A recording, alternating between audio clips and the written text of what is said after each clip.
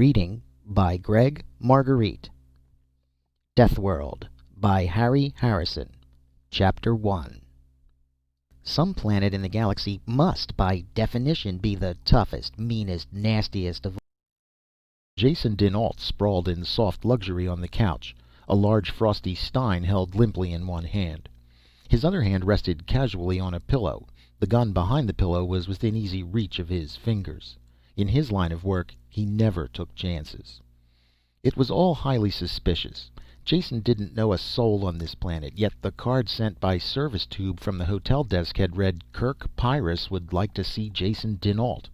Blunt and to the point. He signaled the desk to send the man up, then lowered his fingers a bit until they brushed the gun butt. The door slid open and the visitor stepped through. A retired wrestler. That was Jason's first thought. Kirk Pyrrus was a gray-haired rock of a man, his body seemingly chiseled out of flat slabs of muscle. Then Jason saw the gun strapped to the inside of the other man's forearm, and he let his fingers drop casually behind the pillow. "I'd appreciate it," Jason said, "if you'd take off your gun while you're in here." The other man stopped and scowled down at the gun as if he was seeing it for the first time. "No, I never take it off." He seemed mildly annoyed by the suggestion. Jason had his fingers on his own gun when he said, "I'm afraid I'll have to insist. I always feel a little uncomfortable around people who wear guns." He kept talking to distract attention while he pulled out his gun, fast and smooth. He could have been moving in slow motion for all the difference it made. Kirk Pyrrus stood rock still while the gun came out, while it swung in his direction. Not until the very last instant did he act. When he did, the motion wasn't visible. First his gun was in the arm holster, then it was aimed between Jason's eyes. It was an ugly, heavy weapon with a pitted front orifice that showed plenty of use. And Jason knew if he swung his own weapon up a fraction of an inch more, he would be dead. He dropped his arm carefully, and Kirk flipped his own gun back in the holster with the same ease he had drawn it. "Now," the stranger said, "if we're through playing, let's get down to business. I have a proposition for you." Jason downed a large mouthful from the mug and bridled his temper. He was fast with a gun. His life had depended on it more than once, and this was the first time he had been outdrawn. It was the offhand, unimportant manner in which it had been done that irritated him. "I'm not prepared to do business," he said acidly. "I've come to Cassilia for a vacation, get away from work." "Let's not fool each other, dinAlt," Kirk said impatiently. "You've never worked an honest job in your entire life. You're a professional gambler, and that's why I'm here to see you." Jason forced down his anger and threw the gun to the other end of the couch so he wouldn't be tempted to commit suicide. He had hoped no one knew him on Cassilia, and was looking forward to a big kill at the casino. He would worry about that later. This weightlifter type seemed to know all the answers. Let him plot the course for a while and see where it led. "All right. What do you want?" Kirk dropped into a chair that creaked ominously under his weight and dug an envelope out of one pocket. He flipped through it quickly and dropped a handful of gleaming Galactic Exchange notes onto the table. Jason glanced at them, then sat up suddenly. "What are they, forgeries?" he asked, holding one up to the light. "They're real enough," Kirk told him. "I picked them up at the bank, exactly 27 bills, or 27 million credits. I want you to use them as a bankroll when you go to the casino tonight. Gamble with them and win." They looked real enough, and they could be checked. Jason fingered them thoughtfully while he examined the other man. "I don't know what you have in mind," he said, "but you realize I can't make any guarantees. I gamble, but I don't always win." "You gamble, and you win when you want to," Kirk said grimly. "We looked into that quite carefully before I came to you." "If you mean to say that I cheat—" Carefully, Jason grabbed his temper again and held it down. There was no future in getting annoyed. Kirk continued in the same level voice, ignoring Jason's growing anger. "Maybe you don't call it cheating. Frankly, I don't care. As far as I'm concerned, you could have your suit lined with aces and electromagnets in your boots, as long as you won. I'm not here to discuss moral points with you. I said I had a proposition. We have worked hard for that money, but it still isn't enough. To be precise, we need 3 billion credits. The only way to get that sum is by gambling, with these 27 million as bankroll." "And what do I get out of it?" Jason asked the question coolly, as if any bit of the fantastic proposition made sense. "Everything above the 3 billion you can keep. That should be fair enough. You're not risking your own money, but you stand to make enough to keep you for life if you win." "And if I lose?" Kirk thought for a moment, not liking the taste of the idea. "Yes, there is the chance you might lose. I hadn't thought about that." He reached a decision. "If you lose, well, I suppose that is just a risk we'll have to take, though I think I would kill you then. The ones who died to get the 27 million deserve at least that." He said it quietly, without malice, and it was more of a promise than a threat. Stamping to his feet, Jason refilled his stein and offered one to Kirk, who took it with a nod of thanks. He paced back and forth, unable to sit. The whole proposition made him angry, yet at the same time he had a fatal fascination. He was a gambler, and this talk was like the taste of drugs to an addict. Stopping suddenly, he realized that his mind had been made up for some time. Win or lose, live or die. How could he say no to the chance to gamble with money like that? He turned suddenly and jabbed his finger at the big man in the chair. "I'll do it. You probably knew I would from the time you came in here. There are some terms of my own, though. I want to know who you are and who they are you keep talking about, and where did the money come from? Is it stolen?" Kirk drained his own stein and pushed it away from him. "Stolen money? No, quite the opposite. 2 years' work mining and refining ore to get it. It was mined on Pyrrus and sold here on Cassylia. You can check on that very easily. I sold it. I'm the Pyrric ambassador to this planet." He smiled at the thought. "Not that that means much. I'm ambassador to at least 6 other planets as well. Comes in handy when you want to do business." Jason looked at the muscular man with his gray hair and worn military-cut clothes and decided not to laugh. You heard of strange things out in the frontier planets, and every word could be true. He had never heard of Pyrrus either, though that didn't mean anything. There were over 30,000 known planets in the inhabited universe. "I'll check on what you've told me," Jason said. "If it's true, we can do business. Call me tomorrow." "No," Kirk said. "The money has to be won tonight. I've already issued a check for this 27 million. It will bounce as high as the Pleiades unless we deposit the money in the morning. So that's our time limit." With each moment, the whole affair became more fantastic and more intriguing for Jason. He looked at his watch. There was still enough time to find out if Kirk was lying or not. "All right, we'll do it tonight," he said. "Only I'll have to have one of those bills to check." Kirk stood up. "Take them all. I won't be seeing you again until after you've won. I'll be at the casino, of course, but don't recognize me. It would be much better if they didn't know where your money was coming from or how much you had." Then he was gone, after a bone-crushing handclasp that closed on Jason's hand like vice jaws. Jason was alone with the money.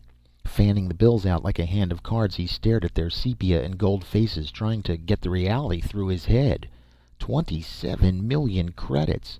What was to stop him from just walking out the door with them and vanishing? Nothing, really, except his own sense of honor. Kirk Pyrrus, the man with the same last name as the planet he was from, was the universe's biggest fool. Or he knew just what he was doing. From the way the interview had gone, the latter seemed the better bet. "He knows I would much rather gamble with the money than steal it," he said wryly. Slipping a small gun into his waistband holster and pocketing the money, he went out. Chapter 2. The robot teller at the bank just pinged with electronic shock when he presented one of the bills and flashed a panel that directed him to see Vice President Wayne. Wayne was a smooth customer who bugged his eyes and lost some of his tan when he saw the sheaf of bills. "You wish to deposit these with us?" he asked, while his fingers unconsciously stroked them. "Not today," Jason said. "They were paid to me as a debt. Would you please check that they are authentic and change them? I'd like 500,000 credit notes." Both of his inner chest pockets were packed tight when he left the bank. The bills were good, and he felt like a walking mint.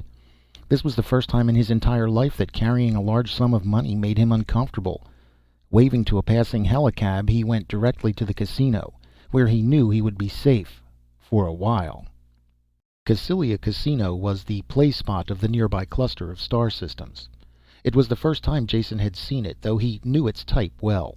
He had spent most of his adult life in casinos like this on other worlds. The decor differed, but they were always the same: gambling and socialites in public. and behind the scenes, all the private vice you could afford. Theoretically, no-limit games, but that was true only up to a certain point. When the house was really hurt, the honest games stopped being square, and the big winner had to watch his step very carefully. These were the odds Jason dinAlt had played against countless times before. He was wary, but not very concerned.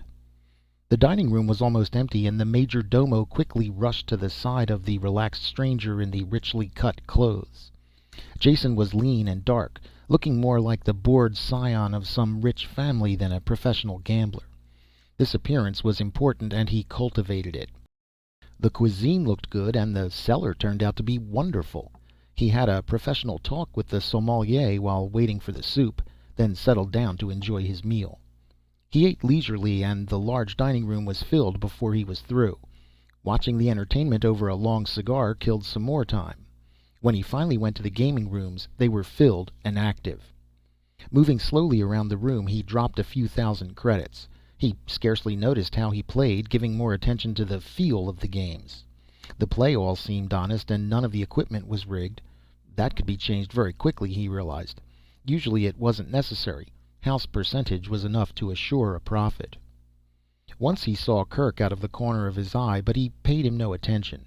The ambassador was losing small sums steadily at 7 and silver, and seemed to be impatient, probably waiting for Jason to begin playing seriously.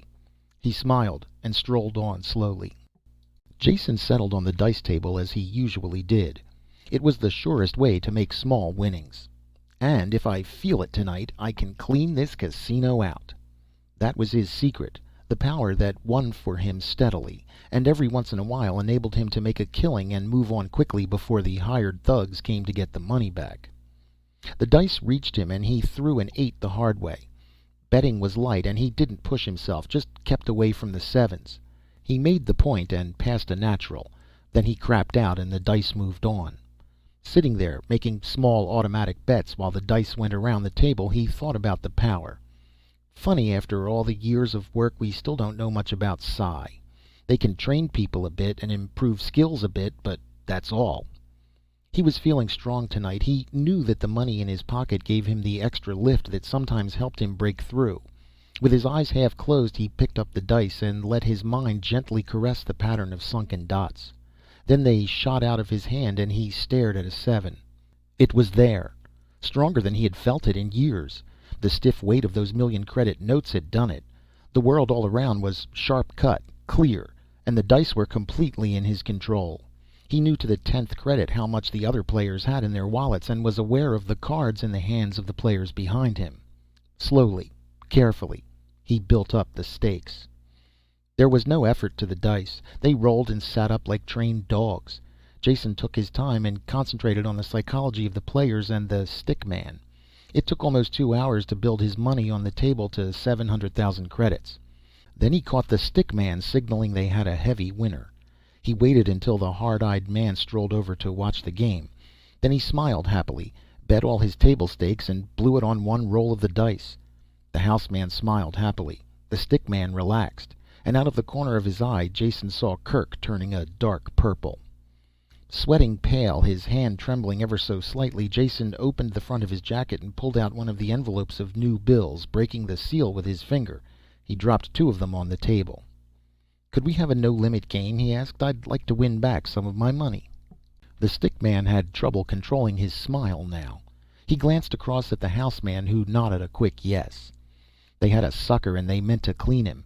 He'd been playing from his wallet all evening. Now he was cracking into a sealed envelope to try for what he had lost. A thick envelope, too, and probably not his money. Not that the house cared in the least. To them, money had no loyalties. The play went on, with the casino in a very relaxed mood, which was just the way Jason wanted it. He needed to get as deep into them as he could before someone realized they might be on the losing end. The rough stuff would start, and he wanted to put it off as long as possible. It would be hard to win smoothly then, and his psi power might go as quickly as it had come. That had happened before. He was playing against the house now. The 2 other players were obvious shills, and a crowd had jammed solidly around to watch. After losing and winning a bit, he hit a streak of naturals, and his pile of gold chips tottered higher and higher. There was nearly $1 billion there, he estimated roughly. The dice were still falling true, though he was soaked with sweat from the effort. Betting the entire stack of chips, he reached for the dice. The stick man reached faster and hooked them away.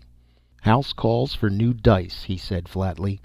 Jason straightened up and wiped his hands, glad of the instant's relief. This was the third time the house had changed dice to try to break his winning streak. It was their privilege. The hard-eyed casino man opened his wallet as he had done before and drew out a pair at random. Stripping off their plastic cover, he threw them the length of the table to Jason.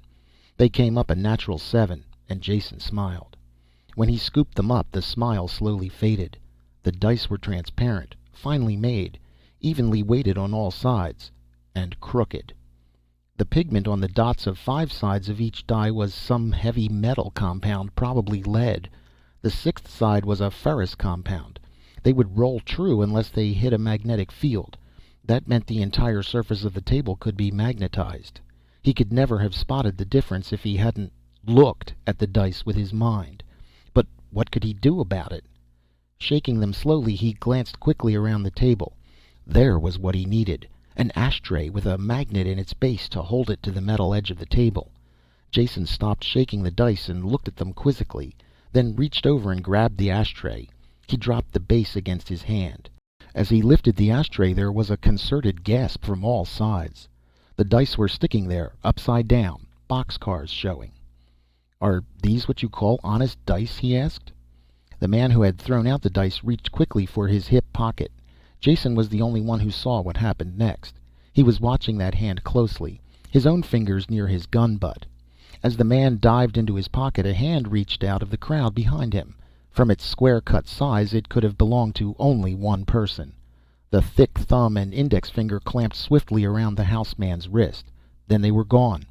The man screamed shrilly and held up his arm, his hand dangling limp as a glove from the broken wrist bone. With his flank well protected, Jason could go on with the game. "The old dice, if you don't mind," he said quietly. Dazedly, the stick man pushed them over. Jason shook quickly and rolled. Before they hit the table, he realized he couldn't control them. The transient psi power had gone. End over end they turned and faced up 7. Counting the chips as they were pushed over to him, he added up a bit under 2 billion credits. They would be winning that much if he left the game now, but it wasn't the 3 billion that Kirk needed. Well, it would have to be enough. As he reached for the chips, he caught Kirk's eye across the table, and the other man shook his head in a steady no. "Let it ride," Jason said wearily. "One more roll." He breathed on the dice, polishing them on his cuff, and wondered how he had ever gotten into this spot. Billions riding on a pair of dice. That was as much as the annual income of some planets. The only reason there could be stakes like that was because the planetary government had a stake in the casino. He shook as long as he could, reaching for the control that wasn't there, then let fly. Everything else had stopped in the casino, and people were standing on tables and chairs to watch. There wasn't a sound from that large crowd. The dice bounced back from the board with a clatter loud in the silence and tumbled over the cloth. A 5 and a 1. 6. He still had to make his point. Scooping up the dice, Jason talked to them, mumbled the ancient oaths that brought luck, and threw again. It took 5 throws before he made the 6. The crowd echoed his sigh, and their voices rose quickly. He wanted to stop, take a deep breath, but he knew he couldn't. Winning the money was only part of the job. They now had to get away with it. It had to look casual. A waiter was passing with a tray of drinks. Jason stopped him and tucked a 100-credit note in his pocket. "Drinks are on me," he shouted while he pried the tray out of the waiter's hands. Well-wishers cleared the filled glasses away quickly, and Jason piled the chips onto the tray. They more than loaded it, but Kirk appeared that moment with a second tray. "I'll be glad to help you, sir, if you will permit me," he said. Jason looked at him and laughed permission. It was the first time he had a clear look at Kirk in the casino. He was wearing loose purple evening pajamas over what must have been a false stomach. The sleeves were long and baggy, so he looked fat rather than muscular. It was a simple but effective disguise. Carefully carrying the loaded trays, surrounded by a crowd of excited patrons, they made their way to the cashier's window. The manager himself was there, wearing a sickly grin. Even the grin faded when he counted the chips. "Could you come back in the morning?" he said. "I'm afraid we don't have that kind of money on hand." "What's the matter?" Kirk shouted. "Trying to get out of paying him? You took my money easy enough when I lost. It works both ways." The onlookers, always happy to see the house lose, growled their disagreement. Jason finished the matter in a loud voice. "I'll be reasonable. Give me what cash you have and I'll take a check for the balance." There was no way out. Under the watchful eye of the gleeful crowd, the manager packed an envelope with bills and wrote a check. Jason took a quick glimpse at it, then stuffed it into an inside pocket. With the envelope under one arm, he followed Kirk towards the door. Because of the onlookers, there was no trouble in the main room. But just as they reached the side entrance, two men moved in, blocking the way. "Just a moment," one said. He never finished the sentence. Kirk walked into them without slowing, and they bounced away like 10-pins. Then Kirk and Jason were out of the building and walking fast. "Into the parking lot," Kirk said. "I have a car there." When they rounded the corner, there was a car bearing down on them. Before Jason could get his gun clear of the holster, Kirk was in front of him. His arm came up and his big, ugly gun burst through the cloth of his sleeve and jumped into his hand. A single shot killed the driver and the car swerved and crashed. The other two men in the car died coming out of the door, their guns dropping from their hands. After that they had no trouble. Kirk drove at top speed away from the casino, the torn sleeve of his pajamas whipping in the breeze, giving glimpses of the big gun back in the holster. "When you get a chance," Jason said, "you'll have to show me how that trick holster works." "When we get the chance," Kirk answered as he dived the car into the city access tube.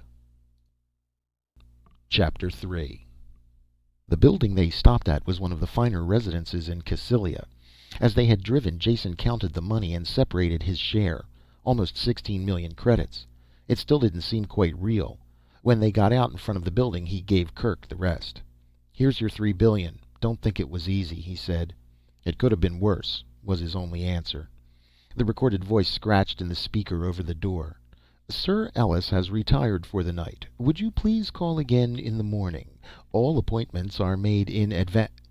The voice broke off as Kirk pushed the door open. He did it almost effortlessly with the flat of his hand. As they went in, Jason looked at the remains of the torn and twisted metal that hung in the lock, and wondered again about his companion. Strength. More than physical strength. He's like an elemental force. I have the feeling that nothing can stop him. It made him angry, and at the same time fascinated him. He didn't want out of the deal until he found out more about Kirk and his planet, and they, who had died for the money he gambled. Sire Ellis was old, balding, and angry. Not at all used to having his rest disturbed. His complaints stopped suddenly when Kirk threw the money down on the table. "Is the ship being loaded yet, Ellis? Here's the balance due." Ellis only fumbled the bills for a moment before he could answer Kirk's question. "The ship? But of course. We began loading it when you gave us the deposit. You'll have to excuse my confusion. This is a little irregular. We never handle transactions of this size in cash." "That's the way I like to do business," Kirk answered him. "I've canceled the deposit. This is the total sum. Now, how about a receipt?" Ellis made out the receipt before his senses returned. He held it tightly while he looked uncomfortably at the 3 billion spread out before him. "Wait, I can't take it now. You'll have to return in the morning, to the bank, in normal business fashion," Ellis decided firmly. Kirk reached over and gently drew the paper out of Ellis's hand. "Thanks for the receipt," he said. "I won't be here in the morning, so this will be satisfactory. And if you're worried about the money, I suggest you get in touch with some of your planet guards or private police. You'll feel a lot safer." When they left through the shattered door, Ellis was frantically dialing numbers on his screen. Kirk answered Jason's next question before he could ask it. "I imagine you would like to live to spend that money in your pocket, so I've booked 2 seats on an interplanetary ship." He glanced at the car clock. "It leaves in about 2 hours, so we have plenty of time. I'm hungry. Let's find a restaurant. I hope you have nothing at the hotel worth going back for. It would be a little difficult." "Nothing worth getting killed for," Jason said. "Now, where can we go to eat? There are a few questions I would like to ask you." They circled carefully down to the transport levels until they were sure they hadn't been followed. Kirk nosed the car into a darkened loading dock where they abandoned it. "We can always get another car," he said, "and they probably have this one spotted. Let's walk back to the freightway. I saw a restaurant there as we came by." Dark and looming shapes of overland freight carriers filled the parking lot. They picked their way around the man-high wheels and into the hot and noisy restaurant. The drivers and early morning workers took no notice of them as they found a booth in the back and dialed a meal. Kirk chiseled a chunk of meat off the slab in front of him and popped it cheerfully into his mouth. "Ask your questions," he said. "I'm feeling much better already." "What's in the ship you arranged for tonight? What kind of cargo was I risking my neck for?" "I thought you were risking your neck for money," Kirk said dryly. "But be assured it was in a good cause. That cargo means the survival of a world. Guns, ammunition, mines, explosives and such." Jason choked over a mouthful of food. "Gun running? What are you doing, financing a private war? And how can you talk about survival with a lethal cargo like that? Don't try and tell me they have a peaceful use. Who are you killing?" Most of the big man's humor had vanished. He had that grim look Jason knew well. "Yes, peaceful would be the right word, because that is basically all we want, just to live in peace. And it is not who are we killing, it is what we are killing." Jason pushed his plate away with an angry gesture. "You're talking in riddles," he said. "What you say has no meaning." "It has meaning enough," Kirk told him, "but only on one planet in the universe. Just how much do you know about Pyrrus?" "Absolutely nothing." For a moment Kirk sat wrapped in memory, scowling distantly. Then he went on. "Mankind doesn't belong on Pyrrus, yet has been there for almost 300 years now. The age of expectancy of my people is 16 years. Of course, most adults live beyond that, but the high child mortality brings the average down. It is everything that a humanoid world should not be. The gravity is nearly twice Earth normal. The temperature can vary daily from Arctic to tropic. The climate, well, you have to experience it to believe it, like nothing you've ever seen anywhere else in the galaxy." "I'm frightened," Jason said dryly. "What do you have, methane or chlorine reactions? I've been down on planets like that." Kirk slammed his hand down hard on the table. The dishes bounced and the table legs creaked. "Laboratory reactions," he growled. "They look great on a bench, but what happens when you have a world filled with those compounds? In an eye wink of galactic time, all the violence is locked up in nice, stable compounds. The atmosphere may be poisonous for an oxygen breather, but taken by itself, it's as harmless as weak beer. There is only one setup that is pure poison as a planetary atmosphere: plenty of H2O, the most universal solvent you can find, plus free oxygen to work on." "Water and oxygen?" Jason broke in. "You mean Earth or a planet like Cassilia here? That's preposterous." "Not at all. Because you were born in this kind of environment, you accept it as right and natural. You take it for granted that metals corrode, coastlines change, and storms interfere with communication. These are normal occurrences on oxygen-water worlds. On Pyrrus, these conditions are carried to the nth degree. The planet has an axial tilt of almost 42 degrees, so there is a tremendous change in temperature from season to season. This is one of the prime causes of a constantly changing ice cap. The weather generated by this is spectacular, to say the least." "If that's all," Jason said, "I don't see why—" "That's not all. It's barely the beginning. The open seas perform the dual destructive function of supplying water vapor to keep the weather going and building up gigantic tides. Pyrrus's two satellites, Samus and Bessos, combine at times to pull the oceans up into 30-meter tides, and until you've seen one of these tides lap over into an active volcano, you've seen nothing. Heavy elements are what brought us to Pyrrus, and these same elements keep the planet at a volcanic boil. There have been at least 13 supernovas in the immediate stellar neighborhood. Heavy elements can be found on most of their planets, of course, as well as completely unbreathable atmospheres. Long-term mining and exploitation can't be done by anything but a self-sustaining colony, which meant Pyrrus, where the radioactive elements are locked in the planetary core, surrounded by a shell of lighter ones. While this allows for the atmosphere men need, it also provides unceasing volcanic activity as the molten plasma forces its way to the surface." For the first time Jason was silent, trying to imagine what life could be like on a planet constantly at war with itself. "I've saved the best for last," Kirk said with grim humor. "Now that you have an idea of what the environment is like, think of the kind of life forms that would populate it. I doubt if there is one off-world species that would live a minute. Plants and animals on Pyrrus are tough. They fight the world, and they fight each other. Hundreds of thousands of years of genetic weeding out have produced things that would give even an electronic brain nightmares. Armor-plated, poisonous, claw-tipped, and fanged-mouthed. That describes everything that walks, flaps, or just sits and grows. Ever see a plant with teeth that bite? I don't think you want to. You'd have to be on Pyrrus, and that means you would be dead within seconds of leaving the ship.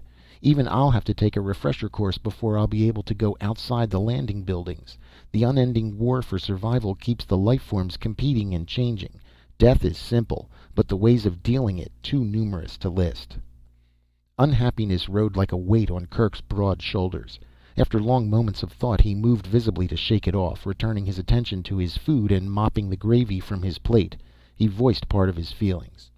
I suppose there is no logical reason why we should stay and fight this endless war, except that Pyrrus is our home. The last piece of gravy-soaked bread vanished, and he waved the empty fork at Jason. Be happy you're an off-worlder and will never have to see it. That's where you're wrong, Jason said calmly as he could. You see, I'm going back with you. Chapter 4. Don't talk stupidly, Kirk said as he punched for a duplicate order of steak. There are much simpler ways of committing suicide. Don't you realize that you're a millionaire now? With what you have in your pocket, you can relax the rest of your life on the pleasure planets. Pyrrus is a death world, not a sightseeing spot for jaded tourists. I cannot permit you to return with me. Gamblers who lose their tempers don't last long. Jason was angry now. Yet it showed only in a negative way, in the lack of expression on his face and the calmness of his voice. Don't tell me what I can or cannot do, Kirk Pyrrus. You're a big man with a fast gun, but that doesn't make you my boss. All you can do is stop me from going back on your ship, but I can easily afford to get there another way. And don't try to tell me I want to go to Pyrrus for sightseeing when you have no idea of my reasons. Jason didn't even try to explain his reasons. They were only half realized and too personal. The more he traveled, the more things looked the same to him. The old civilized planets sank into a drab similarity. Frontier worlds all had the crude sameness of temporary camps in a forest. Not that the galactic worlds bored him, it was just that he had found their limitations, yet had never found his own. Until he met Kirk, he had acknowledged no man his superior or even his equal. This was more than egotism, it was facing facts. Now he was forced to face the fact that there was a whole world full of people who might be superior to him. Jason could never rest until he had been there and seen for himself, even if he died in the attempt. None of this could be told to Kirk. There were other reasons he would understand better. You're not thinking ahead when you prevent me from going to Pyrrus, Jason said. I'll not mention any moral debt you owe me for winning that money you needed, but what about the next time? If you needed that much lethal goods once, you probably need it again someday. Wouldn't it be better to have me on hand, old tried and true, than dreaming up some new and possibly unreliable scheme? Kirk chewed pensively on the second serving of steak. That makes sense, and I must admit I hadn't thought of it before. One failing we Pyrans have is a lack of interest in the future. Staying alive day by day is enough trouble, so we tend to face emergencies as they arrive and let the dim future take care of itself. You can come. I hope you will still be alive when we need you. As Pyrran ambassador to a lot of places, I officially invite you to our planet, all expenses paid, on the condition you obey completely all of our instructions regarding your personal safety. Conditions accepted, Jason said, and wondered why he was so cheerful about signing his own death warrant. Kirk was shoveling his way through his third dessert when his alarm watch gave a tiny hum. He dropped his fork instantly and stood up. Time to go, he said. We're on a schedule.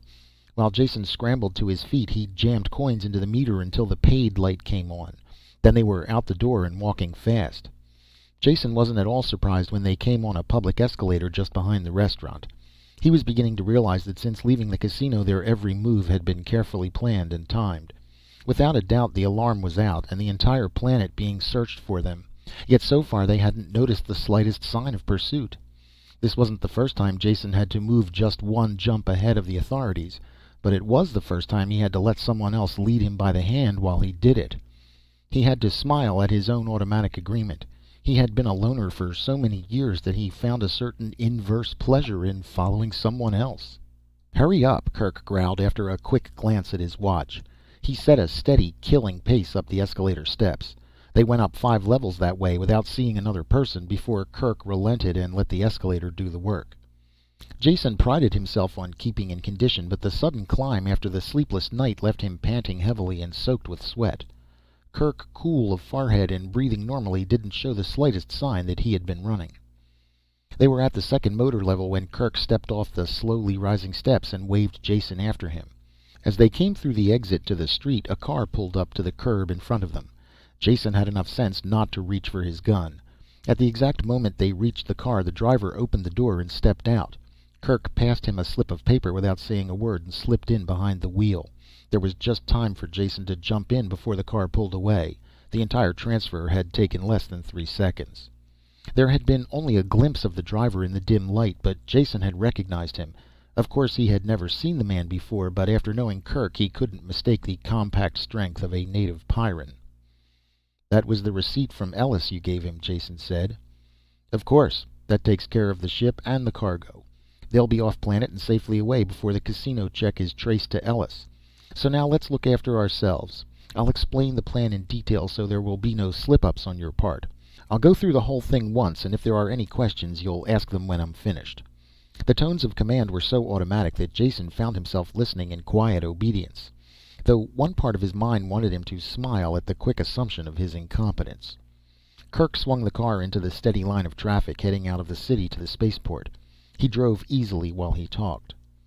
"There's a search on in the city, but we're well ahead of that. I'm sure the Cassylians don't want to advertise their bad sportsmanship, so there won't be anything as crude as a roadblock, but the port will be crawling with every agent they have. They know once the money gets off planet, it's gone forever. When we make a break for it, they will be sure we still have the goods, so there will be no trouble with the munition ship getting clear." Jason sounded a little shocked. "You mean you're setting us up as clay pigeons to cover the takeoff of the ship?" "You could put it that way, but since we have to get off the planet anyway, there is no harm in using our escape as a smokescreen. Now shut up until I've finished like I told you, or one more interruption and I dump you by the road." Jason was sure he would. He listened intently and quietly as Kirk repeated word for word what he had said before, then continued. "The official car gate will probably be wide open with the traffic through it, and a lot of the agents will be in plain clothes. We might even get onto the field without being recognized, though I doubt it. It is of no importance. We will drive through the gate and to the takeoff pad. The Pride of Darkon, for which we hold tickets, will be sounding its 2-minute siren and unhooking the gangway. By the time we get to our seats, the ship will take off." "That's all very fine," Jason said, "but what will the guards be doing all this time?" "Shooting at us and each other. We will take advantage of the confusion to get aboard." This answer did nothing to settle Jason's mind, but he let it slide for the moment. "All right, say we do get aboard. Why don't they just prevent takeoff until we've been dragged out and stood against a wall?" Kirk spared him a contemptuous glance before he returned his eyes to the road. "I said the ship was the Pride of Darkon. If you had studied this system at all, you would know what that means. Cassylia and Darkon are sister planets and rivals in every way. It has been less than 2 centuries since they fought an intra-system war that almost destroyed both of them. Now they exist in an armed-to-the-teeth neutrality that neither dare violate. The moment we set foot aboard the ship, we are on Darkon territory. There is no extradition agreement between the planets. Cassylia may want us, but not badly enough to start another war." That was all the explanation there was time for. Kirk swung the car out of the rush of traffic and onto a bridge marked "Official Cars Only." Jason had a feeling of nakedness as they rolled under the harsh port lights towards the guarded gate ahead. It was closed. Another car approached the gate from the inside, and Kirk slowed their car to a crawl. One of the guards talked to the driver of the car inside the port and waved to the gate attendant. The barrier gate began to swing inwards, and Kirk jammed down on the accelerator. Everything happened at once. The turbine howled, the spinning tires screeched on the road, and the car crashed open the gate. Jason had vanishing glimpses of the open-mouthed guards, then they were skidding around the corner of a building. A few shots were popped after them, but none came close. Driving with one hand, Kirk reached under the dash and pulled out a gun that was the twin of the monster strapped to his arm. "Use this instead of your own," he said. "Rocket-propelled explosive slugs make a great bang. Don't bother shooting at anyone. I'll take care of that. Just stir up a little action and make them keep their distance. Like this." He fired a single snap shot out the side window and passed the gun to Jason almost before the slug hit. An empty truck blew up with a roar, raining pieces on the cars around and sending their drivers fleeing in panic. After that it was a nightmare ride through a madhouse. Kirk drove with an apparent contempt for violent death. Other cars followed them and were lost in wheel-raising turns. They careened almost the full length of the field, leaving a trail of smoking chaos. Then the pursuit was all behind them, and the only thing ahead was the slim spire of the Pride of Darkhan. The Pride was surrounded by a strong wire fence as suited the begrudged status of her planetary origin. The gate was closed and guarded by soldiers with leveled guns, waiting for a shot at the approaching car. Kirk made no attempt to come near them. Instead, he fed the last reserves of power to the car and headed for the fence. "Cover your face," he shouted. Jason put his arms up in front of his head just as they hit. Torn metal screamed. The fence buckled, wrapped itself around the car, but did not break. Jason flew off the seat and into the padded dash. By the time Kirk had the warped door open, he realized that the ride was over. Kirk must have seen the spin of his eyeballs, because he didn't talk, just pulled Jason out and threw him onto the hood of the ruined car. "Climb over the buckled wire and make a run for the ship," he shouted. If there was any doubt what he meant, he set Jason an example of fine road work. It was inconceivable that someone of his bulk could run so fast, yet he did. He moved more like a charging tank than a man. Jason shook the fog from his head and worked up some speed himself. Nevertheless, he was barely halfway to the ship when Kirk hit the gangway. It was already unhooked from the ship, but the shocked attendants stopped rolling it away as the big man bounded up the steps. At the top, he turned and fired at the soldiers who were charging through the open gate. They dropped, crawled, and returned his fire. Very few shot at Jason's running form. The scene in front of Jason cranked over in slow motion. Kirk standing at the top of the ramp, coolly returning the fire that splashed all about. He could have found safety in an instant through the open port behind him. The only reason he stayed there was to cover Jason. "Thanks," Jason managed to gasp as he made the last few steps up the gangway, jumped the gap, and collapsed inside the ship. "You're perfectly welcome," Kirk said as he joined him, waving his gun to cool it off. A grim-jawed ship's officer stood back out of range of fire from the ground and looked them both up and down. "And just what is going on here?" he growled. Kirk tested the barrel with a wet thumb, then let the gun slide back into its holster. "We are law-abiding citizens of a different system who have committed no criminal acts. The savages of Cassylia are too barbarous for civilized company. Therefore, we are going to Darkhan. Here are our tickets, in whose sovereign territory I believe we are at this moment." The last was added for the benefit of the Cassylian officer who had just stumbled to the top of the gangway and was raising his gun. The soldier couldn't be blamed. He saw these badly wanted criminals getting away, aboard a Darkhan ship as well. Anger got the best of him and he brought his gun up. "Come out of there, you scum. You're not escaping that easily. Come out slow, with your hands up, or I'll blast you." It was a frozen moment of time that stretched and stretched without breaking. The pistol covered Kirk and Jason. Neither of them attempted to reach for their own guns. The gun twitched a bit as the ship's officer moved, then steadied back on the two men.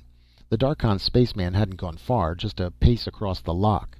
This was enough to bring him next to a red box set flush with the wall. With a single swift gesture, he flipped up the cover and poised his thumb over the button inside. When he smiled, his lips peeled back to show all of his teeth. He had made up his mind, and it was the arrogance of the Cassylian officer that had been the deciding factor. "Fire a single shot into Darkhan territory and I press this button," he shouted. "And you know what this button does. Every one of your ships has them as well. Commit a hostile act against this ship and someone will press a button. Every control rod will be blown out of the ship's pile at that instant, and half of your filthy city will go up in the explosion." His smile was chiseled on his face, and there was no doubt he would do what he said. "Go ahead, fire. I think I would enjoy pressing this."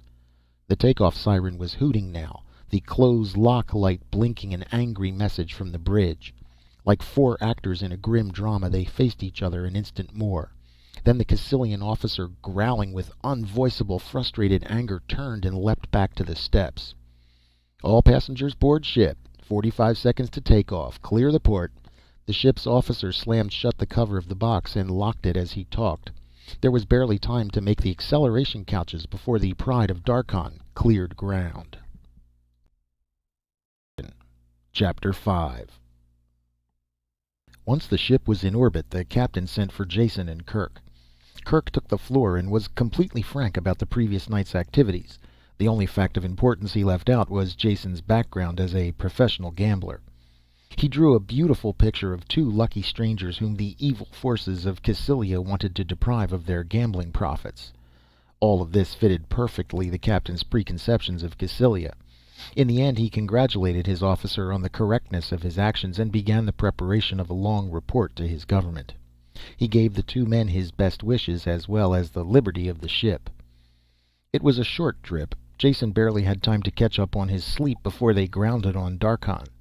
Being without luggage, they were the first ones through customs. They left the shed just in time to see another ship landing in a distant pit. Kirk stopped to watch it, and Jason followed his gaze.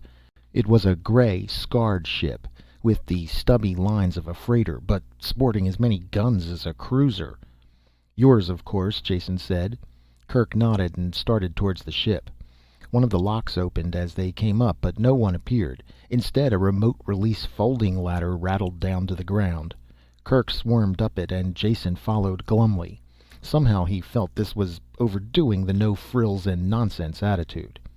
Jason was catching on to Pyrran ways, though. The reception aboard ship for the ambassador was just what he expected. Nothing. Kirk closed the lock himself, and they found couches as the takeoff horn sounded. The main jets roared, and acceleration smashed down on Jason. It didn't stop. Instead, it grew stronger, squeezing the air out of his lungs and the sight from his eyes. He screamed, but couldn't hear his own voice through the roaring in his ears. Mercifully, he blacked out. When consciousness returned, the ship was at 0 G. Jason kept his eyes closed and let the pain seep out of his body. Kirk spoke suddenly. He was standing next to the couch. "My fault, Meta. I should have told you we had a 1 G passenger aboard. You might have eased up a bit on your usual bone-breaking takeoff." "It doesn't seem to have harmed him much, but what's he doing here?" Jason felt mild surprise that the second voice was a girl's, but he wasn't interested enough to go through the trouble of opening his sore eyes. "Going to Pyrrus. I tried to talk him out of it, of course, but I couldn't change his mind. It's a shame, too. I would like to have done more for him. He's the one who got the money for us." "Oh, that's awful," the girl said. Jason wondered why it was awful. It didn't make sense to his groggy mind. "It would have been much better if he stayed on Darkhan," the girl continued. "He's very nice looking. I think it's a shame he has to die." That was too much for Jason. He pried one eye open, then the other. The voice belonged to a girl, about 21, who was standing next to the bed, gazing down at Jason. She was beautiful. Jason's eyes opened wider as he realized she was very beautiful, with the kind of beauty never found in the civilized galaxy. The women he had known all ran to pale skin, hollow shoulders, gray faces covered with tints and dyes. They were the product of centuries of breeding weaknesses back into the race, as the advance of medicine kept alive more and more non-survival types. This girl was the direct opposite in every way. She was the product of survival on Pyrrus. The heavy gravity that produced bulging muscles in men brought out firm strength in strap-like female muscles. She had the figure of a goddess, tanned skin and perfectly formed face.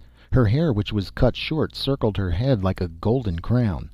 The only unfeminine thing about her was the gun she wore in a bulky forearm holster. When she saw Jason's eyes open, she smiled at him. Her teeth were as even and as white as he had expected. "I'm Meta, pilot of this ship. And you must be?" "Jason dinAlt. That was a lousy takeoff, Meta." "I'm really very sorry," she laughed, "but being born on a 2 G planet does make one a little immune to acceleration. I save fuel, too, with the synergy curve." Kirk gave a non-committal grunt. "Come along, Meta. We'll take a look at the cargo. Some of the new stuff will plug the gaps in the perimeter." "Oh, yes," she said, almost clapping her hands with happiness. "I read the specs. They're simply wonderful." "Like a schoolgirl with a new dress, or a box of candy." That's a great attitude to have towards bombs and flamethrowers. Jason smiled wryly at the thought as he groaned off the couch. The two Pyrrans had gone, and he pulled himself painfully through the door after them. It took him a long time to find his way to the hold. The ship was big and apparently empty of crew. Jason finally found a man sleeping in one of the brightly lit cabins. He recognized him as the driver who had turned the car over to them on Cassilia. The man who had been sleeping soundly a moment before opened his eyes as soon as Jason drifted into the room. He was wide awake. "How do I get to the cargo hold?" Jason asked. The other told him, closed his eyes, and instantly went back to sleep before Jason could even say thanks. In the hold, Kirk and Meta had opened some of the crates and were chortling with joy over their lethal contents. Meta, a pressure canister in her arms, turned to Jason as he came through the door. "Just look at this," she said. "This powder in here, why, you can eat it like dirt with less harm, yet it is instantly deadly to all forms of vegetable life." She stopped suddenly as she realized Jason didn't share her extreme pleasure. "I'm sorry, I forgot for a moment there that you weren't a Pyrran, so you don't really understand, do you?" Before he could answer, the PA speaker called her name. "Jump time," she said. "Come with me to the bridge while I do the equations. We can talk there. I know so little about any place except Pyrrus that I have a million questions to ask." Jason followed her to the bridge, where she relieved the duty officer and began taking readings for the jump setting. She looked out of place among the machines, a sturdy but supple figure in a simple one-piece ship suit. Yet there was no denying the efficiency with which she went about her job. "Meta, aren't you a little young to be the pilot of an interstellar ship?"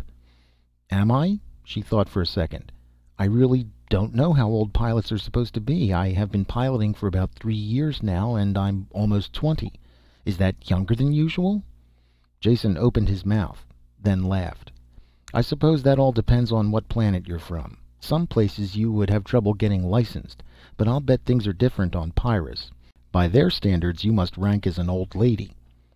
"Now you're making a joke," Meta said serenely as she fed a figure into the calculator. "I've seen old ladies on some planets. They are wrinkled and have gray hair. I don't know how old they are. I asked one once, but she wouldn't tell me her age. But I'm sure they must be older than anyone on Pyrrus. No one looks like that there." "I don't mean old that way." Jason groped for the right word. "Not old, but grown up, mature, an adult." "Everyone is grown up," she answered. "At least soon after they leave the wards, and they do that when they're 6. My first child is grown up, and the second one would be too, only he's dead. So I surely must be." That seemed to settle the question for her, though Jason's thoughts jumped with the alien concepts and background inherent behind her words. Meta punched in the last setting, and the course tape began to chunk out of the case. She turned her attention back to Jason. "I'm glad you're aboard this trip, though I am sorry you're going to Pyrrus. But we'll have lots of time to talk. There are so many things I want to find out about other planets, and why people go around acting the way they do. Not at all like home, where you know why people are doing things all the time." She frowned over the tape for a moment, then turned her attention back to Jason. "What is your home planet like?" One after another, the usual lies he told people came to his lips and were pushed away. Why bother lying to a girl who really didn't care if you were serf or noble? To her, there were only 2 kinds of people in the galaxy: Pyrrans and the rest. For the first time since he had fled from Porgor Storsand, he found himself telling someone the truth of his origin. "My home planet? Just about the stuffiest, dullest dead end in the universe. You can't believe the destructive decay of a planet that is mainly agrarian, caste-conscious, and completely satisfied with its own boring existence. Not only is there no change, but no one wants change. My father was a farmer, so I should have been a farmer too, if I had listened to the advice of my betters. It was unthinkable as well as forbidden for me to do anything else, and everything I wanted to do was against the law. I was 15 before I learned to read, out of a book stolen from a noble school. After that there was no turning back. By the time I stowed aboard an off-world freighter at 19, I must have broken every law on the planet, happily. Leaving home for me was just like getting out of prison." Meta shook her head at the thought. "I just can't imagine a place like that, but I'm sure I wouldn't like it there." "I'm sure you wouldn't," Jason laughed. "So once I was in space with no law-abiding talents or skills, I just wandered into one thing and another. In this age of technology, I was completely out of pace. Oh, I suppose I could have done well in some army, but I'm not so good at taking orders. Whenever I gamble, I do well, so little by little I just drifted into it.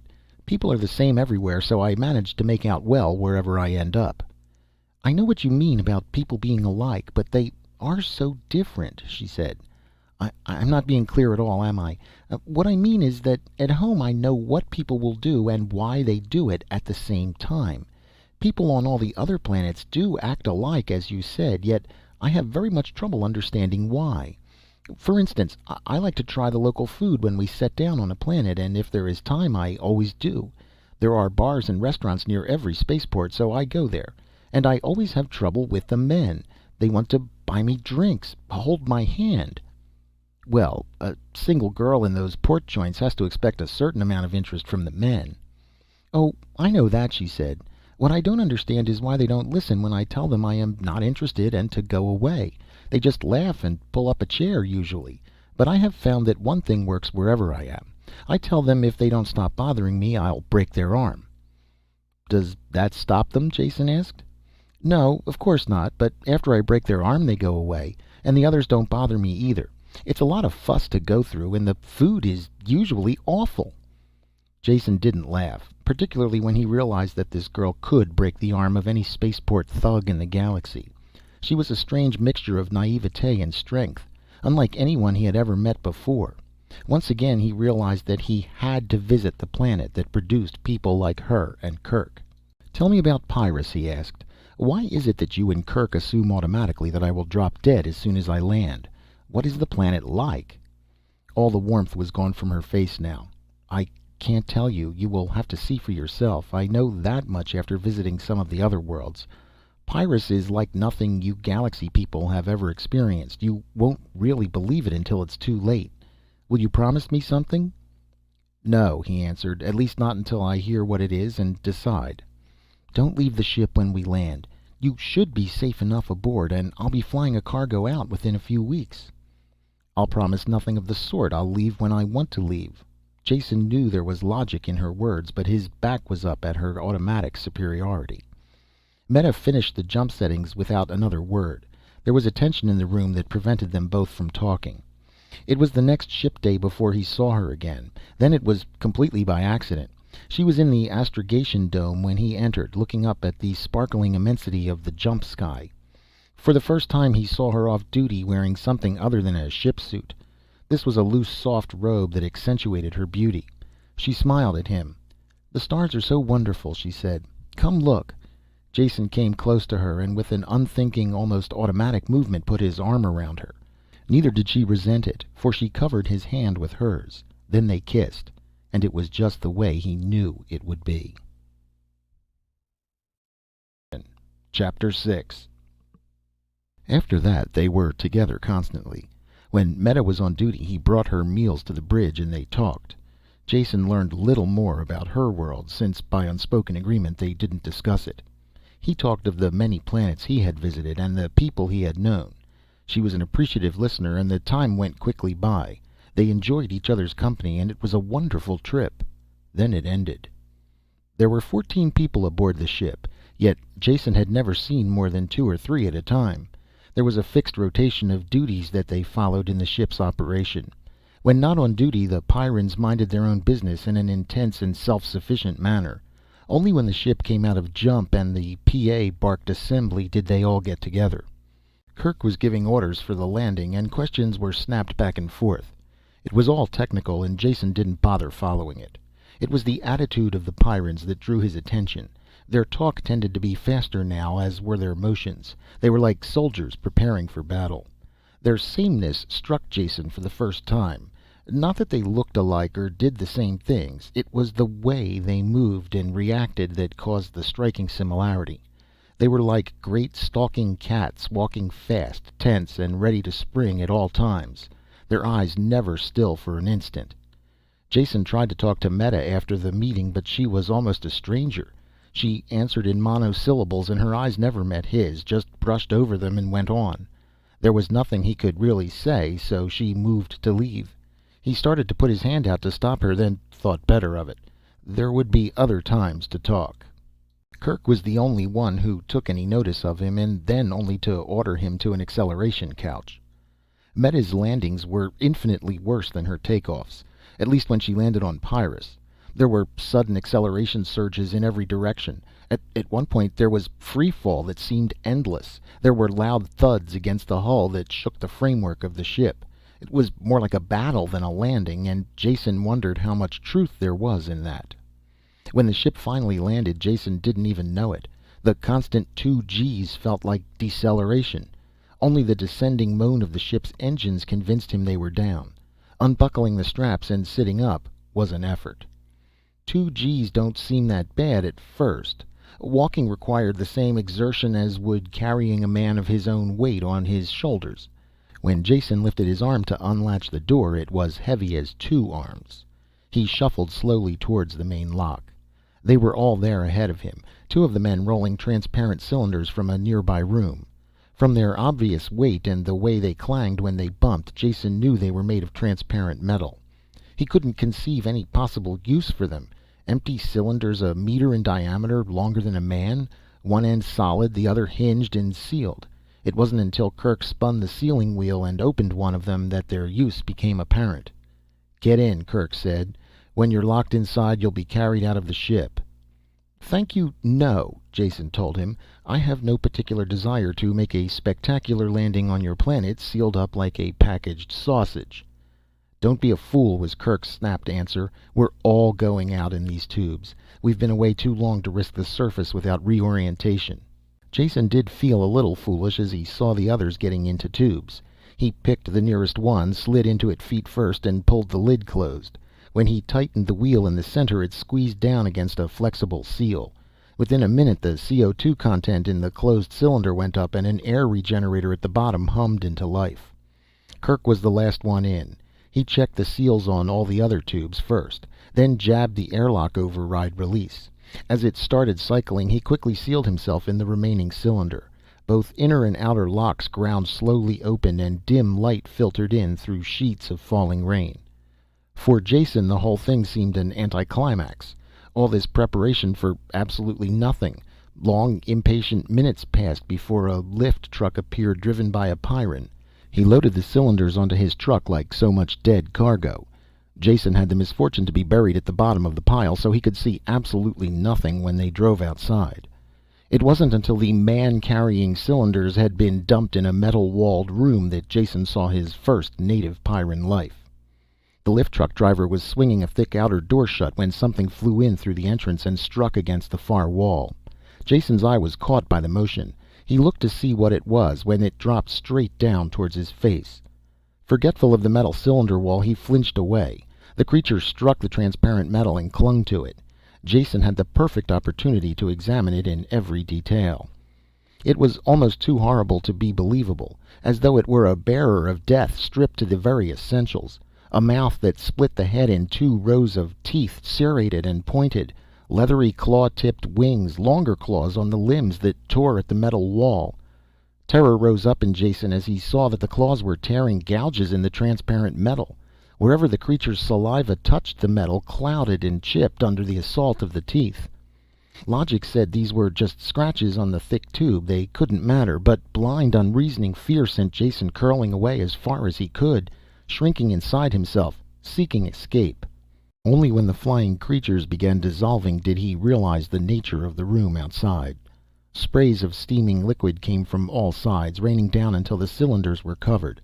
After one last clash of its jaws, the Pyrran animal was washed off and carried away. The liquid drained away through the floor, and a second and third shower followed. While the solutions were being pumped away, Jason fought to bring his emotions into line. He was surprised at himself. No matter how frightful the creature had been, he couldn't understand the fear it could generate through the wall of the sealed tube. His reaction was all out of proportion to the cause. Even with the creature destroyed and washed out of sight, it took all of his willpower to steady his nerves and bring his breathing back to normal. Meta walked by outside, and he realized the sterilization process was finished. He opened his own tube and climbed wearily out. Meta and the others had gone by this time, and only a hawk-faced stranger remained waiting for him. "I'm Bruco, in charge of the adaptation clinic. Kirk told me who you were. I'm sorry you're here. Now come along. I want some blood samples." "Now I feel right at home," Jason said. "The old Pyrran hospitality." Bruco only grunted and stamped out. Jason followed him down a bare corridor into a sterile lab. The double gravity was tiring, a constant drag on sore muscles. While Bruco ran tests on the blood sample, Jason rested. He had almost dozed off into a painful sleep when Bruco returned with a tray of bottles and hypodermic needles. "Amazing," he announced. "Not an antibody in your system that would be of any use on this planet. I have a batch of antigens here that will make you sick as a beast for at least a day. Take off your shirt." "Have you done this often?" Jason asked. "I mean, juice up another outlander so he can enjoy the pleasures of your world?" Bruco jammed in a needle that felt like it grated on the bone. "Not often at all. Last time was years ago. A half dozen researchers from some institute willing to pay well for the chance to study the local life forms. We didn't say no. Always need more galaxy currency. Jason was already beginning to feel lightheaded from the shots. How many of them lived? He mumbled vaguely. One. We got him off in time. Made them pay in advance, of course. At first Jason thought the Pyrran was joking. Then he remembered they had very little interest in humor of any kind. If one half of what Meta and Kirk had told him was true, 6-to-1 odds weren't bad at all. There was a bed in the next room and Brucco helped him to it. Jason felt drugged and probably was. He fell into a deep sleep and into the dream. Fear and hatred mixed in equal parts and washed over him red hot. If this was a dream, he never wanted to sleep again. If it wasn't a dream, he wanted to die. He tried to fight up against it, but only sank in more deeply. There was no beginning and no end to the fear and no way to escape. When consciousness returned, Jason could remember no detail of the nightmare. Just the fear remained. He was soaked with sweat and ached in every muscle.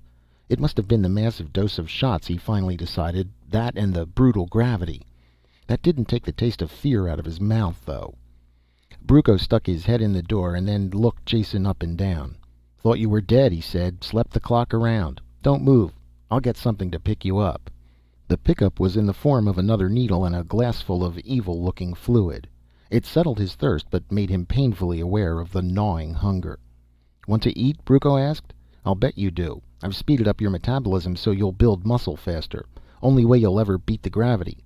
Give you quite an appetite for a while, though." Brucco ate at the same time, and Jason had a chance to ask some questions.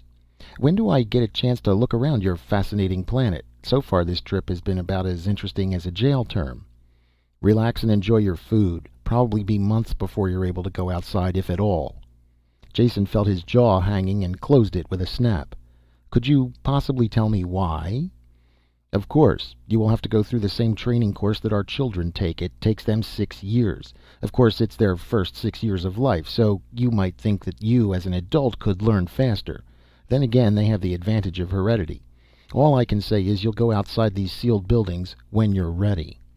Brucco had finished eating while he talked, and sat staring at Jason's bare arms with growing disgust. "The first thing we want to get you is a gun," he said. "It gives me a sick feeling to see someone without one." Of course, Brucco wore his own gun continually, even within these sealed buildings. "Every gun is fitted to its owner and would be useless on anyone else," Brucco said. "I'll show you why." He led Jason to an armory jammed with deadly weapons. "Put your arm in this while I make the adjustments." It was a box-like machine with a pistol grip on the side. Jason clutched the grip and rested his elbow on a metal loop. Brucco fixed pointers that touched his arm, then copied the results from the meters. Reading the figures from his list, he selected various components from bins and quickly assembled a power holster and gun. With the holster strapped to his forearm and the gun in his hand, Jason noticed for the first time they were connected by a flexible cable. The gun fitted his hand perfectly. "This is the secret of the power holster," Brucco said, tapping the flexible cable. "It is perfectly loose while you are using the weapon, but when you want it returned to the holster—" Brucco made an adjustment, and the cable became a stiff rod that whipped the gun from Jason's hand and suspended it in midair. Then the return. The rod cable whirred and snapped the gun back into the holster. The drawing action is the opposite of this, of course. "A great gadget," Jason said, "but how do I draw? Do I whistle or something for the gun to pop out?" "No. It's not sonic control," Brucco answered with a sober face. "It is much more precise than that. Here, take your left hand and grasp an imaginary gun butt. Tense your trigger finger. Do you notice the pattern of the tendons in the wrist? Sensitive actuators touch the tendons in your right wrist. They ignore all patterns except the one that says, 'Hand ready to receive gun.' After a time, the mechanism becomes completely automatic. When you want the gun, it's in your hand. When you don't, it's in the holster." Jason made grasping motions with his right hand, crooked his index finger.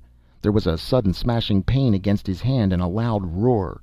The gun was in his hand, half the fingers were numb, and smoke curled up from the barrel. "Of course there are only blank cartridges in the gun until you learn control. Guns are always loaded. There is no safety. Notice the lack of a trigger guard. That enables you to bend your trigger finger a slight bit more when drawing, so the gun will fire the instant it touches your hand." It was without a doubt the most murderous weapon Jason had ever handled, as well as being the hardest to manage. Working against the muscle-burning ache of high gravity, he fought to control the devilish device. It had an infuriating way of vanishing into the holster just as he was about to pull the trigger. Even worse was the tendency to leap out before he was quite ready. The gun went to the position where his hand should be.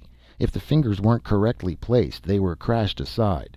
Jason only stopped the practice when his entire hand was one livid bruise. Complete mastery would come with time, but he could already understand why the Pyrrans never removed their guns. It would be like removing a part of your body. The movement of gun from holster to hand was too fast for him to detect. It was certainly faster than the neural current that shaped the hand into the gun-holding position. For all apparent purposes, it was like having a lightning bolt in your fingertip. Point the finger and blam, there's the explosion. Brucco had left Jason to practice alone. When his aching hand could take no more, he stopped and headed back towards his own quarters. Turning a corner, he had a quick glimpse of a familiar figure going away from him. "Meta, wait a second. I want to talk to you." She turned impatiently as he shuffled up, going as fast as he could in the doubled gravity. Everything about her seemed different from the girl he had known on the ship. Heavy boots came as high as her knees. Her figure was lost in bulky coveralls of some metallic fabric. The trim waist was bulged out by a belt of canisters. Her very expression was coldly distant. "I've missed you," he said. "I hadn't realized you were in this building." He reached for her hand, but she moved it out of his reach. "What is it you want?" she asked. "What is it I want?" he echoed with barely concealed anger. "This is Jason. Remember me? We're friends. It is allowed for friends to talk without wanting anything." "What happened on the ship has nothing to do with what happens on Pyrrus." She started forward impatiently as she talked. "I have to finish my reconditioning and must return to work. You'll be staying here in the sealed building, so I won't be seeing you." "Why don't you say, 'with the rest of the children'? That's what your tone implies. And don't try walking out. There are some things we have to settle first." Jason made the mistake of putting out his hand to stop her. He didn't really know what happened next. One instant he was standing, the next he was sprawled suddenly on the floor. His shoulder was badly bruised, and Meta had vanished down the corridor. Limping back to his own room, he cursed women in general, and Meta in particular. Dropping onto his rock-hard bed, he tried to remember the reasons that had brought him here in the first place, and weighted them against the perpetual torture of the gravity, the fear-filled dreams it inspired, and the automatic contempt of these people for any outsider. He quickly checked the growing tendency to feel sorry for himself. By Pyrran standards, he was soft and helpless. If he wanted them to think any better of him, he would have to change a good deal. He sank into a fatigue-drugged sleep then, that was broken only by the screaming fear of his dreams. Chapter 7. In the morning, Jason awoke with a bad headache and the feeling he had never been to sleep. As he took some of the carefully portioned stimulants that Brucco had given him, he wondered again about the combination of factors that filled his sleep with such horror. "Eat quickly," Brucco told him when they met in the dining room. "I can no longer spare you time for individual instruction. You will join the regular classes and take the prescribed courses. Only come to me if there is some special problem that the instructors or trainers can't handle." The classes, as Jason should have expected, were composed of stern-faced little children. With their compact bodies and no-nonsense mannerisms, they were recognizably Pyrran. But they were still children enough to consider it very funny to have an adult in their classes. Jammed behind one of the tiny desks, the red-faced Jason didn't think it was much of a joke. All resemblance to a normal school ended with the physical form of the classroom. For one thing, every child, no matter how small, packed a gun. And the courses were all involved with survival. The only possible grade in a curriculum like this was 100%, and students stayed with a lesson until they mastered it perfectly. No courses were offered in the normal scholastic subjects. Presumably these were studied after the child graduated survival school and could face the world alone. Which was a logical and cold-hearted way of looking at things. In fact, logical and cold-hearted could describe any Pyrran activity. Most of the morning was spent on the operation of one of the med kits that strapped around the waist. This was a poison analyzer that was pressed over a puncture wound. If any toxins were present, the antidote was automatically injected on the site. Simple in operation, but incredibly complex in construction. Since all Pyrrans serviced their own equipment, you could then only blame yourself if it failed. They had to learn the construction and repair of all the devices. Jason did much better than the child students, though the effort exhausted him. In the afternoon he had his first experience with a training machine. His instructor was a 12-year-old boy whose cold voice didn't conceal his contempt for the soft off-worlder. "All the training machines are physical duplicates of the real surface of the planet, corrected constantly as the life forms change. The only difference between them is the varying degree of deadliness. This first machine you will use is of course the one infants are put into." "You're too kind," Jason murmured. "Your flattery overwhelms me." The instructor continued, taking no notice of the interruption. "Infants are put into as soon as they can crawl. It is real in substance, though completely deactivated." Training machine was the wrong word, Jason realized as they entered through the thick door. This was a chunk of the outside world duplicated in an immense chamber. It took a very little suspension of reality for him to forget the painted ceiling and artificial sun high above, and imagine himself outdoors at last. The scene seemed peaceful enough, though clouds banking on the horizon threatened a violent Pyrran storm. "You must wander around and examine things," the instructor told Jason. "Whenever you touch something with your hand, you will be told about it. Like this." The boy bent over and pushed his finger against a blade of the soft grass that covered the ground. Immediately a voice barked from hidden speakers. "Poison grass. Boots to be worn at all times." Jason kneeled and examined the grass. The blade was tipped with a hard, shiny hook. He realized with a start that every single blade of grass was the same. The soft green lawn was a carpet of death. As he straightened up, he glimpsed something under a broad-leafed plant. A crouching, scale-covered animal whose tapered head terminated in a long spike. "What's that in the bottom of my garden?" he asked. "You certainly give the babies pleasant playmates." Jason turned and realized he was talking to air. The instructor was gone. He shrugged and petted the scaly monster. "Horn devil," the impersonal voice said from midair. "Clothing and shoes no protection. Kill it." A sharp crack shattered the silence as Jason's gun went off. The horn devil fell on its side, keyed to react to the blank charge. "Well, I am learning," Jason said, and the thought pleased him. The words "kill it" had been used by Brucco while teaching him to use the gun. Their stimulus had reached an unconscious level. He was aware of wanting to shoot only after he had heard the shot. His respect for Pyrran training techniques went up. Jason spent a thoroughly unpleasant afternoon wandering in the child's garden of horror. Death was everywhere, while all the time the disembodied voice gave him stern advice in simple language, so he could do unto rather than being done in. He had never realized that violent death could come in so many repulsive forms. Everything here was deadly to man, from the smallest insect to the largest plant. Such singleness of purpose seemed completely unnatural. Why was this planet so alien to human life? He made a mental note to ask Brucco. Meanwhile he tried to find one life form that wasn't out for his blood. He didn't succeed. After a long search he found the only thing that when touched didn't elicit deadly advice. This was a chunk of rock that projected from a meadow of poison grass. Jason sat on it with a friendly feeling and pulled his feet up. An oasis of peace. Some minutes passed while he rested his gravity-weary body. "Rot fungus. Do not touch." The voice blasted at twice its normal volume, and Jason leaped as if he had been shot. The gun was in his hand, nosing about for a target. Only when he bent over and looked closely at the rock where he had been sitting did he understand. There were flaky gray patches that hadn't been there when he sat down. "Oh, you tricky devils," he shouted at the machine. "How many kids have you frightened off that rock after they thought they had found a little peace?" He resented the snide bit of conditioning, but respected it at the same time. Pyrrans learned very early in life that there was no safety on this planet except that which they provided for themselves. While he was learning about Pyrrus, he was gaining new insight into the Pyrrans as well. Chapter 8. Days turned into weeks in the school, cut off from the world outside. Jason almost became proud of his ability to deal death. He recognized all the animals and plants in the nursery room, and had been promoted to a trainer where the beasts made sluggish charges at him. His gun picked off the attackers with dull regularity. The constant daily classes were beginning to bore him as well. Though the gravity still dragged at him, his muscles were making great efforts to adjust. After the daily classes he no longer collapsed immediately into bed.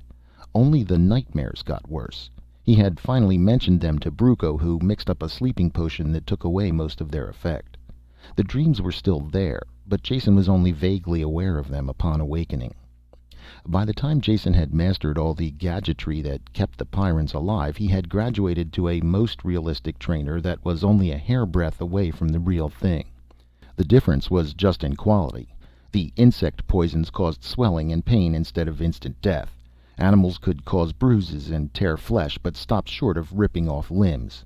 You couldn't get killed in this trainer, but you could certainly come very close to it. Jason wandered through this large and rambling jungle with the rest of the 5-year-olds. There was something a bit humorous yet sad about their unchildlike grimness. Though they still might laugh in their quarters, they realized there was no laughing outside. To them, survival was linked up with social acceptance and desirability. In this way, Pyrrus was a simple black and white society. To prove your value to yourself and your world, you only had to stay alive. This had great importance in racial survival, but had very stultifying effects on individual personality. Children were turned into like-faced killers, always on the alert to deal out death. Some of the children graduated into the outside world, and others took their places. Jason watched this process for a while before he realized that all of those from the original group he had entered with were gone. That same day he looked up the chief of the adaptation center. "Brucco," Jason asked, "how long do you plan to keep me in this kindergarten shooting gallery?" "You're not being kept here," Brucco told him in his usual irritated tone. "You will be here until you qualify for the outside." "Which I have a funny feeling will be never. I can now field strip and reassemble every one of your blasted gadgets in the dark. I am a dead shot with this cannon. At this present moment, if I had to, I could write a book on the complete flora and fauna of Pyrrus and how to kill it. Perhaps I don't do as well as my 6-year-old companions, but I have a hunch I do about as good a job now as I ever will. Is that true?" Brucco squirmed with the effort to be evasive, yet didn't succeed. "I think that is, you weren't born here and—" "Come on," Jason said with glee. "A straight-faced old Pyrran like you shouldn't try to lie to one of the weaker races that specializes in that sort of thing. It goes without saying that I'll always be sluggish with this gravity, as well as having other inborn handicaps. I admit that. We're not talking about that now. The question is, will I improve with more training, or have I reached a peak of my own development now?" Brucco sweated. "With the passage of time there will be improvement, of course." "Sly devil," Jason waggled a finger at him. "Yes or no now? Will I improve now, by more training now?" "No," Brucco said, and still looked troubled. Jason sized him up like a poker hand. "Now let's think about that. I won't improve, yet I'm stuck here. That's no accident, so you must have been ordered to keep me here. And from what I've seen of this planet, admittedly very little, I would say that Kirk ordered you to keep me here. Is that right?" "He was only doing it for your own sake," Brucco explained. "Trying to keep you alive." "The truth is out," Jason said, "so let us now forget about it. I didn't come here to shoot robots with your offspring, so please show me the street door. Or is there a graduating ceremony first? Speeches, handing out school pins, sabers overhead?"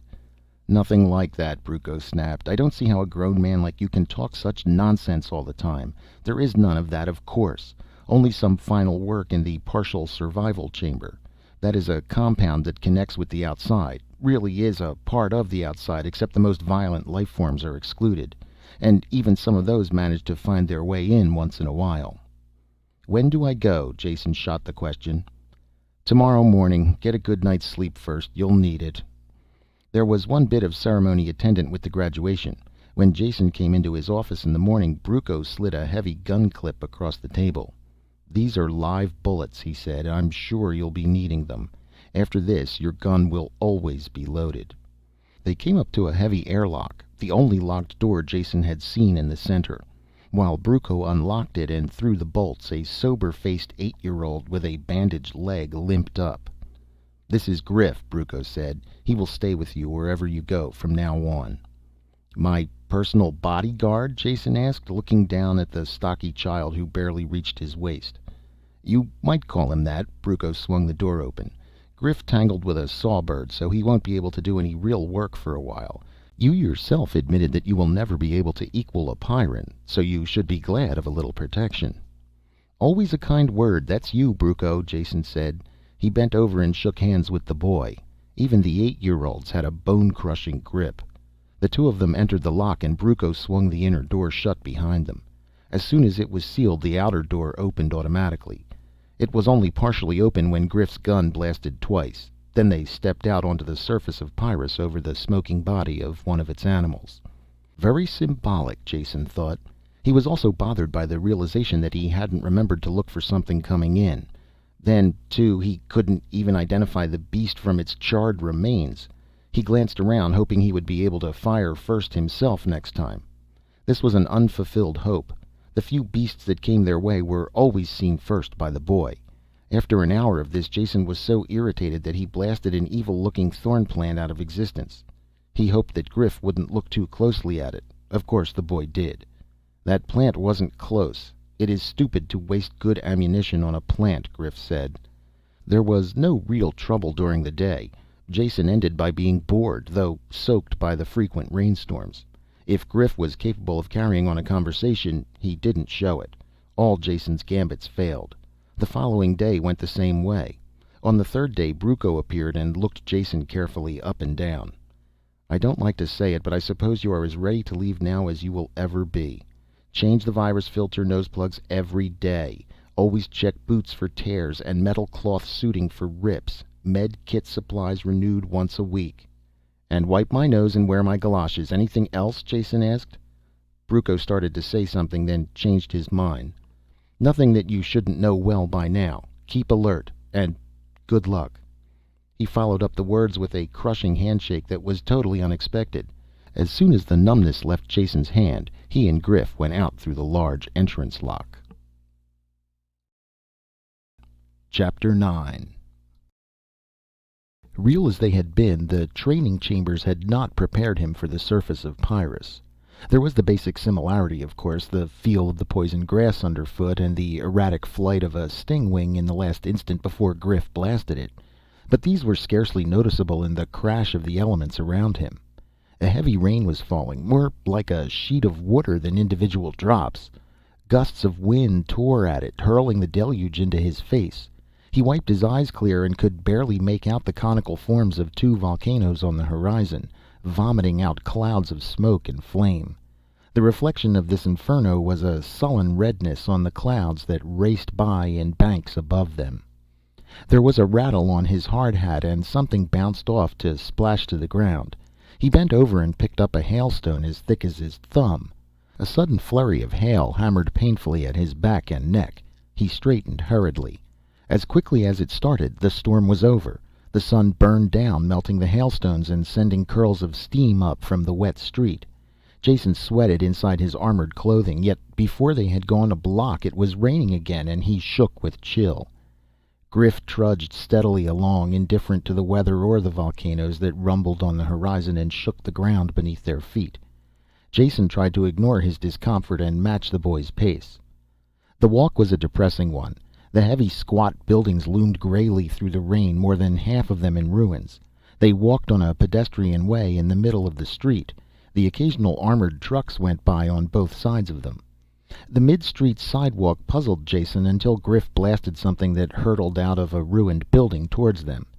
The central location gave them some chance to see what was coming. Suddenly, Jason was very tired. "Griff, this city of yours is sure down at the heels. I hope the other ones are in better shape." "I don't know what you mean talking about heels, but there are no other cities. Some mining camps that can't be located inside the perimeter, but no other cities."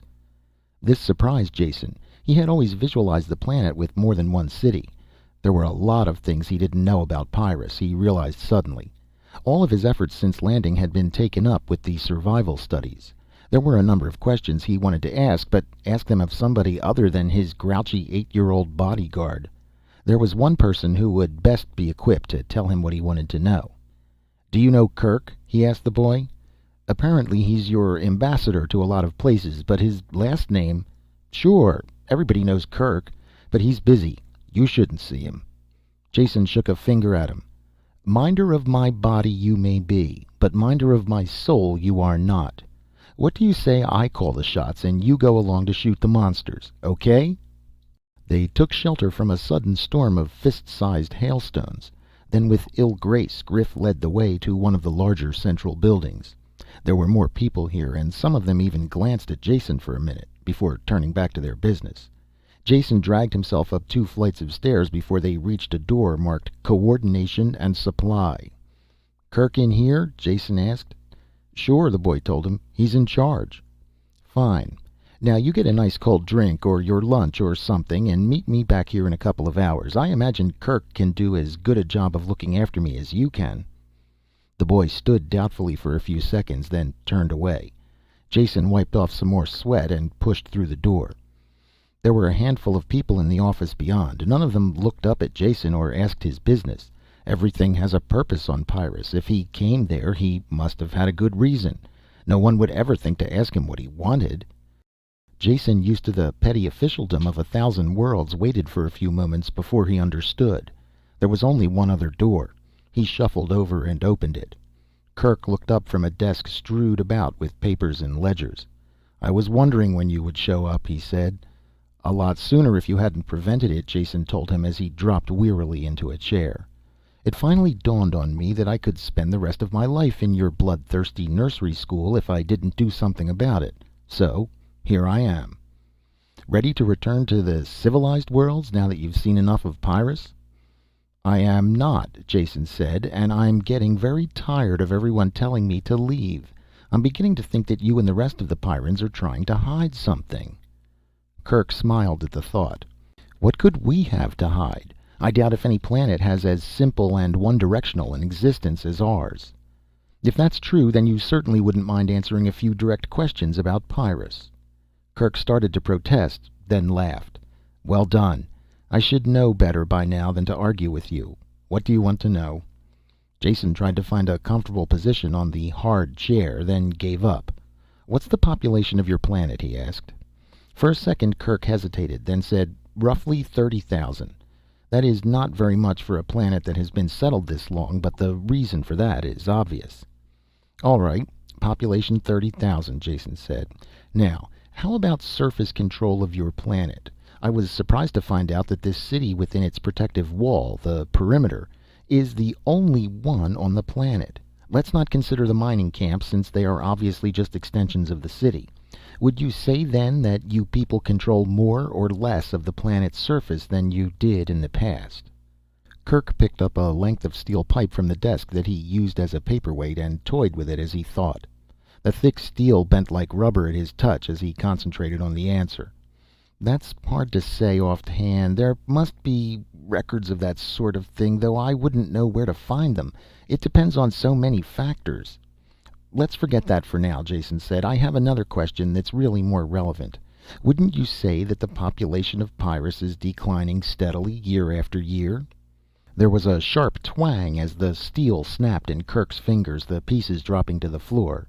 He stood over Jason, his hands extended towards the smaller man, his face flushed and angry. "Don't ever say that," he roared. "Don't let me ever hear you say that again." Jason sat as quietly as he could, talking slowly and picking out each word with care. His life hung in the balance. "Don't get angry, Kirk. I meant no harm. I'm on your side, remember? I can talk to you because you've seen much more of the universe than the Pyrrans who have never left the planet. You are used to discussing things. You know that words are just symbols. We can talk and know you don't have to lose your temper over mere words." Kirk slowly lowered his arms and stepped away. Then he turned and poured himself a glass of water from a bottle on the desk. He kept his back turned to Jason while he drank. Very little of the sweat that Jason wiped from his sopping face was caused by the heat in the room. I'm sorry, I lost my temper," Kirk said, dropping heavily into his chair. "Doesn't usually happen. Been working hard lately. Must have got my temper on edge." He made no mention of what Jason had said. "Happens to all of us," Jason told him. "I won't begin to describe the condition my nerves were in when I hit this planet. I'm finally forced to admit that everything you said about Pyrrus is true. It is the most deadly spot in the system, and only native-born Pyrrans could possibly survive here. I can manage to fumble along a bit after my training, but I know I would never stand a chance on my own. You probably know I have an 8-year-old as a bodyguard. Gives a good idea of my real status here." Anger suppressed, Kirk was back in control of himself now. His eyes narrowed in thought. "Surprises me to hear you say that. Never thought I would hear you admit that anyone could be better than you at anything. Isn't that why you came here, to prove that you were as good as any native-born Pyrran?" "Score one for your side," Jason admitted. "I didn't think it showed that much, and I'm glad to see your mind isn't as muscle-bound as your body. Yes, I'll admit that was probably my main reason for coming. That and curiosity." Kirk was following his own train of thoughts and puzzled where they were leading him. "You came here to prove that you were as good as any native-born Pyrran, yet you now admit that any 8-year-old can outdraw you. That just doesn't stack up with what I know about you. If you give with one hand, you must be taking back with the other. In what way do you still feel your natural superiority?" Jason thought a long time before answering. "I'll tell you," he finally said, "but don't snap my neck for it. I'm gambling that your civilized mind can control your reflexes, because I have to talk about things that are strictly taboo on Pyrrus. In your people's eyes, I'm a weakling because I come from off-world. Realize, though, that this is also my strength. I can see things that are hidden from you by long association. You know, the old business of not being able to see the forest for the trees in the way?" Kirk nodded agreement, and Jason went on. "To continue the analogy further, I landed from an airship, and at first all I could see was the forest. To me, certain facts are obvious. I think that you people know them too, only you keep your thoughts carefully repressed. They are hidden thoughts that are completely taboo. I'm going to say one of them out loud now, and hope you can control yourself well enough not to kill me." Kirk's great hands tightened on the arms of his chair, the only sign that he had heard. Jason talked quietly and smoothly and easily as a lancet probing into a brain. "Human beings are losing the war on Pyrrus. There is no chance they can win. They could leave for another planet, but that wouldn't be a victory.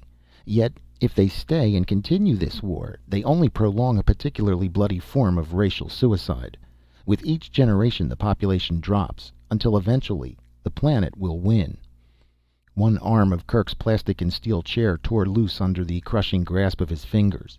He didn't notice it. The rest of his body was rock still, and his eyes fixed on Jason.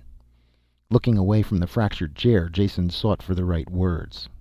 "This is not a real war, but a disastrous treating of symptoms, like cutting off cancerous fingers one by one. The only result can be ultimate death. None of you seems to realize that. All you see are the trees. It has never occurred to you that you could treat the causes of this war and end it forever." Kirk dropped the arm of the chair, clattering to the floor. He sat up, astonished. "What the devil do you mean? You sound like a grubber." Jason didn't ask what a grubber was, but he filed the name. "Call me a Pyrran by adoption. I want this planet to survive as much as you do. I think this war can be ended by finding the causes and changing them, whatever they are." "You're talking nonsense," Kirk said. "This is just an alien world that must be battled. The causes are self-obvious facts of existence." "No, they're not," Jason insisted. "Consider for a second. When you are away for any length of time from this planet, you must take a refresher course to see how things have changed for the worse while you were gone. Well, that's a linear progression. If things get worse when you extend into the future, then they have to get better if you extend into the past.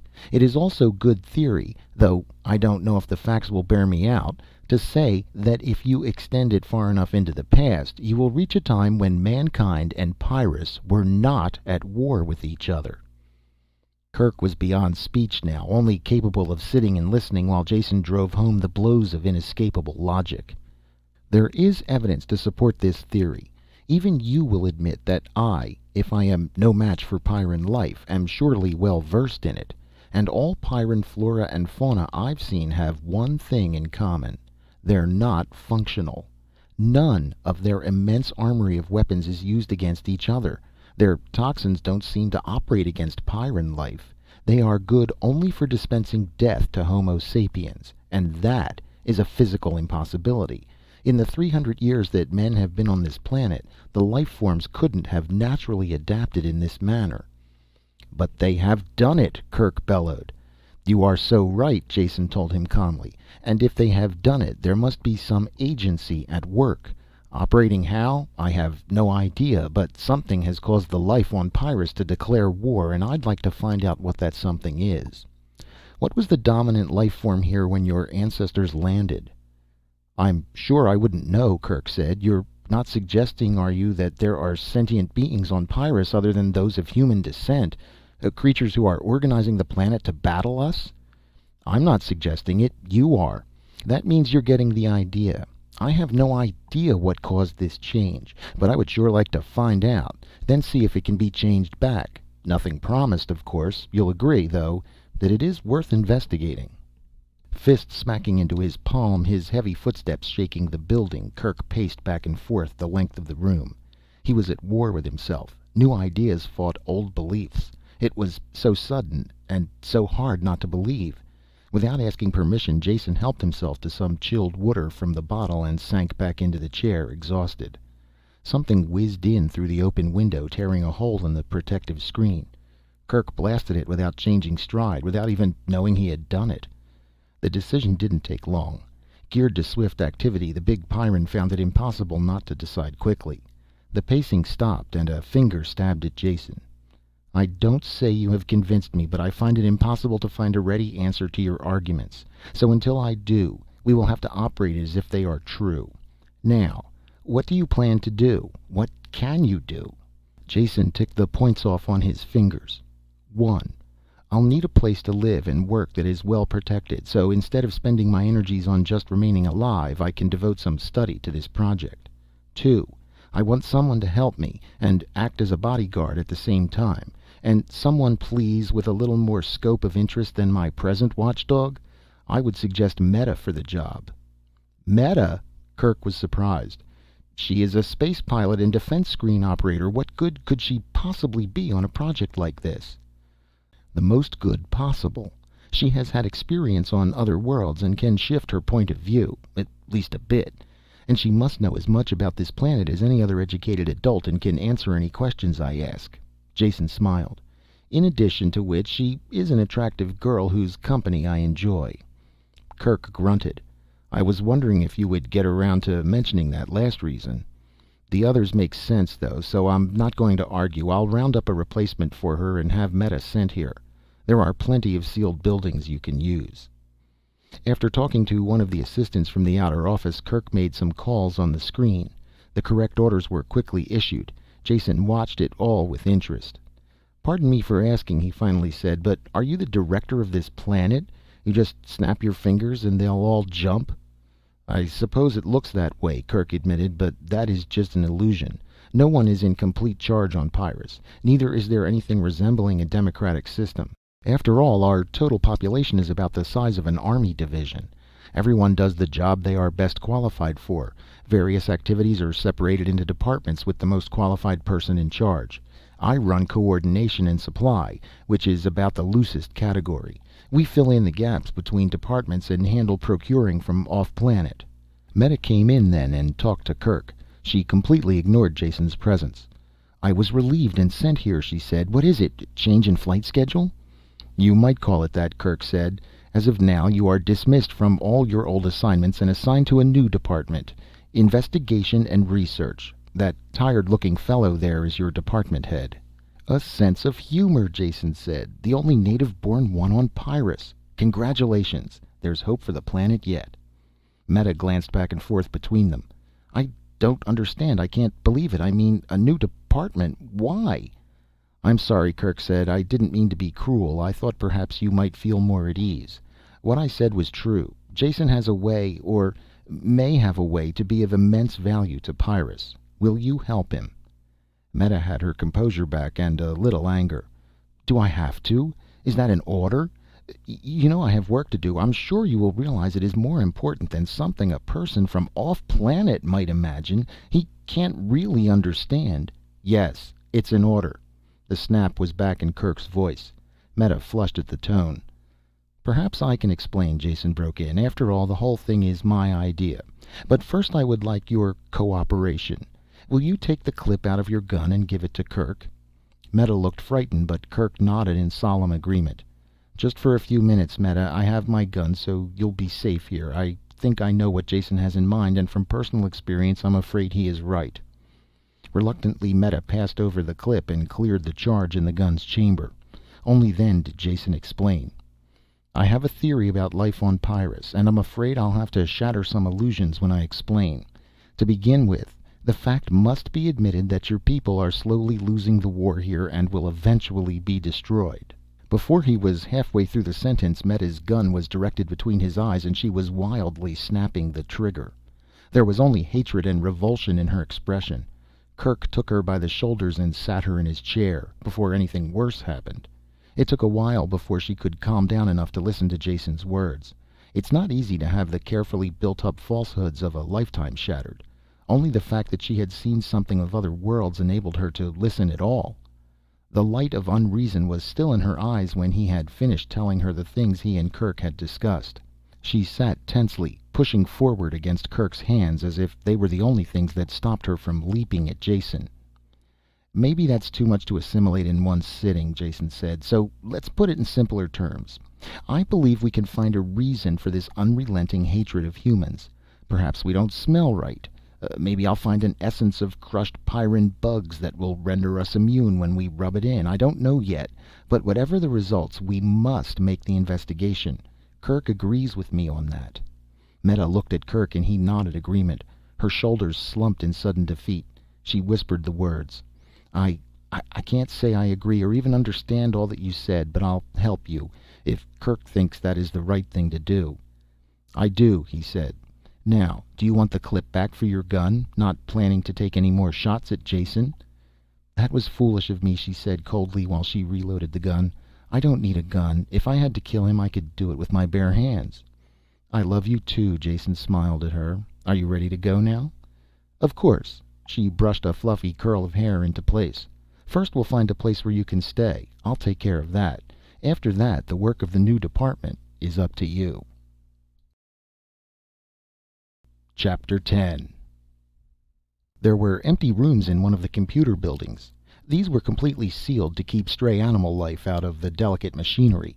While Meta checked a bedroll out of stores, Jason painfully dragged a desk, table, and chairs in from a nearby empty office. When she returned with a pneumatic bed, he instantly dropped on it with a grateful sigh. Her lip curled a bit at his obvious weakness. "Get used to the sight," he said. "I intend to do as much of my work as I can while maintaining a horizontal position. You will be my strong right arm. And right now, right arm, I wish you could scare me up something to eat. I also intend to do most of my eating in the previously mentioned prone condition." Snorting with disgust, Meta stamped out. While she was gone, Jason chewed the end of a stylus thoughtfully, then made some careful notes. After they had finished the almost tasteless meal, he began the search. "Meta, where can I find historical records of Pyrrus?" "I've never heard of any. I really don't know." "But there has to be something, somewhere," he insisted. "Even if your present-day culture devotes all of its time and energies to survival, you can be sure it wasn't always that way. All the time it was developing, people were keeping records, making notes. Now, where do we look? Do you have a library here?" "Of course," she said. "We have an excellent technical library. But I'm sure there wouldn't be any of that sort of thing there." Trying not to groan, Jason stood up. "Let me be the judge of that. Just lead the way." Operation of the library was completely automatic. A projected index gave the call number for any text that had to be consulted. The tape was delivered to the charge desk 30 seconds after the number had been punched. Returned tapes were dropped through a hopper and refiled automatically. The mechanism worked smoothly. "Wonderful," Jason said, pushing away from the index. "A tribute to technological ingenuity. Only it contains nothing of any value to us. Just reams of textbooks." "What else should be in a library?" Meta sounded sincerely puzzled. Jason started to explain, then changed his mind. "Later we will go into that," he said. "Much later. Now we have to find a lead. Is it possible that there are any tapes or even printed books that aren't filed through this machine?" "It seems unlikely, but we could ask Polly. He lives here somewhere and is in charge of the library, filing new books and tending the machinery." The single door into the rear of the building was locked, and no amount of pounding could rouse the caretaker. "If he's alive, this should do it," Jason said. He pressed the out of order button on the control panel. It had the desired effect. Within 5 minutes the door opened and Poley dragged himself through it. Death usually came swiftly on Pyrrus. If wounds slowed a man down, the ever-ready forces of destruction quickly finished the job. Poley was the exception to this rule. Whatever had attacked him originally had done an efficient job. Most of the lower part of his face was gone. His left arm was curled and useless. The damage to his body and legs had left him with the bare capability to stumble from one spot to the next. Yet he still had one good arm as well as his eyesight. He could work in the library and relieve a fully fit man. How long he had been dragging the useless husk of a body around the building no one knew. In spite of the pain that filled his red-rimmed moist eyes, he had stayed alive, growing old. Older than any other Pyrran as far as Jason had seen. He tottered forward and turned off the alarm that had called him. When Jason started to explain, the old man took no notice. Only after the librarian had rummaged a hearing aid out of his clothes did Jason realize that he was deaf as well. Jason explained again what he searched for. Poley nodded and printed his answer on a tablet. There are many old books in the storerooms below. Most of the building was taken up by the robot filing and sorting apparatus. They moved slowly through the banks of machinery, following the crippled librarian to a barred door in the rear. He pointed to it while Jason and Meta fought to open the age-encrusted bars. He wrote another note on his tablet. Not opened for many years. Rats. Jason's and Meta's guns appeared reflexively in their hands as they read the message. Jason finished opening the door by himself. The two native Pyrrans stood facing the opening gap. It was well they did. Jason could have never handled what came through that door. He didn't even open it for himself. Their sounds at the door must have attracted all the vermin in the lower part of the building. Jason had thrown the last bolt and started to pull on the handle when the door was pushed open from the other side. Open the gateway to hell and see what comes out. Meta and Poley stood shoulder to shoulder, firing into the mass of loathsomeness that boiled through the door. Jason jumped to one side and picked off the occasional animal that came his way. The destruction seemed to go on forever. Long minutes passed before the last clawed beast made its death rush. Meta and Poley waited expectantly for more. They were happily excited by this chance to deal destruction. Jason felt a little sick after the silent, ferocious attack, a ferocity that the Pyrrans reflected. He saw a scratch on Meta's face where one of the beasts had caught her. She seemed oblivious to it. Pulling out his med kit, Jason circled the piled bodies. Something stirred in their midst and a crashing shot plowed into it. Then he reached the girl and pushed the analyzer probes against the scratch. The machine clicked and Meta jumped as the antitoxin needle stabbed down. She realized for the first time what Jason was doing. "Thank you," she said. Poley had a powerful battery lamp, and by unspoken agreement Jason carried it. Crippled though he was, the old man was still a Pyrran when it came to handling a gun. They slowly made their way down the refuse-laden stairs. What a stench, Jason grimaced. At the foot of the stairs they looked around. There had been books and records there at one time. They had been systematically chewed, eaten, and destroyed for decades. "I like the care you take with your old books," Jason said disgustedly. "They could have been of no importance," Meta said coolly, "or they would be filed correctly in the library upstairs." Jason wandered gloomily through the rooms. Nothing remained of any value. Fragments and scraps of writing and printing, never enough in one spot to bother collecting. With the toe of one armored boot he kicked angrily at a pile of debris, ready to give up the search. There was a glint of rusty metal under the dirt. "Hold this." He gave the light to Meta and began scratching aside the rubble. A flat metal box with a dial lock built into it was revealed. "Why, that's a log box," Meta said, surprised. "That's what I thought," Jason said. Chapter 11. Resealing the cellar, they carried the box back to Jason's new office. Only after spraying with decontaminant did they examine it closely. Meta picked out engraved letters on the lid. S.T. Pollux Victory. That must be the name of the spacer this log came from, but I don't recognize the class or whatever it is the initials S.T. stand for. "Stellar Transport," Jason told her as he tried the lock mechanism. "I've heard of them, but I've never seen one. They were built during the last wave of galactic expansion. Really nothing more than gigantic metal containers put together in space. After they were loaded with people, machinery, and supplies, they would be towed to whatever planetary system had been chosen. These same tugs and one-shot rockets would break the STs in for a landing, then leave them there. The hull was a ready source of metal, and the colonists could start right in building their new world. And they were big. All of them held at least 50,000 people. Only after he had said it did he realize the significance of his words. Meta's deadly stare drove it home. There were now less people on Pyrrus than had been in the original settlement. And human population without rigid birth controls usually increased geometrically. Jason dinAlt suddenly remembered Meta's itchy trigger finger. "But we can't be sure how many people were aboard this one," he said hurriedly, "or even if this is the log of the ship that settled Pyrrus. Can you find something to pry this open with? The lock is corroded into a single lump." Meta took her anger out on the box. Her fingers managed to force a gap between lid and bottom. She wrenched at it. Rusty metal screeched and tore. The lid came off in her hands, and a heavy book thudded to the table. The cover legend destroyed all doubt. "Log of St. Pollux Victory, outward bound Satani to Pyrrus. 55,000 settlers aboard." Meta couldn't argue now. She stood behind Jason with tight clenched fists and read over his shoulder as he turned the brittle yellowed pages. He quickly skipped through the opening part that covered the sailing preparations and trip out.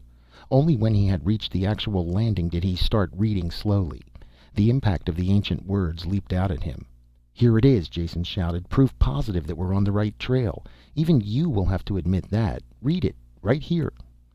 Second day since the tugs left. We are completely on our own now. The settlers still haven't grown used to the planet, though we have orientation talks every night, as well as the morale agents who I have working 20 hours a day. I suppose I really can't blame the people. They all lived in the underways of Satani, and I doubt if they saw the sun once a year. This planet has weather with a vengeance worse than anything I've seen on 100 other planets. Was I wrong during the original planning stages not to insist on settlers from one of the agrarian worlds, people who could handle the outdoors? These citified Satanis are afraid to go out in the rain. But of course they have adapted completely to their native 1.5 gravity, so the 2G here doesn't bother them much. That was the factor that decided us. Anyway, too late now to do anything about it, or about the unending cycle of rain, snow, hail, hurricanes, and such. Answer will be to start the mines going, sell the metals, and build completely enclosed cities. The only thing on this forsaken planet that isn't actually against us are the animals. A few large predators at first, but the guards made short work of them. The rest of the wildlife leaves us alone. Glad of that. They have been fighting for existence so long that I have never seen a more deadly looking collection. Even the little rodents, no bigger than a man's hand, are armored like tanks." "I don't believe a word of it," Meta broke in. "That can't be Pyrrus he's writing about." Her words died away as Jason wordlessly pointed to the title on the cover. He continued scanning the pages, flipping them quickly. A sentence caught his eye and he stopped. Jamming his finger against the place, he read aloud. "And the troubles keep piling up. First Har Palo with his theory that the volcanism is so close to the surface that the ground keeps warm and the crops grow so well. Even if he is right, what can we do? We must be self-dependent if we intend to survive. And now this other thing. It seems that the forest fire drove a lot of new species our way. Animals, insects, and even birds have attacked the people. Note for Har. Check if possible seasonal migration might explain attacks. There have been 14 deaths from wounds and poisoning.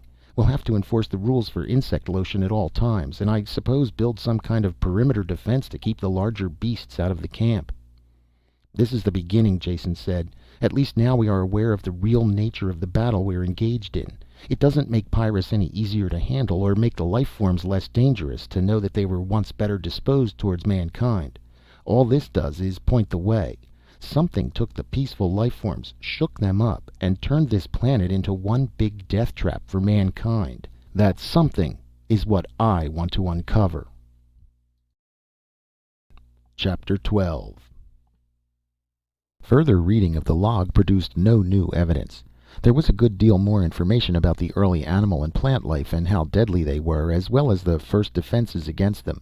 Interesting historically, but of no use whatsoever in countering the menace. The captain apparently never thought that the life forms were altering on Pyrrus, believing instead that dangerous beasts were being discovered. He never lived to change his mind. The last entry in the log, less than 2 months after the first attack, was very brief and in a different handwriting. Captain Kurkowski died today of poisoning following an insect bite. His death is greatly mourned. The why of the planetary revulsion had yet to be uncovered. Kirk must see this book, Jason said. He should have some idea of the progress being made. Can we get transportation, or do we walk to City Hall?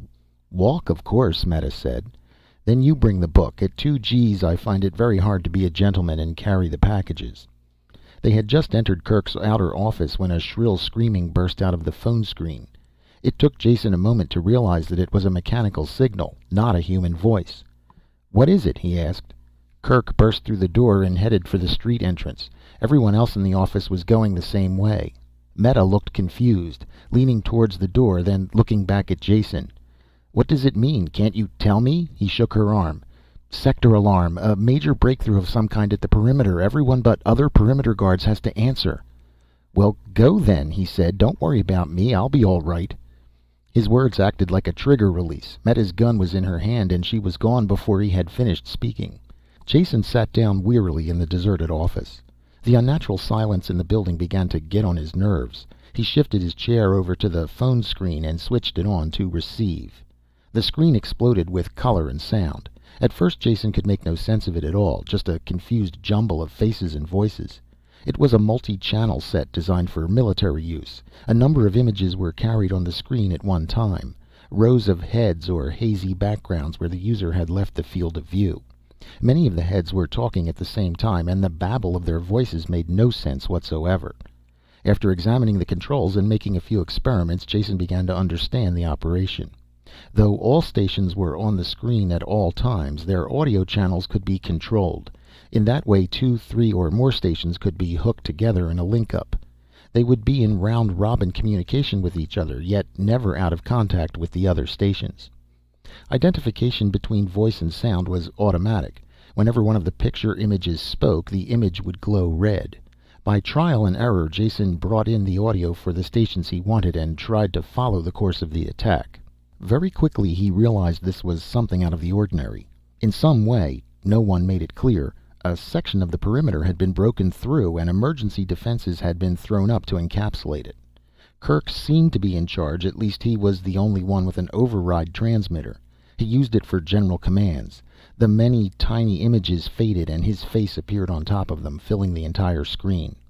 "All perimeter stations, send 25% of your complement to Area 12. The small images reappeared and the babble increased, red lights flickering from face to face.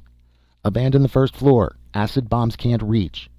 "If we hold, we'll be cut off, but Salient is past us on the west flank. Request support." "Don't, Merv. It's useless." "And the napalm tanks are almost gone. Orders?" "The truck is still there. Get it to the supply warehouse. You'll find replacements."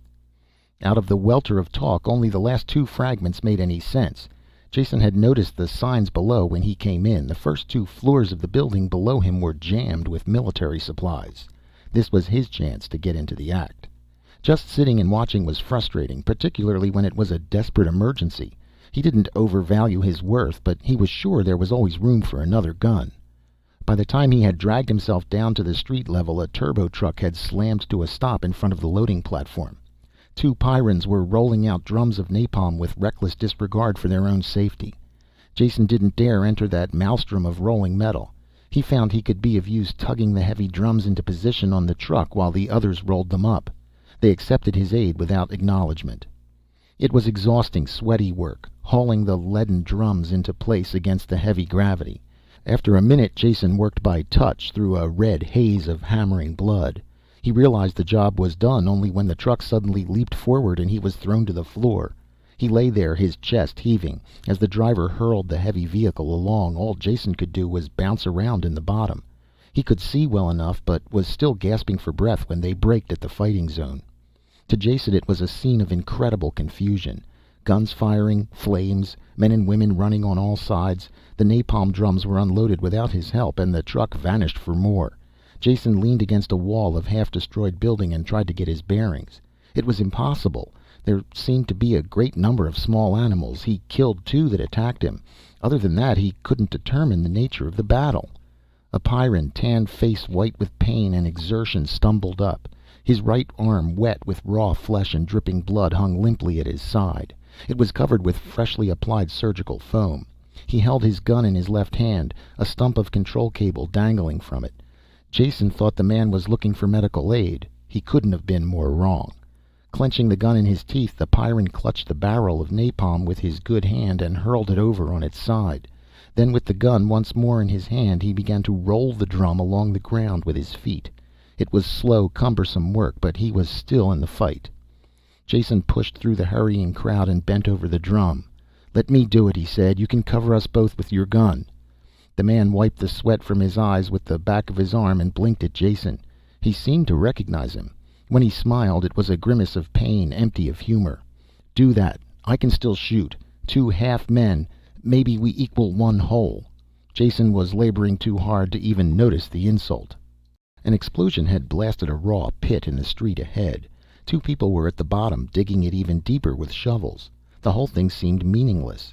Just as Jason and the wounded man rolled up the drum, the diggers leaped out of the excavation and began shooting down into its depths. One of them turned, a young girl barely in her teens. "Praise perimeter," she breathed. "They found the napalm. One of the new horrors is breaking through towards 13. We just found it." Even as she talked, she swiveled the drum around, kicked the easy off plug, and began dumping the gelid contents into the hole. When half of it had gurgled down, she kicked the drum itself in. Her companion pulled a flare from his belt, lit it, and threw it after the drum. "Back, quick! They don't like heat," he said. This was putting it very mildly. The napalm caught. Tongues of flame and roiling, greasy smoke climbed up to the sky. Under Jason's feet, the earth shifted and moved. Something black and long stirred in the heart of the flame, then arched up into the sky over their heads.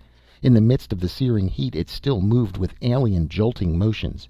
It was immense, at least 2 meters thick, and with no indication of its length. The flames didn't stop it at all, just annoyed it.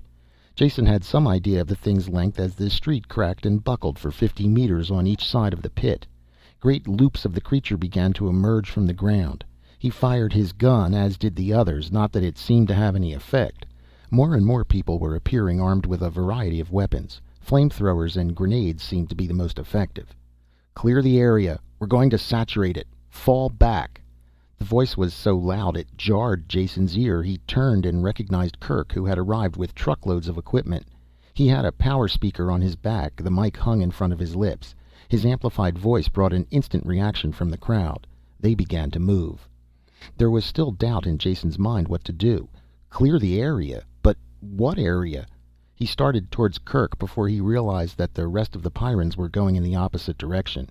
Even under 2 gravities, they moved. Jason had a naked feeling of being alone on the stage. He was in the center of the street and the others had vanished. No one remained except the wounded man Jason had helped. He stumbled towards Jason, waving his good arm. Jason couldn't understand what he said. Kirk was shouting orders again from one of the trucks. They had started to move too. The urgency struck home and Jason started to run. It was too late. On all sides the earth was buckling, cracking, as more loops of the underground thing forced its way into the light. Safety lay ahead. Only in front of it rose an arch of dirt-encrusted gray. There are seconds of time that seem to last an eternity. A moment of subjective time that is grabbed and stretched to an infinite distance. This was one of those moments. Jason stood frozen. Even the smoke in the sky hung unmoving. The high-standing loop of alien life was before him, every detail piercingly clear. Thick as a man, ribbed and gray as old bark. Tendrils projected from all parts of it, pallid and twisting lengths that writhed slowly with snake-like life. Shaped like a plant, yet with the motions of an animal, and cracking, splitting. This was the worst. Seams and openings appeared. Splintering, gaping mouths that vomited out a horde of pallid animals. Jason heard their shriekings, shrill yet remote. He saw the needle-like teeth that lined their jaws. The paralysis of the unknown held him there. He should have died. Kirk was thundering at him through the power speaker. Others were firing into the attacking creature. Jason knew nothing. Then he was shot forward, pushed by a rock-hard shoulder. The wounded man was still there, trying to get Jason clear, gun clenched in his jaws. He dragged Jason along with his good arm, towards the creature. The others stopped firing. They saw his plan, and it was a good one. A loop of the thing arched into the air, leaving an opening between its body and the ground. The wounded Pyrran planted his feet and tightened his muscles. One-handed, with a single thrust, he picked Jason off the ground and sent him hurtling under the living arch. Moving tendrils brushed fire along his face. Then he was through, rolling over and over on the ground. The wounded Pyrran leapt after him. It was too late. There had been a chance for one person to get out. The Pyrran could have done it easily. Instead, he had pushed Jason first. The thing was aware of movement when Jason brushed its tendrils. It dropped and caught the wounded man under its weight. He vanished from sight as the tendrils wrapped around him and the animals swarmed over. His trigger must have pulled back to full automatic, because the gun kept firing a long time after he should have been dead. Jason crawled. Some of the fanged animals ran towards him but were shot. He knew nothing about this. Then rude hands grabbed him up and pulled him forward. He slammed into the side of a truck, and Kerk's face was in front of his, flushed and angry. One of the giant fists closed on the front of Jason's clothes, and he was lifted off his feet, shaken like a limp bag of rags. He offered no protest, and could not have, even if Kerk had killed him. When he was thrown to the ground, someone picked him up and slid him into the back of the truck. He did not lose consciousness as the truck bounced away, yet he could not move.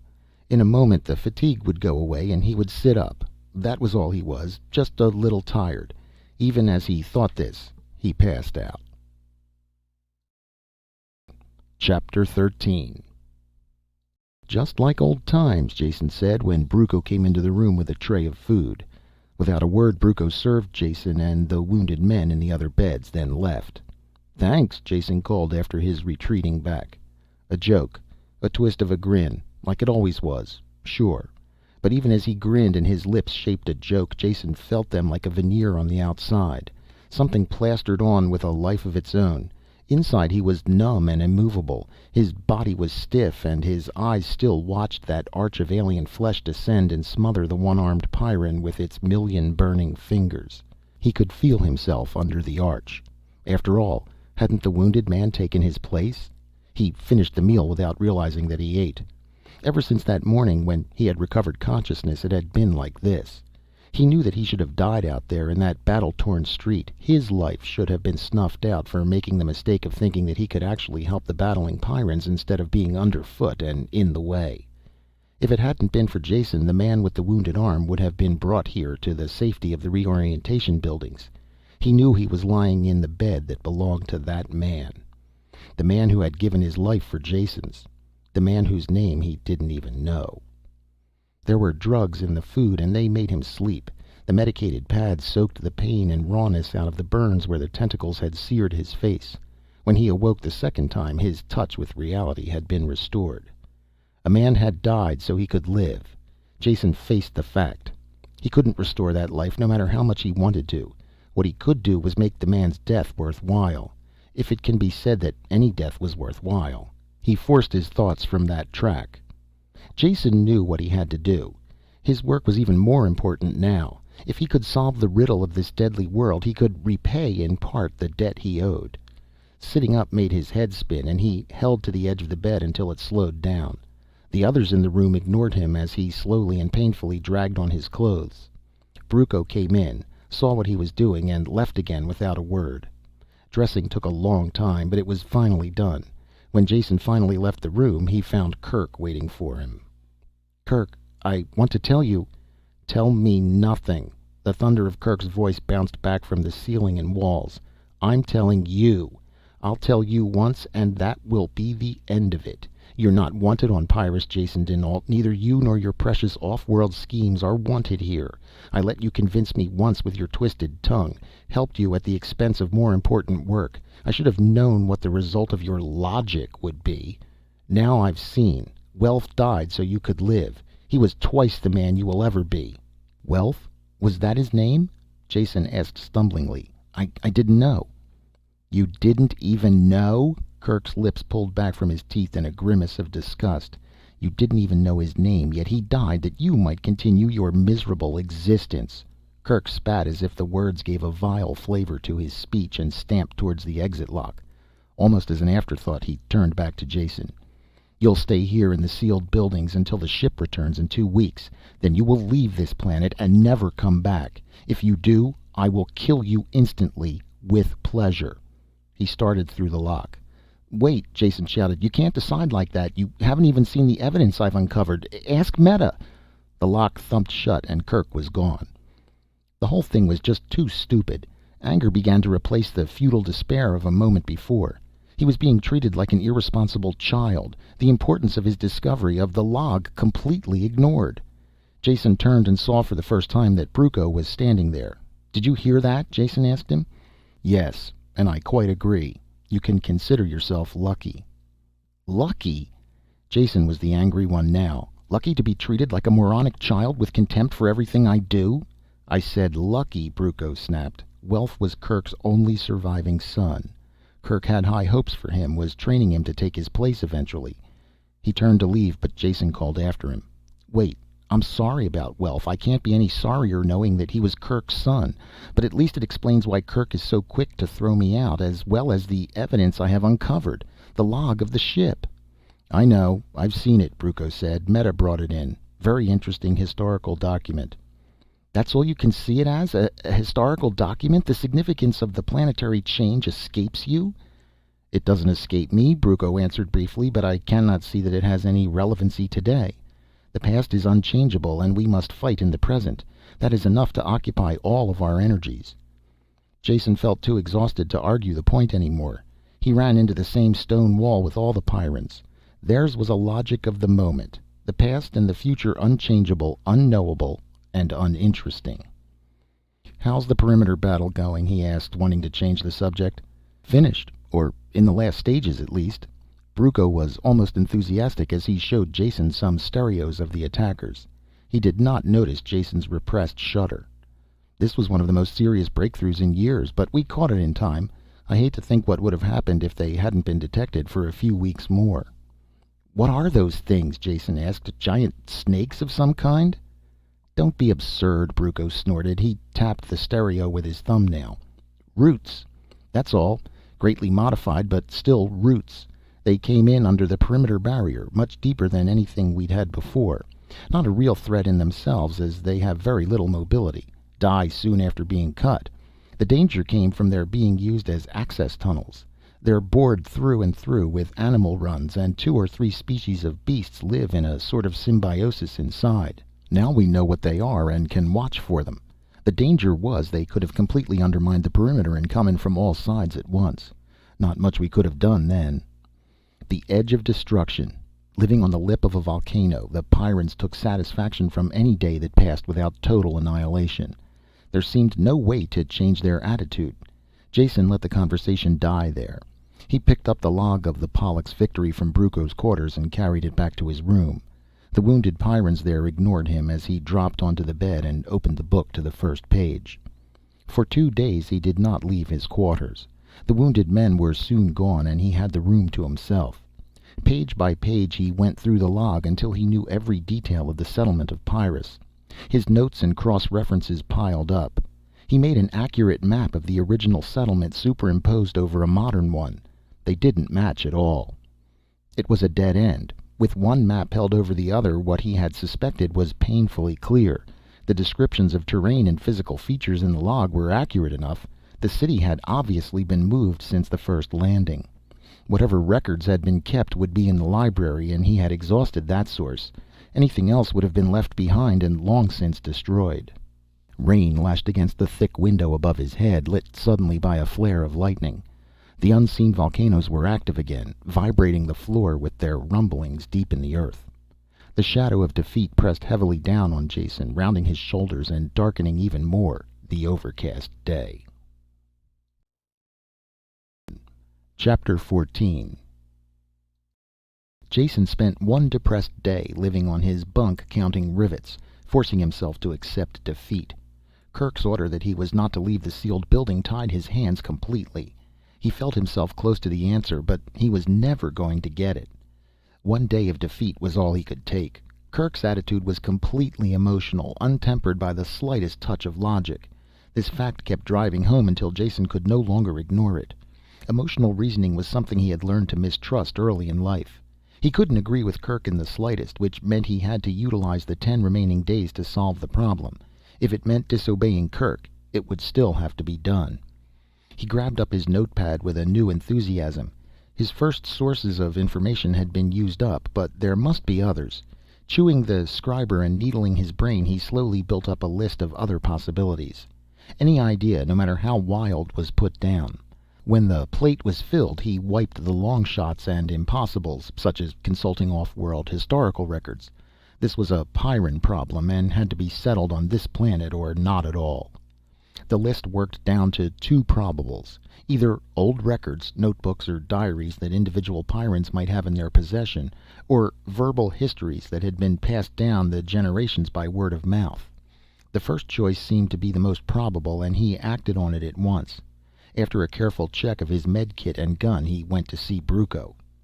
"What's new and deadly in the world since I left?" he asked. Brucco glared at him. "You can't go out. Kirk has forbidden it." "Did he put you in charge of guarding me to see if I obeyed?" Jason's voice was quiet and cold. Brucco rubbed his jaw and frowned in thought. Finally he just shrugged. "No, I'm not guarding you, nor do I want the job. As far as I know, this is between you and Kirk, and it can stay that way. Leave whenever you want, and get yourself killed quietly someplace so there will be an end to the trouble you cause once and for all." "I love you too," Jason said. "Now brief me on the wildlife." The only new mutation that routine precautions wouldn't take care of was a slate-colored lizard that spit a fast nerve poison with deadly accuracy. Death took place in seconds if the saliva touched any bare skin. The lizards had to be looked out for and shot before they came within range. An hour of lizard blasting in the training chamber made him proficient in the exact procedure. Jason left the sealed buildings quietly, and no one saw him go. He followed the map to the nearest barracks, shuffling tiredly through the dusty streets. It was a hot, quiet afternoon, broken only by the rumblings from the distance and the occasional crack of his gun. It was cool inside the thick-walled barracks buildings, and he collapsed into a bench until the sweat dried and his heart stopped pounding. Then he went to the nearest recreation room to start his search. Before it began, it was finished. None of the Pyrrans kept old artifacts of any kind and thought the whole idea was very funny. After the 20th negative answer, Jason was ready to admit defeat in this line of investigation. There was as much chance of meeting a Pyrran with old documents as finding a bundle of grandfather's letters in a soldier's kit bag. This left a single possibility: verbal histories. Again Jason questioned with the same lack of results. The fun had worn off the game for the Pyrrans, and they were beginning to growl. Jason stopped while he was still in one piece. The commissary served him a meal that tasted like plastic paste and wood pulp. He ate it quickly, then sat brooding over the empty tray, hating to admit another dead end. Who could supply him with answers? All the people he had talked to were so young, they had no interest or patience for storytelling. That was an old folks' hobby, and there were no oldsters on Pyrrus. With one exception that he knew of, the librarian Poli. It was a possibility. A man who worked with records and books might have an interest in some of the older ones. He might even remember reading volumes now destroyed. A very slim lead indeed, but one that had to be pursued. Walking to the library almost killed Jason. The torrential rains made the footing bad, and in the dim light it was hard to see what was coming. A snapper came in close enough to take out a chunk of flesh before he could blast it. The antitoxin made him dizzy, and he lost some blood before he could get the wound dressed. He reached the library exhausted and angry. Poli was working on the guts of one of the catalog machines. He didn't stop until Jason had tapped him on the shoulder. Switching on his hearing aid, the Pyrran stood quietly, crippled and bent, waiting for Jason to talk. "Have you any old papers or letters that you have kept for your personal use?" A shake of the head. "No." "What about stories, you know, about great things that have happened in the past, that someone might have told you when you were young?" "Negative." Results: negative. Every question was answered by a shake of Poli's head, and very soon the old man grew irritated and pointed to the work he hadn't finished. "Yes, I know you have work to do," Jason said, "but this is important." Poli shook his head an angry no, and reached to turn off his hearing aid. Jason groped for a question that might get a more positive answer. There was something tugging at his mind, a word he had heard and made a note of, to be investigated later. Something that Kirk had said. That's it. It was right there on the tip of his tongue. "Just a second, Poli. Just one more question. What is a grubber?" Have you ever seen one, or know what they do, or where they can be found?" The words were cut off as Polly whirled and lashed the back of his good arm into Jason's face. Though the man was aged and crippled, the blow almost fractured Jason's jaw, sending him sliding across the floor. Through a daze he saw Polly hobbling towards him, making thick bubbling noises in his ruined throat. What remained of his face twisted and worked with anger. This was no time for diplomacy. Moving as fast as he could with the high G foot-slapping shuffle, Jason headed for the sealed door. He was no match for any Pyrran in hand-to-hand combat, young and small or old and crippled. The door thunked open as he went through and barely closed in Polly's face. Outside, the rain had turned to snow, and Jason trudged wearily through the slush, rubbing his sore jaw and turning over the only fact he had. Grubber was a key, but to what? And who did he dare ask for more information? Kirk was the man he had talked to best, but not anymore. That left only Meta as a possible source. He wanted to see her at once, but sudden exhaustion swept through him. It took all of his strength to stumble back to the school buildings. In the morning he ate and left early. There was only a week left. It was impossible to hurry, and he cursed as he dragged his double-weight body to the assignment center. Meta was on night perimeter duty and should be back to her quarters soon. He shuffled over there and was lying on her bunk when she came in. "Get out," she said in a flat voice, "or do I throw you out?" "Patience, please," he said as he sat up. "Just resting here until you came back. I have a single question, and if you will answer it for me, I'll go and stop bothering you." "What is it?" she asked, tapping her foot with impatience, but there was also a touch of curiosity in her voice. Jason thought carefully before he spoke. "Now, please, don't shoot me. You know I'm an off-worlder with a big mouth, and you have heard me say some awful things without taking a shot at me. Now I have another one. Will you please show your superiority to the other people of the galaxy by holding your temper and not reducing me to component atoms?" His only answer was a tap of the foot, so he took a deep breath and plunged in. "What is a grubber?" For a long moment she was quiet, unmoving. Then she curled her lips back in disgust. "You find the most repulsive topics." "That may be so," he said, "but it still doesn't answer my question." "It's, well, the sort of thing people just don't talk about." "I do," he assured her. "Well, I don't. It's the most disgusting thing in the world, and that's all I'm going to say. Talk to Cranon, but not to me." She had him by the arm while she talked, and he was half dragged into the hall. The door slammed behind him, and he muttered, "Lady wrestler," under his breath. His anger ebbed away as he realized that she had given him a clue in spite of herself. Next step, find out who or what Cranon was. Assignment Center listed a man named Cranon and gave his shift number and work location. It was close by, and Jason walked there. A large cubicle and windowless building with a single word, "Food," next to each of the sealed entrances. The small entrance he went through was a series of automatic chambers that cycled him through ultrasonics, ultraviolet, anti-bio spray, rotating brushes, and 3 final rinses. He was finally admitted, damper but much cleaner, to the central area. Men and robots were stacking crates, and he asked one of the men for Cranon. The man looked him up and down coldly and spat on his shoes before answering. Cranon worked in a large storage bay by himself. He was a stocky man in patched coveralls whose only expression was one of intense gloom. When Jason came in, he stopped hauling bales and sat down on the nearest one. The lines of unhappiness were cut into his face and seemed to grow deeper while Jason explained what he was after. All the talk of ancient history on Pyrrus bored him as well, and he yawned openly. When Jason finished, he yawned again and didn't even bother to answer him. Jason waited a moment, then asked again, "I said, do you have any old books, papers, recordings, that sort of thing?" "You sure picked the right guy to bother, off-worlder," was his only answer. "After talking to me, you're going to have nothing but trouble." "Why is that?" Jason asked. "Why?" For the first time he was animated with something besides grief. "I'll tell you why. I made one mistake, just one, and I get a life sentence. For life. How would you like that? Just me alone, being by myself all the time, even taking orders from grubbers." Jason controlled himself, keeping the elation out of his voice. "Grubbers? What are grubbers?" The enormity of the question stopped Cranon. It seemed impossible that there could be a man alive who had never heard of grubbers. Happiness lifted some of the gloom from his face as he realized that he had a captive audience who would listen to his troubles. Grubbers are traitors, that's what they are.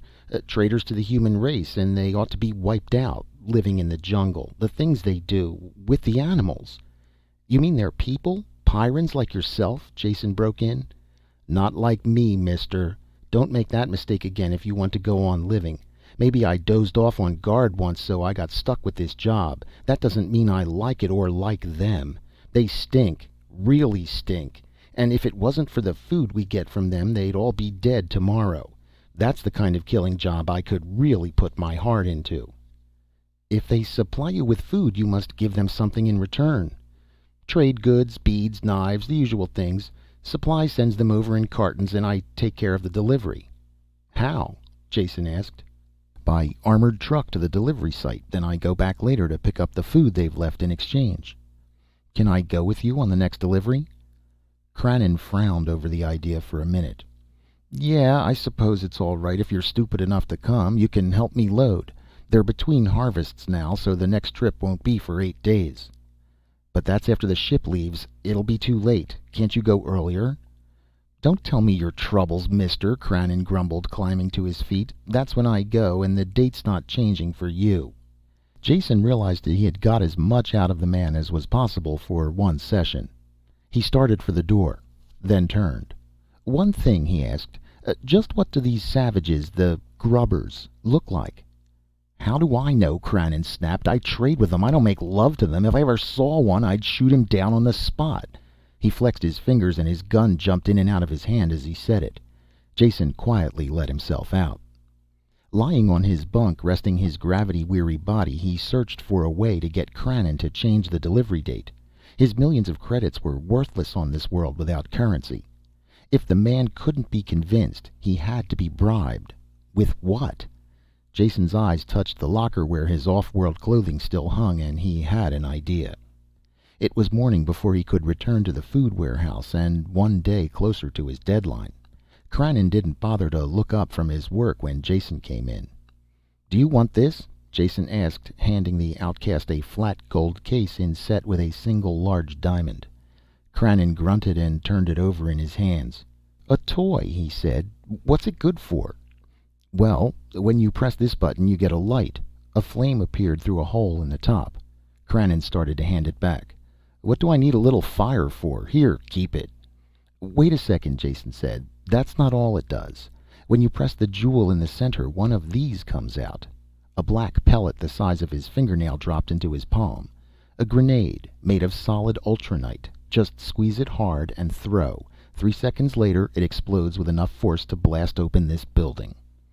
This time Cranon almost smiled as he reached for the case. Destructive and death-dealing weapons are like candy to a Pyrran. While he looked at it, Jason made his offer. The case and bombs are yours if you move the date of your next delivery up to tomorrow and let me go with you. Be here at 0500, Cranon said. We leave early. Chapter 15. The truck rumbled up to the perimeter gate and stopped. Cranon waved to the guards through the front window, then closed a metal shield over it. When the gates swung open, the truck, really a giant armored tank, ground slowly forward. There was a second gate beyond the first that did not open until the interior one was closed. Jason looked through the second driver's periscope as the outer gate lifted. Automatic flamethrowers flared through the opening, cutting off only when the truck reached them. A scorched area ringed the gate. Beyond that, the jungle began. Unconsciously, Jason shrank back in his seat. All the plants and animals he had seen only specimens of existed here in profusion. Thorn-ringed branches and vines laced themselves into a solid mat through which the wildlife swarmed. A fury of sound hurled at them. Thuds and scratchings rang on the armor. Cranon laughed and closed the switch that electrified the outer grid. The scratchings died away as the beasts completed the circuit to the grounded hull. It was slow-speed, low-gear work tearing through the jungle. Cranon had his face buried in the periscope mask and silently fought the controls.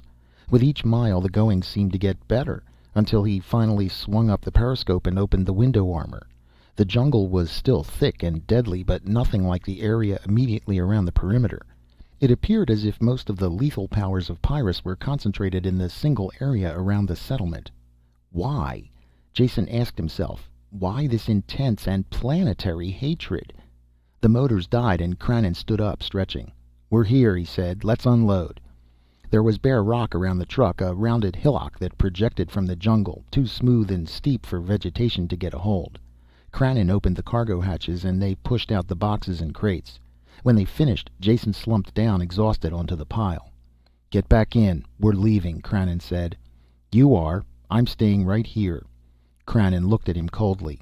"Get in the truck or I'll kill you." "No one stays out here. For one thing, you couldn't live an hour alone. But worse than that, the grubbers would get you. Kill you at once, of course, but that's not important. But you have equipment that we can't allow into their hands. You want to see a grubber with a gun?" While the Pyrran talked, Jason's thoughts had rushed ahead. He hoped that Cranon was as thick of head as he was fast of reflex. Jason looked at the trees, let his gaze move up through the thick branches. Though Cranon was still talking, he was automatically aware of Jason's attention. When Jason's eyes widened and his gun jumped into his hand, Cranon's own gun appeared and he turned in the same direction. "There, in the top!" Jason shouted, and fired into the tangle of branches. Cranon fired too. As soon as he did, Jason hurled himself backwards, curled into a ball, rolling down the inclined rock. The shots had covered the sounds of his movements, and before Cranon could turn back, the gravity had dragged him down the rock into the thick foliage. Crashing branches slapped at him, but slowed his fall. When he stopped moving, he was lost in the tangle. Cranon's shots came too late to hit him. Lying there, tired and bruised, Jason heard the Pyrran cursing him out. He stamped around the rock, fired a few shots, but knew better than to enter the trees. Finally he gave up and went back to the truck. The motor gunned into life and the treads clanked and scraped down the rock and back into the jungle. There were muted rumblings and crashes that slowly died away. Then Jason was alone. Up until that instant he hadn't realized quite how alone he would be. Surrounded by nothing but death, the truck already vanished from sight, he had to force down an overwhelming desire to run after it. What was done was done. This was a long chance to take, but it was the only way to contact the grubbers. They were savages, but still they had come from human stock, and they hadn't sunk so low as to stop barter with the civilized Pyrrans. He had to contact them, befriend them, find out how they had managed to live safely on this madhouse world. If there had been another way to lick the problem, he would have taken it. He didn't relish the role of martyred hero, but Kirk and his deadline had forced his hand. The contact had to be made fast, and this was the only way. There was no telling where the savages were, or how soon they would arrive. If the woods weren't too lethal, he could hide there, pick his time to approach them. If they found him among the supplies, they might skewer him on the spot with a typical Pyrran reflex. Walking warily, he approached the line of trees. Something moved on a branch, but vanished as he came near. None of the plants near a thick-trunked tree looked poisonous, so he slipped behind it.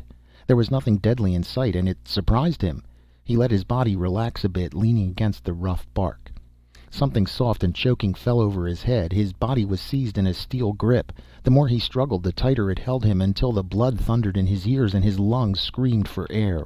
Only when he grew limp did the pressure let up. His first panic ebbed a little when he realized that it wasn't an animal that attacked him.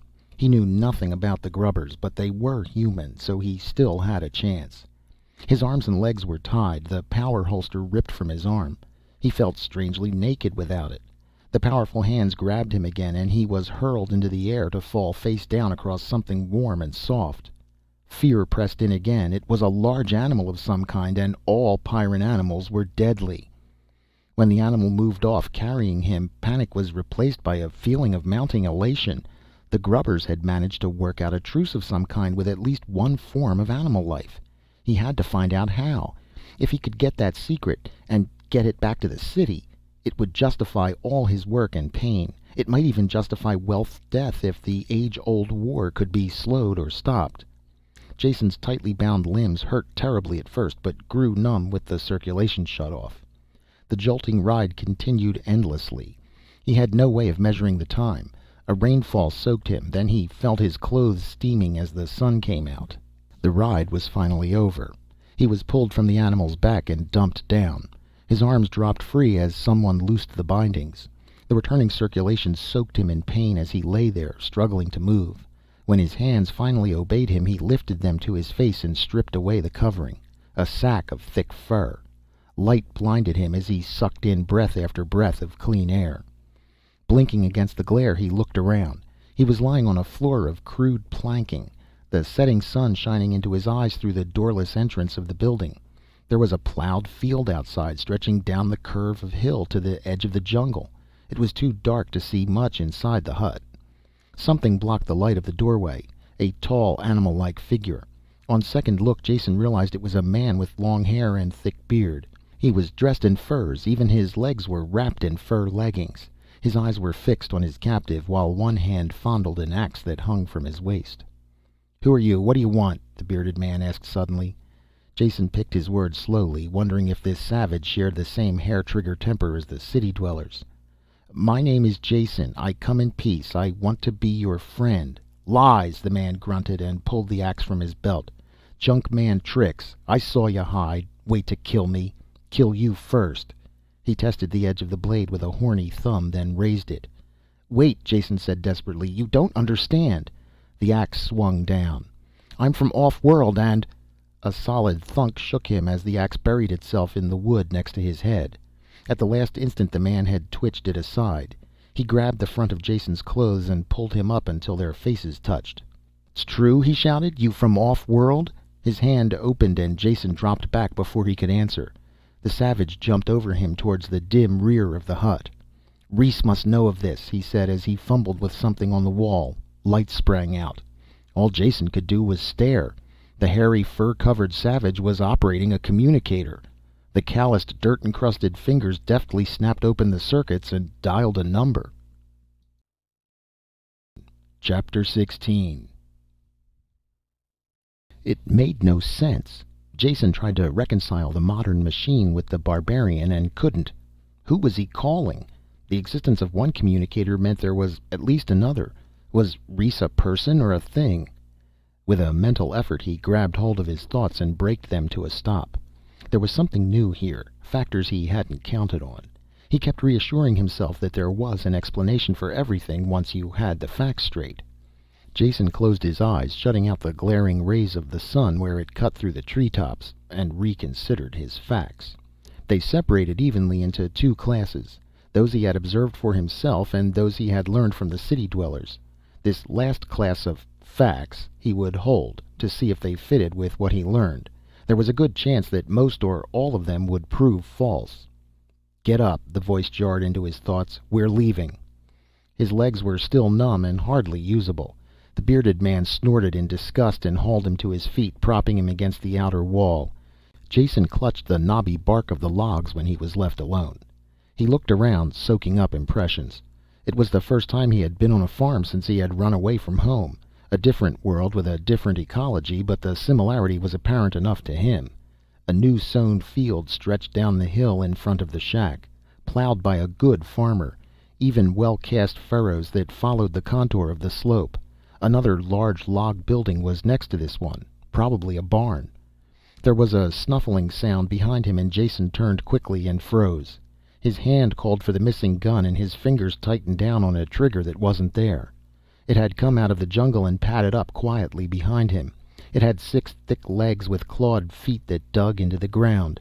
The 2-meter-long body was covered with matted yellow and black fur, all except the skull and shoulders. These were covered with overlapping horny plates. Jason could see all this because the beast was that close. He waited to die. The mouth opened, a frog-like division of the hairless skull revealing double rows of jagged teeth. "Here, Fido," the bearded man said, coming up behind Jason and snapping his fingers at the same time. The thing bounded forward, brushing past the dazed Jason, and rubbed his head against the man's leg. "Nice doggy," the man said, his fingers scratching under the edge of the carapace where it joined the flesh. The bearded man had brought 2 of the riding animals out of the barn, saddled and bridled. Jason barely noticed the details of smooth skin and long legs as he swung up on one. His feet were quickly lashed to the stirrups. When they started, the skull-headed beast followed them. "Nice doggy," Jason said, and for no reason started to laugh. The bearded man turned and scowled at him until he was quiet. By the time they entered the jungle, it was dark. It was impossible to see under the thick foliage, and they used no lights. The animals seemed to know the way. There were scraping noises and shrill calls from the jungle around them, but it did not bother Jason too much.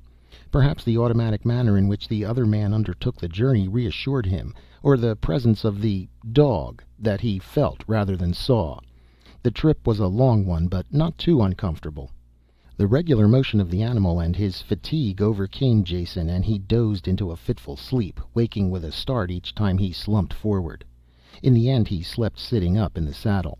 Hours passed this way, until he opened his eyes and saw a square of light before them. The trip was over. His legs were stiff and galled with saddle sores. After his feet were untied, getting down was an effort, and he almost fell. A door opened and Jason went in. It took his eyes some moments to get used to the light, until he could make out the form of a man on the bed before him. "Come over here and sit down." The voice was full and strong, accustomed to command. The body was that of an invalid. A blanket covered him to the waist. Above that the flesh was sickly white, spotted with red nodules, and hung loosely over the bones. There seemed to be nothing left of the man except skin and skeleton. "Not very nice," the man on the bed said, "but I've grown used to it." His tone changed abruptly. "Naxos said you were from off-world. Is that true?" Jason nodded yes, and his answer stirred the living skeleton to life. The head lifted from the pillow, and the red-rimmed eyes sought his with a desperate intensity. "My name is Rhys, and I'm a grubber. Will you help me?" Jason wondered at the intensity of Rhys's question, all out of proportion to the simple content of its meaning. Yet he could see no reason to give anything other than the first and obvious answer that sprang to his lips. "Of course I'll help you in whatever way I can, as long as it involves no injury to anyone else. What do you want?" The sick man's head had fallen back limply, exhausted, as Jason talked, but the fire still burned in his eyes. "Feel assured. I want to injure no others," Rhys said. "Quite the opposite. As you see, I am suffering from a disease that our remedies will not stop. Within a few more days I will be dead. Now I have seen the city people using a device. They press it over a wound or an animal bite. Do you have one of these machines?" "That sounds like a description of the med kit." Jason touched the button at his waist that dropped the med kit into his hand. "I have mine here. It analyzes and treats most—" "Would you use it on me?" Rhys broke in, his voice suddenly urgent. "I'm sorry," Jason said. I should have realized." He stepped forward and pressed the machine over one of the inflamed areas on Rhys's chest. The operation light came on, and the thin shaft of the analyzer probe slid down. When it withdrew, the device hummed, then clicked 3 times as 3 separate hypodermic needles lanced into the skin. Then the light went out. "Is that all?" Rhys asked, as he watched Jason stow the med kit back in his belt. Jason nodded, then looked up and noticed the wet marks of tears on the sick man's face. Rhys became aware at the same time and brushed at them angrily. "When a man is sick," he growled, "the body and all its senses become traitor. I don't think I've cried since I was a child, but you must realize it's not for myself I'm crying for. It's the untold thousands of my people who have died for lack of that little device you treat so casually." "Surely you have medicines, doctors of your own." "Herb doctors and witch doctors," Rhys said, consigning them all to oblivion with a chop of his hand. "The few hard-working and honest men are hampered by the fact that the faith healers can usually cure better than their strongest potion." The talking had tired Rhys. He stopped suddenly and closed his eyes. On his chest the inflamed areas were already losing their angry color as the injections took effect. Jason glanced around the room, looking for clues to the mystery of these people. Floors and walls were made of wood lengths fitted together, free of paint or decoration. They looked simple and crude, fit only for the savages he had expected to meet. Or were they crude? The wood had a sweeping flame-like grain. When he bent close he saw that wax had been rubbed over the wood to bring out this pattern. Was this the act of savages, or of artistic men seeking to make the most of simple materials? The final effect was far superior to the drab paint and riveted steel rooms of the city-dwelling Pyrrans. Wasn't it true that both ends of the artistic scale were dominated by simplicity? The untutored aborigine made a simple expression of a clear idea and created beauty. At the other extreme, the sophisticated critic rejected over-elaboration and decoration and sought the truthful clarity of uncluttered art. At which end of the scale was he looking now? These men were savages. He had been told that. They dressed in furs and spoke a slurred and broken language, at least Naxa did. Rhys admitted he preferred faith healers to doctors, but if all this were true, where did the communicator fit into the picture? Or the glowing ceiling that illuminated the room with soft light? Rhys opened his eyes and stared at Jason as if seeing him for the first time. "Who are you?" he asked, "and what are you doing here?" There was a cold menace in his words, and Jason understood why. The city Pyrrans hated the grubbers, and without a doubt the feeling was mutual. Naxa's axe had proved that. Naxa had entered silently while they talked and stood with his fingers touching the haft of the same axe. Jason knew his life was still in jeopardy until he gave an answer that satisfied these men. He couldn't tell the truth. If they suspected he was spying among them to aid the city people, it would be the end. Nevertheless, he had to be free to talk about the survival problem. The answer hit him as soon as he had stated the problem. All this had only taken an instant to consider, as he turned back to face the invalid, and he answered at once, trying to keep his voice normal and unconcerned. "I'm Jason dinAlt, an ecologist, so you see I have the best reasons in the universe for visiting this planet." "What's an ecologist?" Rhys broke in. There was nothing in his voice to indicate whether he meant the question seriously or as a trap. All traces of the ease of their earlier conversation were gone. His voice had the deadliness of a stingwing's poison. Jason chose his words carefully. "Simply stated, it is that branch of biology that considers the relations between organisms and their environment, how climatic and other factors affect the life forms, and how the life forms in turn affect each other and the environment." That much Jason knew was true, but he really knew very little more about the subject, so he moved on quickly. "I heard reports of this planet and finally came here to study it firsthand. I did what work I could in the shelter of the city, but it wasn't enough. The people there think I'm crazy, but they finally agreed to let me make a trip out here." "What arrangements have been made for your return?" Naxa snapped. "None," Jason told him. "They seemed quite sure that I would be killed instantly and had no hope of me coming back. In fact, they refused to let me go, and I had to break away."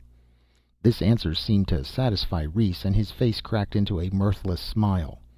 "They would think that, those junk men. Can't move a meter outside their own walls without an armor-plated machine as big as a barn. What did they tell you about us?" Again, Jason knew a lot depended on his answer. This time he thought carefully before speaking. "Well, perhaps I'll get that axe in the back of my neck for saying this, but I have to be honest. You must know what they think. They told me you were filthy and ignorant savages who smelled, and you, well, had curious customs you practiced with the animals. In exchange for food, they traded you beads and knives." Both Pyrrans broke into a convulsion of laughter at this. Rhys stopped soon from weakness, but Naxa laughed himself into a coughing fit and had to splash water over his head from a gourd jug. "That I believe well enough," Rhys said. "It sounds like the stupidity they would talk. Those people know nothing of the world they live in. I hope the rest of what you said is true, but even if it is not, you are welcome here. You are from off-world, that I know. No junk man would have lifted a finger to save my life. You are the first off-worlder my people have ever known, and for that you are doubly welcome. We will help you in any way we can. My arm is your arm." These last words had a ritual sound to them, and when Jason repeated them, Naxa nodded at the correctness of this. At the same time, Jason felt that they were more than empty ritual. Interdependence meant survival on Pyrrus, and he knew that these people stood together to the death against the mortal dangers around them. He hoped the ritual would include him in that protective sphere. "That's enough for tonight," Rhys said. "The spotted sickness has weakened me, and your medicine has turned me to jelly. You will stay here, Jason. There is a blanket, but no bed, at least for now." Enthusiasm had carried Jason this far, making him forget the 2G exertions of the long day. Now fatigue hit him a physical blow. He had dim memories of refusing food and rolling in the blanket on the floor. After that, oblivion. Chapter 17. Every square inch of his body ached where the doubled gravity had pressed his flesh to the unyielding wood of the floor. His eyes were gummy and his mouth was filled with an indescribable taste that came off in chunks. Sitting up was an effort and he had to stifle a groan as his joints cracked. "Good day, Jason," Reese called from the bed. "If I didn't believe in medicine so strongly, I would be tempted to say there is a miracle in your machine that has cured me overnight." There was no doubt that he was on the mend. The inflamed patches had vanished and the burning light was gone from his eyes. He sat propped up on the bed, watching the morning sun melt the night's hailstorm into the fields. "There's meat in the cabinet there," he said, "and either water or visk to drink." The visk proved to be a distilled beverage of extraordinary potency that instantly cleared the fog from Jason's brain, though it did leave a slight ringing in his ears. And the meat was a tenderly smoked joint, the best food he had tasted since leaving Darkhan. Taken together, they restored his faith in life and the future. He lowered his glass with a relaxed sigh and looked around. With the pressures of immediate survival and exhaustion removed, his thoughts returned automatically to his problem. What were these people really like, and how had they managed to survive in the deadly wilderness? In the city he had been told they were savages, yet there was a carefully tended and repaired communicator on the wall, and by the door a crossbow that fired machined metal bolts. He could see the tool marks still visible on their shanks. The one thing he needed was more information. He could start by getting rid of some of his misinformation. "Reese, you laughed when I told you what the city people said about trading you trinkets for food. What do they really trade you?" "Anything within certain limits," Reese said. "Small manufactured items, such as electronic components for our communicators, rustless alloys we can't make in our forges, cutting tools, atomic electric converters that produce power from any radioactive element, things like that. Within reason, they'll trade anything we ask that isn't on the forbidden list. They need the food badly." "And the items on the forbidden list?" "Weapons, of course, or anything that might be made into a powerful weapon. They know we make gunpowder, so we can't get anything like large castings or seamless tubing we could make into heavy gun barrels. We drill our own rifle barrels by hand, though the crossbow is quiet and faster in the jungle. Then they don't like us to know very much, so the only reading matter that gets to us are tech maintenance manuals, empty of basic theory. The last banned category you know about, medicine. This is the one thing I cannot understand, that makes me burn with hatred with every death they might have prevented." "I know their reasons," Jason said. "Then tell me, because I can think of none." "Survival, it's just that simple. I doubt if you realize it, but they have a decreasing population. It is just a matter of years before they will be gone. Whereas your people at least must have a stable, if not slightly growing population, to have existed without their mechanical protections. So in the city they hate you and are jealous of you at the same time. If they gave you medicine and you prospered, you would be winning the battle they have lost. I imagine they tolerate you as a necessary evil to supply them with food. Otherwise, they wish you were all dead." "It makes sense," Reese growled, slamming his fist against the bed. "The kind of twisted logic you expect from junk men. They use us to feed them, give us the absolute minimum in return, and at the same time cut us off from the knowledge that will get us out of this hand-to-mouth existence. Worse, far worse, they cut us off from the stars and the rest of mankind." The hatred on his face was so strong that Jason unconsciously drew back. "Do you think we are savages here, Jason? We act and look like animals because we have to fight for existence on an animal level. Yet we know about the stars. In that chest over there, sealed in metal, are over 30 books. All we have. Fiction, most of them, with some history and general science thrown in. Enough to keep alive the stories of the settlement here and the rest of the universe outside.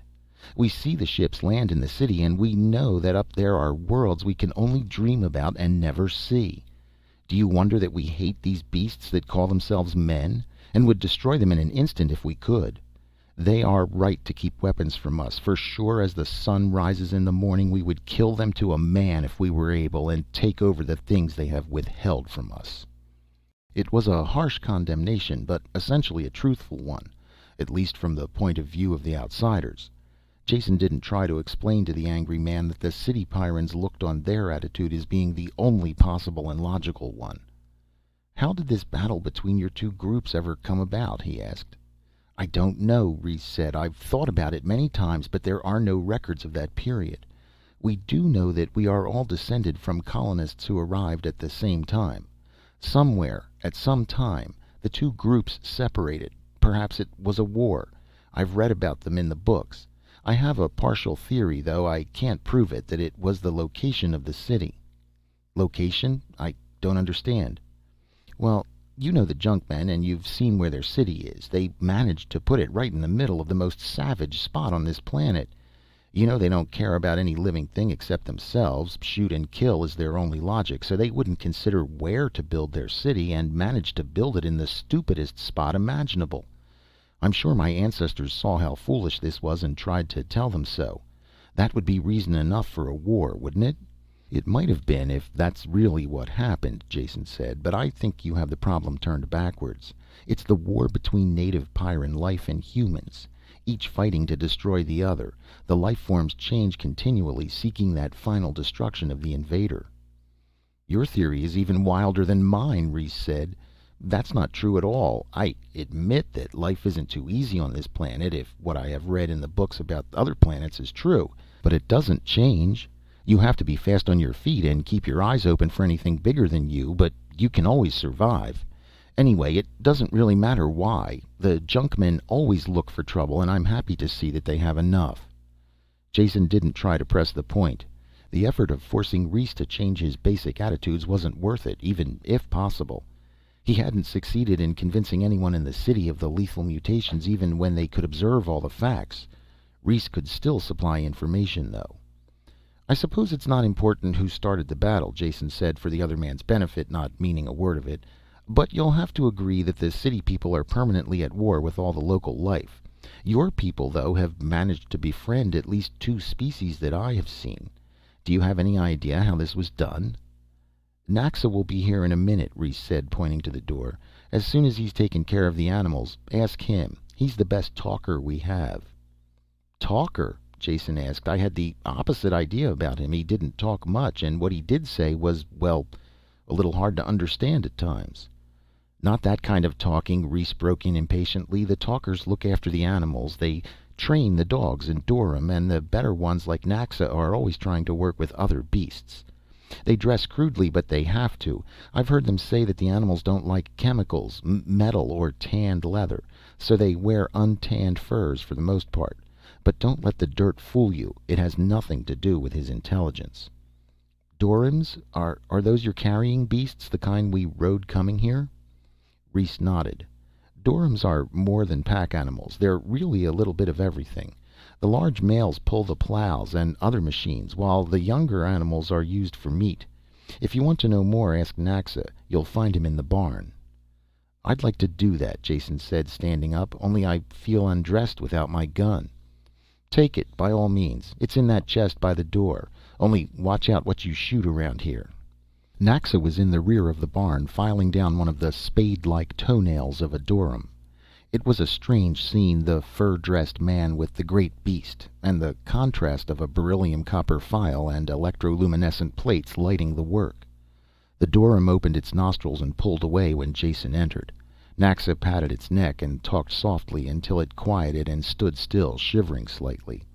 Something stirred in Jason's mind, with the feeling of a long unused muscle being stressed. A hauntingly familiar sensation. "Good morning," Jason said. Naxa grunted something and went back to his filing. Watching him for a few minutes, Jason tried to analyze this new feeling. It itched and slipped aside when he reached for it, escaping him. Whatever it was, it had started when Naxa had talked to the Durham. "Could you call one of the dogs in here, Naxa? I'd like to see one closer up." Without raising his head from his work, Naxa gave a low whistle. Jason was sure it couldn't have been heard outside the barn. Yet within a minute one of the Pyrran dogs slipped in quietly. The talker rubbed the beast's head, mumbling to it, while the animal looked intently into his eyes. The dog became restless when Naxa turned back to work on the Durham. It prowled around the barn, sniffing, then moved quickly toward the open door. Jason called it back. At least, he meant to call it back. At the last moment he said nothing. Nothing aloud. On sudden impulse he kept his mouth closed. Only he called the dog with his mind, thinking the words, "Come here," directing the impulse at the animal with all the force and direction he had ever used to manipulate dice. As he did it, he realized it had been a long time since he had even considered using his psi powers. The dog stopped and turned back towards him. It hesitated, looking at Naxa, then walked over to Jason. Seen this closely, the beast was a nightmare hound. The hairless protective plates, tiny red-rimmed eyes, and countless saliva-dripping teeth did little to inspire confidence. Yet Jason felt no fear. There was a rapport between man and animal that was understood. Without conscious thought, he reached out and scratched the dog along the back where he knew it itched. "Didn't know you're a talker," Naxa said as he watched them. There was friendship in his voice for the first time. "I didn't know either until just now," Jason said. He looked into the eyes of the animal before him, scratched the ridged and ugly back, and began to understand. The talkers must have well-developed psi facilities. That was obvious now. There is no barrier of race or alien form when two creatures share each other's emotions. Empathy first, so there would be no hatred or fear. After that, direct communication. The talkers might have been the ones who first broke through the barrier of hatred on Pyrrus and learned to live with the native life. Others could have followed their example. This might explain how the community of grubbers had been formed. Now that he was concentrating on it, Jason was aware of the soft flow of thoughts around him. The consciousness of the dorm was matched by other like patterns from the rear of the barn. He knew without going outside that more of the big beasts were in the field back there. "This is all new to me," Jason said. "Have you ever thought about it, Naxa? What does it feel like to be a talker? I mean, do you know why it is you can get the animals to obey you while other people have no luck at all?" Thinking of this sort troubled Naxa. He ran his fingers through his thick hair and scowled as he answered. "Never thought about it. Just do it. Just get to know the beast real good. Then you can guess what they're going to do. That's all." It was obvious that Naxa had never thought about the origins of his ability to control animals. And if he hadn't, probably no one else had. They had no reason to. They simply accepted the powers of talkers as one of the facts of life. Ideas slipped towards each other in his mind like the pieces of a puzzle joining together. He had told Kerk that the native life on Pyrrus had joined in battle against mankind. He didn't know why. Well, he still didn't know why, but he was getting an idea of how. "About how far are we from the city?" Jason asked. "Do you have an idea how long it would take us to get there by Durham?" "Half a day there, half back. Why? You want to go?" "I don't want to get into the city, not yet, but I would like to get close to it," Jason told him. "See what Reese says," was Naxa's answer. Reese granted instant permission without asking any questions. They saddled up and left at once in order to complete the round trip before dark. They had been traveling less than an hour before Jason knew they were going in the direction of the city. With each minute the feeling grew stronger. Naxa was aware of it too, stirring in the saddle with unvoiced feelings. They had to keep touching and reassuring their mounts, which were growing skittish and restless. "This is far enough," Jason said. Naxa gratefully pulled to a stop. The wordless thought beat through Jason's mind, filling it. He could feel it on all sides, only much stronger ahead of them in the direction of the unseen city. Naxa and the Dorhams reacted in the same way, restless, uncomfortable, not knowing the cause. One thing was obvious now. The Pyrran animals were sensitive to psi radiation. Probably the plants and lower life forms as well. Perhaps they communicated by it, since they obeyed the men who had a strong control of it. And in this area was a wash of psi radiation such as he had never experienced before.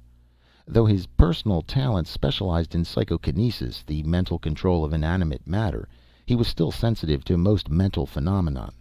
Watching a sports event, he had many times felt the unanimous accord of many minds expressing the same thought. What he felt now was like that, only terribly different. A crowd exulted at some success on the field or groaned at a failure. The feeling fluxed and changed as the game progressed. Here the wash of thought was unending, strong, and frightening.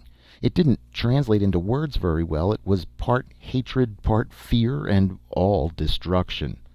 "Kill the enemy" was as close as Jason could express it, but it was more than that, an unending river of mental outrage and death. "Let's go back now," he said, suddenly battered and sickened by the feelings he had let wash through him. As they started the return trip, he began to understand many things. His sudden unspeakable fear when the Pyrran animal had attacked him that first day on the planet. and his recurrent nightmares that had never completely ceased, even with drugs. Both of these were his reaction to the hatred directed at the city, though for some reason he hadn't felt it directly up to now. Enough had reached through to him to get a strong emotional reaction. Rhys was asleep when they got back, and Jason couldn't talk to him until morning. In spite of his fatigue from the trip, he stayed awake late into the night, going over in his mind the discoveries of the day. Could he tell Rhys what he had found out? Not very well. If he did that, he would have to explain the importance of his discovery and what he meant to use it for. Nothing that aided the city dwellers would appeal to Rhys in the slightest. Best to say nothing until the entire affair was over. Chapter 18. After breakfast, he told Rhys that he wanted to return to the city. "Then you've seen enough of our barbarian world and wish to go back to your friends to help them wipe us out, perhaps?" Rhys said it lightly, but there was a touch of cold malice behind his words. "I hope you don't really think that," Jason told him. "You must realize that the opposite is true. I would like to see this civil war ended and your people getting all the benefits of science and medicine that have been withheld. I'll do everything I can to bring that about." "They'll never change," Rhys said gloomily. "Don't waste your time. But there's one thing you must do, for your protection and ours. Don't admit or even hint that you've talked to any grubbers." "Why not?" "Why not? Suffering, death, are you that simple? They will do anything to see that we don't rise too high, and would much prefer to see us all dead. Do you think they would hesitate to kill you if they as much as suspected you had contacted us? They realize, even if you don't, that you can single-handedly alter the entire pattern of power on this planet. The ordinary junkman may think of us as being only one step above the animals, but the leaders don't. They know what we need and what we want. They could probably guess just what it is I'm going to ask you. Help us, Jason dinAlt. Get back among those human pigs and lie. Say you never talked to us, that you hid in the forest and we attacked you and you had to shoot to save yourself. We'll supply some recent corpses to make that part of your story sound good. Make them believe you, and even after you think you have them convinced, keep on acting the part because they will be watching you. Then tell them you have finished your work and are ready to leave. Get safely off Pyrrus to another planet, and I promise you, anything in the universe, whatever you want, you shall have. Power, money, anything. This is a rich planet. The junkmen mine and sell the metal, but we could do it much better. Bring a spaceship back here and land anywhere on this continent. We have no cities, but our people have farms everywhere. They will find you. We will then have commerce, trade, on our own. This is what we all want, and we will work hard for it. And you will have done it. Whatever you want, we will give. That is a promise, and we do not break our promises." The intensity and magnitude of what he described rocked Jason. He knew that Rhys spoke the truth, and the entire resources of the planet would be his if he did as asked. For 1 second he was tempted, savoring the thought of what it would be like. Then came realization that it would be a half answer, and a poor one at that.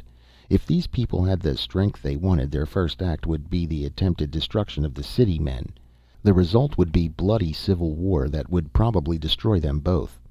Rhys's answer was a good one, but only half an answer. Jason had to find a better solution, one that would stop all the fighting on this planet and allow the two groups of humans to live in peace. "I will do nothing to injure your people, Rhys, and everything in my power to aid them," Jason said. This half answer satisfied Rhys, who could see only one interpretation of it. He spent the rest of the morning on the communicator arranging for the food supplies that were being brought to the trading site. "The supplies are ready and we have sent the signal," he said. "The truck will be there tomorrow and you will be waiting for it. Everything is arranged as I told you. You'll leave now with Naxa.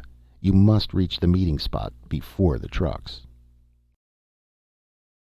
Chapter 19.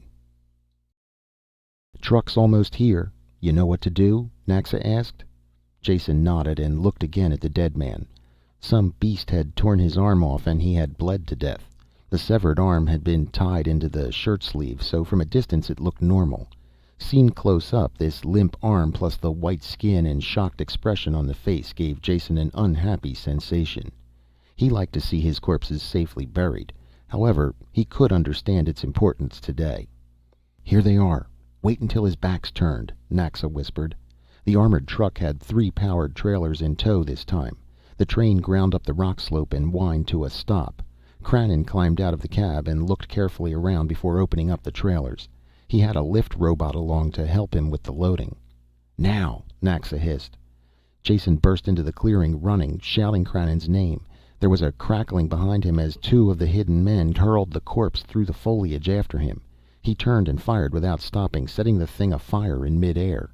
There was a crack of another gun as Krannon fired. His shot jarred the twice-dead corpse before it hit the ground. Then he was lying prone, firing into the trees behind the running Jason. Just as Jason reached the truck, there was a whirring in the air, and hot pain ripped into his back, throwing him to the ground. He looked around as Krannon dragged him through the door and saw the metal shaft of a crossbow sticking out of his shoulder. "Lucky," the Pyrran said. "An inch lower would have got your heart. I warned you about those grubbers. You're lucky to get off with only this." He lay next to the door and snapped shots into the now quiet wood. Taking out the bolt hurt much more than it had going in. Jason cursed the pain as Krannon put on a dressing, and admired the singleness of purpose of the people who had shot him.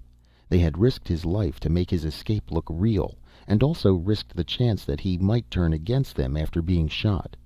They did a job completely and thoroughly, and he cursed them for their efficiency. Krannon climbed warily out of the truck after Jason was bandaged. Finishing the loading quickly, he started the train of trailers back towards the city. Jason had an anti-pain shot and dozed off as soon as they started. While he slept, Krannon must have radioed ahead, because Kerk was waiting when they arrived. As soon as the truck entered the perimeter, he threw open the door and dragged Jason out. The bandage pulled and Jason felt the wound tear. He ground his teeth together. Kerk would not have the satisfaction of hearing him cry out. "I told you to stay in the buildings until the ship left. Why did you leave? Why did you go outside? You talked to the grubbers, didn't you?" With each question he shook Jason again. "I didn't talk to anyone," Jason managed to get the words out. "They tried to take me. I shot 2. Hid out until the trucks came back." "Got another one then," Krannon said. "I saw it. Good shooting. Think I got some too. Let him go, Kerk. They shot him in the back before he could reach the truck." That's enough explanations, Jason thought to himself. Don't overdo it. Let him make up his mind later. Now's the time to change the subject. There's one thing that will get his mind off the grubbers. "I've been fighting your war for you, Kerk, while you stayed safely inside the perimeter." Jason leaned back against the side of the truck as the other loosened his grip. "I found out what your battle with this planet is really about, and how you can win it. Now let me sit down and I'll tell you." More Pyrrans had come up while they talked. None of them moved now. Like Kerk, they stood frozen, looking at Jason. When Kerk talked, he spoke for all of them. "What do you mean?" "Just what I said. Pyrrus is fighting you, actively and consciously. Get far enough out from this city and you can feel the waves of hatred that are directed at it. No, that's wrong. You can't because you've grown up with it. But I can, and so could anyone else with any sort of psi sensitivity. There is a message of war being beamed against you constantly. The life forms of this planet are psi sensitive and respond to that order. They attack and change and mutate for your destruction, and they'll keep on doing so until you're all dead, unless you can stop the war." "How?" Kerk snapped the word, and every face echoed the question. "By finding whoever or whatever is sending that message. The life forms that attack you have no reasoning intelligence. They are being ordered to do so.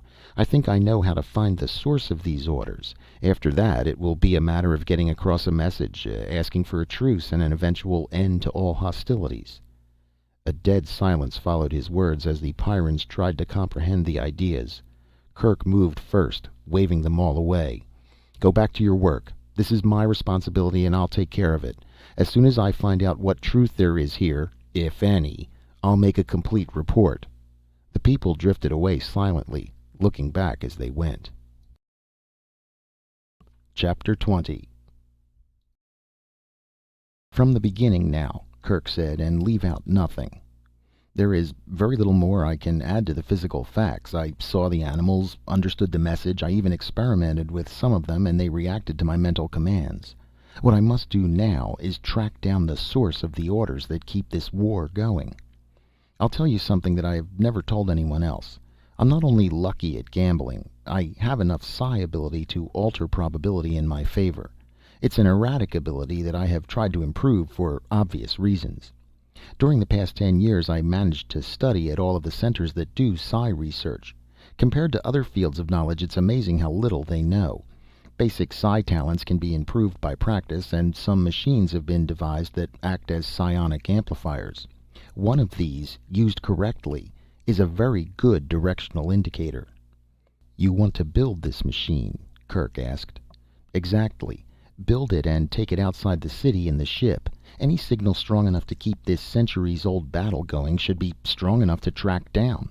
I'll follow it, contact the creatures who are sending it, and try to find out why they're doing it. I assume you'll go along with any reasonable plan that will end this war." "Anything reasonable," Kirk said coldly. "How long will it take you to build this machine?" "Just a few days if you have all the parts here," Jason told him. "Then do it. I'm canceling the flight that's leaving now, and I'll keep the ship here ready to go. When the machine is built, I want you to track the signal and report back to me." "Agreed," Jason said, standing up. "As soon as I have this hole in my back looked at, I'll draw up a list of things needed." A grim, unsmiling man named Skop was assigned to Jason as a combination guide and guard. He took his job very seriously, and it didn't take Jason long to realize that he was a prisoner at large. Kirk had accepted his story, but that was no guarantee that he believed it. At a single word from him, the guard could turn executioner. The chill thought hit Jason that undoubtedly this was what would happen. Whether Kirk accepted the story or not, he couldn't afford to take a chance. As long as there was the slightest possibility Jason had contacted the grubbers, he couldn't be allowed to leave the planet alive. The Woods people were being simple if they thought a plan this obvious might succeed. Or had they just gambled on the very long chance that it might work? They certainly had nothing to lose by it. Only half of Jason's mind was occupied with the work as he drew up a list of materials he would need for the psionic direction finder. His thoughts plodded in tight circles, searching for a way out that didn't exist. He was too deeply involved now to just leave. Kirk would see to that. Unless he could find a way to end the war and settle the grubber question, he was marooned on Pyrrus for life. A very short life. When the list was ready, he called supply. With a few substitutions, everything he might possibly need was in stock and would be sent over. Skop sank into an apparent doze in his chair, and Jason, his head propped against the pull of gravity by one arm, began a working sketch of his machine. Jason looked up suddenly, aware of the silence. He could hear machinery in the building and voices in the hall outside. What kind of silence, then? Mental silence. He had been so preoccupied since his return to the city that he hadn't noticed the complete lack of any kind of psi sensation. The constant wash of animal reactions was missing, as was the vague tactile awareness of his PK. With sudden realization, he remembered that it was always this way inside the city. He tried to listen with his mind, and stopped almost before he began. There was a constant press of thought about him that he was made aware of when he reached out. It was like being in a vessel far beneath the ocean with your hand on the door that held back the frightening pressure. Touching the door without opening it, you could feel the stresses, the power pushing in and waiting to crush you. It was this way with the psi pressure on the city. The unvoiced, hate-filled screams of Pyrrus could instantly destroy any mind that received them. Some function of his brain acted as a psi circuit breaker, shutting off awareness before his mind could be blasted. There was just enough leak through to keep him aware of the pressure and supply the raw materials for his constant nightmares. There was only one fringe benefit. The lack of thought pressure made it easier for him to concentrate. In spite of his fatigue, the diagram developed swiftly. Meta arrived late that afternoon, bringing the parts he had ordered. She slid the long box onto the workbench, started to speak, but changed her mind and said nothing. Jason looked up at her and smiled. "Confused?" he asked. "I don't know what you mean," she said. "I'm not confused, just annoyed. The regular trip has been canceled and our supply schedule will be thrown off for months to come. And instead of piloting or perimeter assignment, all I can do is stand around and wait for you. Then take some silly flight following your directions. Do you wonder that I'm annoyed?" Jason carefully set the parts out on the chassis before he spoke. "As I said, you're confused. I can point out how you're confused, which will make you even more confused. A temptation that I frankly find hard to resist." She looked across the bench at him, frowning, one finger unconsciously curling and uncurling a short lock of hair. Jason liked her this way. As a Pyrran operating at full blast, she had as much personality as a gear in a machine. Once out of that pattern, she reminded him more of the girl he had known on that first flight to Pyrrus. He wondered if it was possible to really get across to her what he meant. "I'm not being insulting when I say confused, Meta. With your background, you couldn't be any other way. You have an insular personality. Admittedly, Pyrrus is an unusual island with a lot of high-power problems that you are an expert at solving. That doesn't make it any less of an island. When you face a cosmopolitan problem, you are confused, or even worse, when your island problems are put into a bigger context. That's like playing your own game, only having the rules change constantly as you go along." "You're talking nonsense," she snapped at him. "Pyrrus isn't an island, and battling for survival is definitely not a game." "I'm sorry," he smiled. "I was using a figure of speech, and a badly chosen one at that. Let's put the problem on more concrete terms. Take an example. Suppose I were to tell you that over there, hanging from the doorframe, was a stingwing." Meta's gun was pointing at the door before he finished the last word. There was a crash as the guard's chair went over. He had jumped from a half doze to full alertness in an instant, his gun also searching the doorframe. "That was just an example," Jason said. "There's really nothing there." The guard's gun vanished, and he scowled a look of contempt at Jason as he righted the chair and dropped into it. "You both have proved yourself capable of handling a Pyrran problem," Jason continued. "But what if I said that there is a thing hanging from the doorframe that looks like a stingwing, but is really a kind of large insect that spins a fine silk that can be used to weave clothes?" The guard glared from under his thick eyebrows at the empty doorframe. His gun whined part way out, then snapped back into the holster.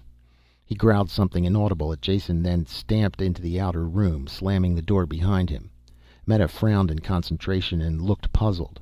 "It couldn't be anything except a stingwing," she finally said.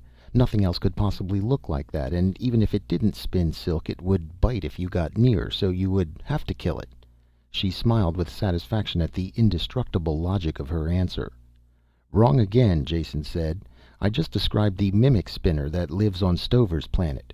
It imitates the most violent forms of life there, does such a good job that it has no need for other defenses. It'll sit quietly on your hand and spin for you by the yard. If I dropped a shipload of them here on Pyrrus, you never could be sure when to shoot, could you?" "But they are not here now," Meta insisted. "Yet they could be quite easily, and if they were, all the rules of your game would change. Getting the idea now? There are some fixed laws and rules in the galaxy, but they're not the ones you live by. Your rule is war, unending, with the local life. I want to step outside your rule book and end that war. Wouldn't you like that? Wouldn't you like an existence that was more than just an endless battle for survival? A life with a chance for happiness, love, music, art, all the enjoyable things you have never had time for."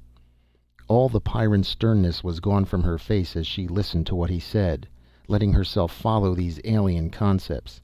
He had put his hand out automatically as he talked and had taken hers. It was warm and her pulse fast to the touch. Meta suddenly became conscious of his hand and snapped hers away, rising to her feet at the same time. As she started blindly towards the door, Jason's voice snapped after her. The guard, Skop, ran out because he didn't want to lose his precious two-value logic. It's all he has. But you've seen other parts of the galaxy, Meta. You know there is a lot more to life than kill and be killed on Pyrrus. You feel it is true, even if you won't admit it. She turned and ran out the door. Jason looked after her, his hand scraping the bristle on his chin thoughtfully. "Meta, I have the faint hope that the woman is winning over the Pyrran. I think that I saw, perhaps for the first time in the history of this bloody, war-torn city, a tear in one of its citizens' eyes." Chapter 21. "Drop that equipment and Kerk will undoubtedly pull both your arms off," Jason said. "He's over there now, looking as sorry as possible that I ever talked him into this." Skop cursed under the bulky mass of the psi detector, passing it up to Meta, who waited in the open port of the spaceship. Jason supervised the loading and blasted all the local life that came to investigate. Horn devils were thick this morning and he shot 4 of them. He was last aboard and closed the lock behind him. "Where are you going to install it?" Meta asked. "You tell me," Jason said. "I need a spot for the antenna where there will be no dense metal in front of the bowl to interfere with the signal.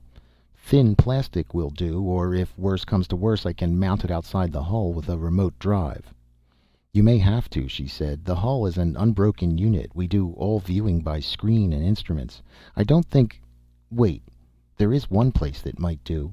She led the way to a bulge in the hull that marked one of the lifeboats.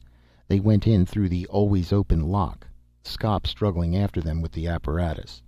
"These lifeboats are half buried in the ship," Meta explained. "They have transparent front ports covered by friction shields that withdraw automatically when the boat is launched." "Can we pull back the shields now?" "I think so," she said. She traced the launching circuits to a junction box and opened the lid. When she closed the shield relay manually, the heavy plates slipped back into the hull. There was a clear view, since most of the viewport projected beyond the parent ship. "Perfect," Jason said. "I'll set up here. Now, how do I talk to you in the ship?" "Right here," she said. "There's a pre-tuned setting on this communicator. Don't touch anything else, and particularly not this switch." She pointed to a large pull handle set square into the center of the control board. "Emergency launching. 2 seconds after that is pulled, the lifeboat is shot free. And it so happens this boat has no fuel." "Hands off for sure," Jason said. "Now have Husky there run me in a line with ship's power and I'll get this stuff set up." The detector was simple, though the tuning had to be precise. A dish-shaped antenna pulled in the signal for the delicately balanced detector. There was a sharp fall-off on both sides of the input, so direction could be precisely determined. The resulting signal was fed to an amplifier stage. Unlike the electronic components of the first stage, this one was drawn in symbols on white paper. Carefully glued on input and output leads ran to it. When everything was ready and clamped into place, Jason nodded to Meta's image on the screen. "Take her up, and easy please. None of your 9G specials. Go into a slow circle around the perimeter until I tell you differently." Under steady power, the ship lifted and grabbed for altitude, then eased into its circular course. They made 5 circuits of the city before Jason shook his head. "The thing seems to be working fine, but we're getting too much noise from all the local life. Get 30 kilometers out of the city and start a new circuit." The results were better this time. A powerful signal came from the direction of the city, confined to less than a degree of arc. With the antenna fixed at a right angle to the direction of the ship's flight, the signal was fairly constant. Meta rotated the ship on its main axis until Jason's lifeboat was directly below. "Going fine now," he said. "Just hold your controls as they are and keep the nose from drifting." After making a careful mark on the setting circle, Jason turned the receiving antenna through 180 degrees of arc. As the ship kept to its circle, he made a slow collecting sweep of any signals beamed at the city. They were halfway around before he got a new signal. It was there all right, narrow but strong. Just to be sure, he let the ship complete 2 more sweeps, and he noted the direction on the gyro compass each time. They coincided. The 3rd time around, he called to Meta. "Get ready for a full right turn, or whatever you call it. I think I have our bearing. Get ready. Now." It was a slow turn, and Jason never lost the signal. A few times it wavered, but he brought it back on. When the compass settled down, Meta pushed on more power. They set their course towards the native Pyrrans. An hour's flight at close to top atmospheric speed brought no change. Meta complained, but Jason kept her on course. The signal never varied and was slowly picking up strength. They crossed the chain of volcanoes that marked the continental limits, the ship bucking in the fierce thermals. Once the shore was behind and they were over water, Scop joined Meta in grumbling. He kept his turret spinning, but there was very little to shoot at this far from land. When the islands came over the horizon, the signal began to dip. "Slow now," Jason called. "Those islands ahead look like our source." A continent had been here once, floating on Pyrrus's liquid core. Pressures changed, land masses shifted, and the continent had sunk beneath the ocean. All that was left now of the teeming life of that landmass was confined to a chain of islands, once the mountain peaks of the highest range of mountains. These islands, whose sheer sides rose straight from the water, held the last inhabitants of the lost continent. The weeded out descendants of the victors of uncountable violent contests. Here lived the oldest native Pyrrans. "Come in lower," Jason signaled, "towards that large peak. The signals seem to originate there." They swooped low over the mountain, but nothing was visible other than the trees and sun-blasted rock. The pain almost took Jason's head off, a blast of hatred that drove through the amplifier and into his skull. He tore off the phones and clutched his skull between his hands. Through watering eyes he saw the black cloud of flying beasts hurtle up from the trees below. He had a single glimpse of the hillside beyond, before Meta blasted power to the engines and the ship leaped away. "We've found them!" Her fierce exultation faded as she saw Jason through the communicator. "Are you all right? What happened?" "Feel burned out. I've felt a psi blast before, but nothing like that. I had a glimpse of an opening, looked like a cave mouth, just before the blast hit. Seemed to come from there." "Lie down," Meta said. "I'll get you back as fast as I can. I'm calling ahead to Kerk. He has to know what happened." A group of men were waiting in the landing station when they came down. They stormed out as soon as the ship touched, shielding their faces from the still hot tubes. Kerk burst in as soon as the port was cracked, peering around until he spotted Jason stretched out on an acceleration couch. "Is it true?" he barked. "You traced the alien criminals who started this war?" "Slow, man, slow," Jason said. "I've traced the source of the psi message that keeps your war going. I found no evidence as to who started this war, and certainly wouldn't go so far as to call them criminals." "I'm tired of your wordplay," Kerk broke in. "You've found these creatures and their location has been marked?" "On the chart," Meta said. "I could fly there blindfolded." "Fine, fine," Kerk said, rubbing his hands together so hard they could hear the harsh rasp of the calluses. "It takes a real effort to grasp the idea that after all these centuries the war might be coming to an end. But it's possible now. Instead of simply killing off these self-renewing legions of the damned that attack us, we can get to the leaders, search them out, carry the war to them for a change, and blast their stain from the face of this planet." "Nothing of the sort," Jason said, sitting up with an effort. "Nothing doing. Since I came to this planet I have been knocked around and risked my life 10 times over. Do you think I have done this just to satisfy your bloodthirsty ambitions? It's peace I'm after, not destruction. You promised to contact these creatures, attempt to negotiate with them. Aren't you a man of honor who keeps his word?" "I'll ignore the insult, though I'd have killed you for it at any other time," Kerk said. "You've been of great service to our people, and we are not ashamed to acknowledge an honest debt. At the same time, do not accuse me of breaking promises that I never made. I recall my exact words. I promised to go along with any reasonable plan that would end this war. That is just what I intend to do. Your plan to negotiate a peace is not reasonable. Therefore, we are going to destroy the enemy." "Think first," Jason called after Kerk, who had turned to leave. "What is wrong with trying negotiation or an armistice? Then, if it fails, you can try your way." The compartment was getting crowded as other Pyrrans pushed in. Kerk, almost to the door, turned back to face Jason. "I'll tell you what's wrong with armistice," he said. "It's a coward's way out, that's what it is. It's all right for you to suggest it. You're from off-world and don't know any better. But do you honestly think I could entertain such a defeatist notion for one instant? When I speak not only for myself, but for all of us here. We don't mind fighting, and we do know how to do it. We know that if this war was over we could build a better world here.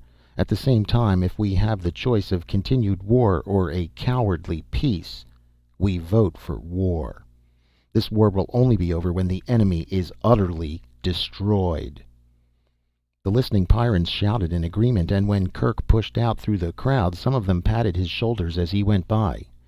Jason slumped back on the couch, worn out by his exertions and exhausted by the attempt to win the violent Pyrrans over to a peaceful point of view. When he looked up they were gone, all except Meta. She had the same look of bloodthirsty elation as the others, but it drained away when she glanced at him. "What about it, Meta?" he asked bitterly. "No doubts? Do you think that destruction is the only way to end this war?" "I don't know," she said. "I can't be sure. For the first time in my life I find myself with more than one answer to the same question." "Congratulations," he said. "It's a sign of growing up." Chapter 22.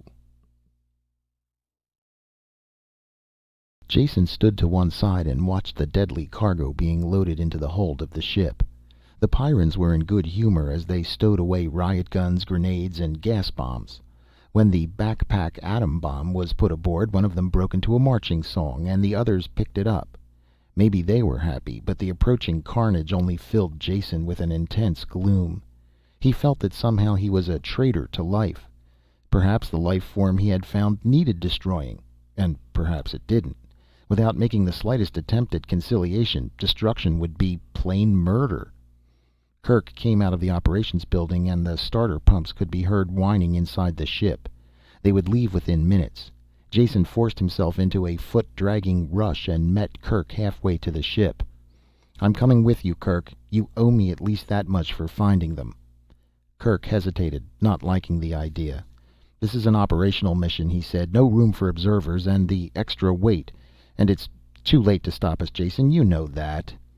"You Pyrrans are the worst liars in the universe," Jason said. "We both know that ship can lift 10 times the amount it's carrying today. Now, do you let me come, or forbid me without reason at all?" "Get aboard," Kirk said, "but keep out of the way or you'll get trampled." This time, with a definite destination ahead, the flight was much faster. Meta took the ship into the stratosphere in a high ballistic arc that ended at the islands. Kirk was in the co-pilot's seat. Jason sat behind them where he could watch the screens. The landing party, 25 volunteers, were in the hold now with the weapons. All the screens in the ship were switched to the forward viewer. They watched the green island appear and swell, then vanish behind the flames of the braking rockets. Jockeying the ship carefully, Meta brought it down on a flat shelf near the cave mouth. Jason was ready this time for the blast of mental hatred, but it still hurt. The gunners laughed and killed gleefully as every animal on the island closed in on the ship. They were slaughtered by the thousands, and still more came. "Do you have to do this?" Jason asked. "It's murder, carnage, just butchering those beasts like that." "Self-defense," Kirk said. "They attack us and they get killed. What could be simpler? Now shut up or I'll throw you out of here with them." It was a half an hour before the gunfire slackened. Animals still attacked them, but the mass assaults seemed to be over. Kirk spoke into the intercom. "Landing party away, and watch your step. They know we're here and will make it as hot as they can. Take the bomb into that cave and see how far back it runs. We can always blast them from the air, but it'll do no good if they're dug into solid rock. Keep your screen open, leave the bomb, and pull back at once if I tell you to. Now move." The men swarmed down the ladders and formed into open battle formation. They were soon under attack, but the beasts were picked off before they could get close. It didn't take long for the man at point to reach the cave. He had his pickup trained in front of him, and the watchers in the ship followed the advance. "Big cave," Kirk grunted. "Slants back and down, what I was afraid of. Bomb dropped on that would just close it up, with no guarantee that anything sealed in it couldn't eventually get out. We'll have to see how far down it goes." There was enough heat in the cave now to use the infrared filters. The rock walls stood out harshly black and white as the advance continued. "No signs of life since entering the cave," the officer reported. "Gnawed bones at the entrance and some bat droppings. It looks like a natural cave so far."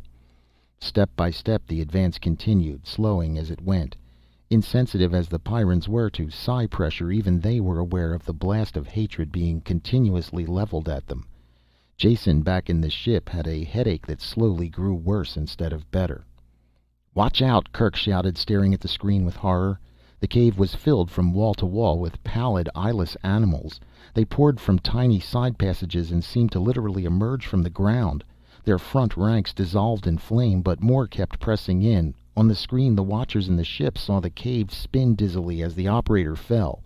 Pale bodies washed up and concealed the lens. "Close ranks! Flamethrowers and gas!" Kirk bellowed into the mike.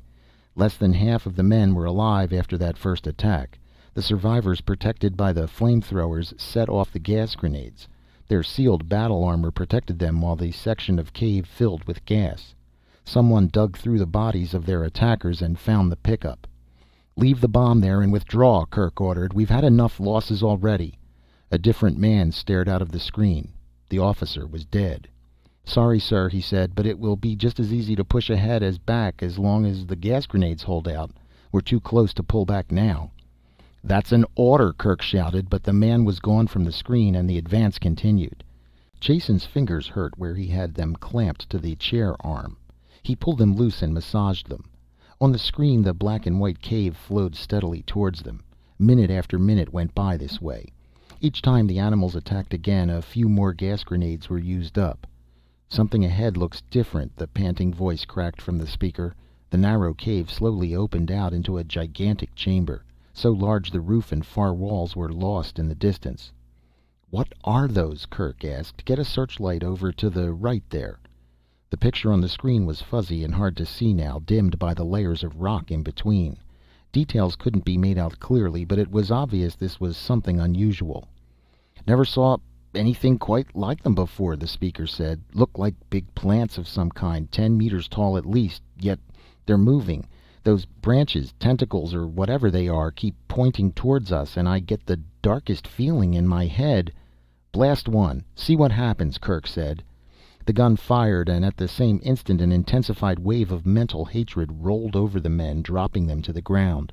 They rolled in pain, blacked out, and unable to think or fight the underground beasts that poured over them in a renewed attack. In the ship, far above, Jason felt the shock to his mind and wondered how the men below could have lived through it. The others in the control room had been hit by it as well. Kerk pounded on the frame of the screen and shouted to the unhearing men below. "Pull back! Come back!" It was too late. The men only stirred slightly as the victorious Pyrran animals washed over them, clawing for the joints in their armor.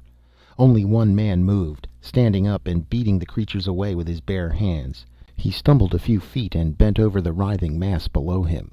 With a heave of his shoulders he pulled another man up. The man was dead, but his shoulder pack was still strapped to his back. Bloody fingers fumbled at the pack. Then both men were washed back under the wave of death.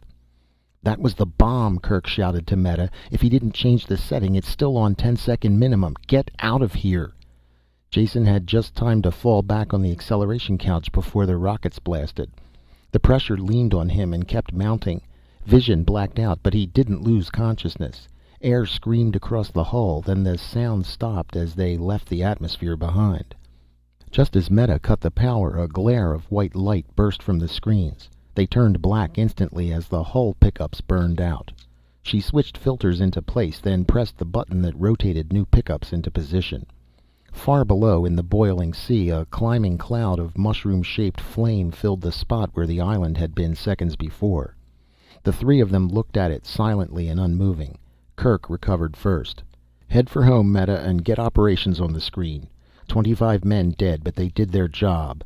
They knocked out those beasts, whatever they were, and ended the war. I can't think of a better way for a man to die." Meta set the orbit, then called operations.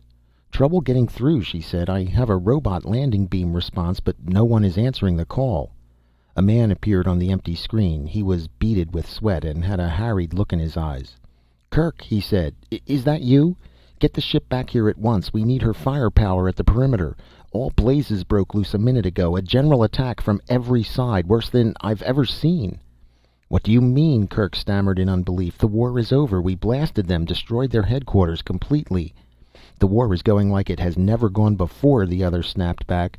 "I don't know what you did, but it stirred up a stew pot of hell here. Now stop talking and get the ship back." Kerk turned slowly to face Jason, his face pulled back in a look of raw animal savagery.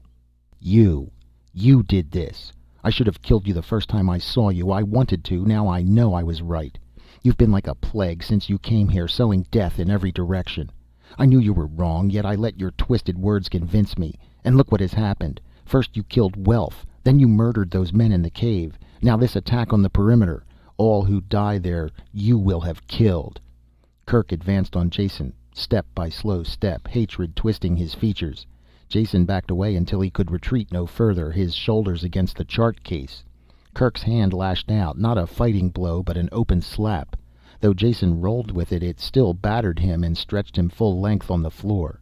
His arm was against the chart case, his fingers near the sealed tubes that held the jump matrices. Jason seized one of the heavy tubes with both hands and pulled it out. He swung it with all his strength into Kerk's face. It broke the skin on his cheekbone and forehead, and blood ran from the cuts, but it didn't slow or stop the big man in the slightest. His smile held no mercy as he reached down and dragged Jason to his feet. "Fight back," he said. "I will have that much more pleasure as I kill you." He drew back the granite fist that would tear Jason's head from his shoulders. "Go ahead," Jason said, and stopped struggling. "Kill me. You can do it easily. Only don't call it justice. Welf died to save me, but the men on the island died because of your stupidity. I wanted peace and you wanted war. Now you have it. Kill me to soothe your conscience, because the truth is something you can't face up to." With a bellow of rage, Kirk drove the pile driver fist down. Meta grabbed the arm in both her hands and hung on, pulling it aside before the blow could land. The three of them fell together, half crushing Jason. "Don't do it," she screamed. "Jason didn't want those men to go down there. That was your idea. You can't kill him for that." Kirk, exploding with rage, was past hearing. He turned his attention to Meta, tearing her from him. She was a woman, and her supple strength was meager compared to his great muscles, but she was a Pyrran woman, and she did what no off-worlder could do. She slowed him for a moment, stopped the fury of his attack until he could rip her hands loose and throw her aside. It didn't take him long to do this, but it was just enough time for Jason to get to the door. Jason stumbled through and jammed shut the lock behind him. A split second after he had driven the bolt home, Kirk's weight plunged into the door. The metal screamed and bent, giving way. One hinge was torn loose and the other held by a shred of metal. It would go down on the next blow. Jason wasn't waiting for that. He hadn't stayed to see if the door would stop the raging Pyrran. No door on the ship could stop him. Fast as possible, Jason went down the gangway. There was no safety on the ship, which meant he had to get off it. The lifeboat deck was just ahead. Ever since first seeing them, he had given a lot of thought to the lifeboats. Though he hadn't looked ahead to this situation, he knew a time might come when he would need transportation of his own. The lifeboats had seemed to be the best bet, except that Meta had told him they had no fuel. She had been right in one thing. The boat he had been in had empty tanks. He had checked. There were 5 other boats, though, that he hadn't examined. He had wondered about the idea of useless lifeboats and come to what he hoped was a correct conclusion. This spaceship was the only one the Pyrrans had. Meta had told him once that they always had planned to buy another ship, but never did. Some other necessary war expense managed to come up first. The ship was really enough for their uses. The only difficulty lay in the fact they had to keep that ship in operation or the Pyrran city was dead. Without supplies they would be wiped out in a few months. Therefore the ship's crew couldn't conceive of abandoning their ship. No matter what kind of trouble she got into, they couldn't leave her. When the ship died, so did their world. With this kind of thinking, there was no need to keep the lifeboats fueled. Not all of them, at least. Though it stood to reason at least one of them held fuel for short flights that would have been wasteful for the parent ship. At this point, Jason's chain of logic grew weak. Too many ifs. If they used the lifeboats at all, one of them should be fueled. If they did, it would be fueled now. And if it were fueled, which one of the 6 would it be? Jason had no time to go looking. He had to be right the first time. His reasoning had supplied him with an answer, the last of a long line of suppositions. If a boat were fueled, it should be the one nearest to the control cabin, the one he was diving towards now. His life depended on this string of guesses. Behind him the door went down with a crash. Kirk bellowed and leaped. Jason hurled himself through the lifeboat port with the nearest thing to a run he could manage, under the doubled gravity. With both hands he grabbed the emergency launching handle and pulled down. An alarm bell rang and the port slammed shut, literally in Kirk's face. Only his Pyrran reflexes saved him from being smashed by it. Solid fuel launchers exploded and blasted the lifeboat clear of the parent ship. Their brief acceleration slammed Jason to the deck. Then he floated as the boat went into freefall. The main drive rockets didn't fire. In that moment Jason learned what it was like to know he was dead. Without fuel, the boat would drop into the jungle below, falling like a rock and blasting apart when it hit. There was no way out. Then the rockets caught, roared, and he dropped to the deck, bruising his nose. He sat up, rubbing it and grinning. There was fuel in the tanks. The delay in starting had only been part of the launching cycle, giving the lifeboat time to fall clear of the ship. Now to get it under control. He pulled himself into the pilot's seat. The altimeter had fed information to the autopilot, leveling the boat off parallel to the ground. Like all lifeboat controls, these were childishly simple, designed to be used by novices in an emergency. The autopilot could not be shut off. It rode along with the manual controls, tempering foolish piloting. Jason hauled the control wheel into a tight turn, and the autopilot gentled it into a soft curve. Through the port he could see the big ship blaring fire in a much tighter turn. Jason didn't know who was flying it or what they had in mind. He took no chances. Jamming the wheel forward into a dive, he cursed as they eased into a gentle drop. The larger ship had no such restrictions. It changed course with a violent maneuver and dived on him. The forward turret fired, and an explosion at the stern rocked the little boat. This either knocked out the autopilot or shocked it into submission. The slow drop turned into a power dive, and the jungle billowed up. Jason pulled the wheel back, and there was just time to get his arms in front of his face before they hit. Thundering rockets and cracking trees ended in a great splash. Silence followed, and the smoke drifted away. High above, the spaceship circled hesitantly, dropping a bit as if wanting to go down and investigate, then rising again as the urgent message for aid came from the city. Loyalty won, and she turned and spewed fire towards home. Chapter 23. Tree branches had broken the lifeboat's fall. The bow rockets had burned out in emergency blast, and the swamp had cushioned the landing a bit. It was still a crash. The battered cylinders sank slowly into the stagnant water and thin mud of the swamp. The bow was well under before Jason managed to kick open the emergency hatch in the waist. There was no way of knowing how long it would take for the boat to go under, and Jason was in no condition to ponder the situation. Concussed and bloody, he had just enough drive left to get himself out. Wading and falling, he made his way to firmer land, sitting down heavily as soon as he found something that would support him. Behind him, the lifeboat burbled and sank under the water. Bubbles of trapped air kept rising for a while, then stopped. The water stilled, and except for the broken branches and trees, there was no sign that a ship had ever come this way. Insects whined across the swamp, and the only sound that broke the quiet of the woods beyond was the cruel scream of an animal pulling down its dinner. When that had echoed away in tiny waves of sound, everything was silent. Jason pulled himself out of the half-trance with an effort. His body felt like it had been through a meat grinder, and it was almost impossible to think with the fog in his head. After minutes of deliberation, he figured out that the med kit was what he needed. The easy-off snap was very difficult, and the button release didn't work. He finally twisted his arm around until it was under the orifice and pressed the entire unit down. It buzzed industriously, though he couldn't feel the needles. He guessed it had worked. His sight spun dizzily for a while, then cleared. Painkillers went to work, and he slowly came out of the dark cloud that had enveloped his brain since the crash. Reason returned, and loneliness rode with it. He was without food, friendless, surrounded by the hostile forces of an alien planet. There was a rising panic that started deep inside him that took concentrated effort to hold down.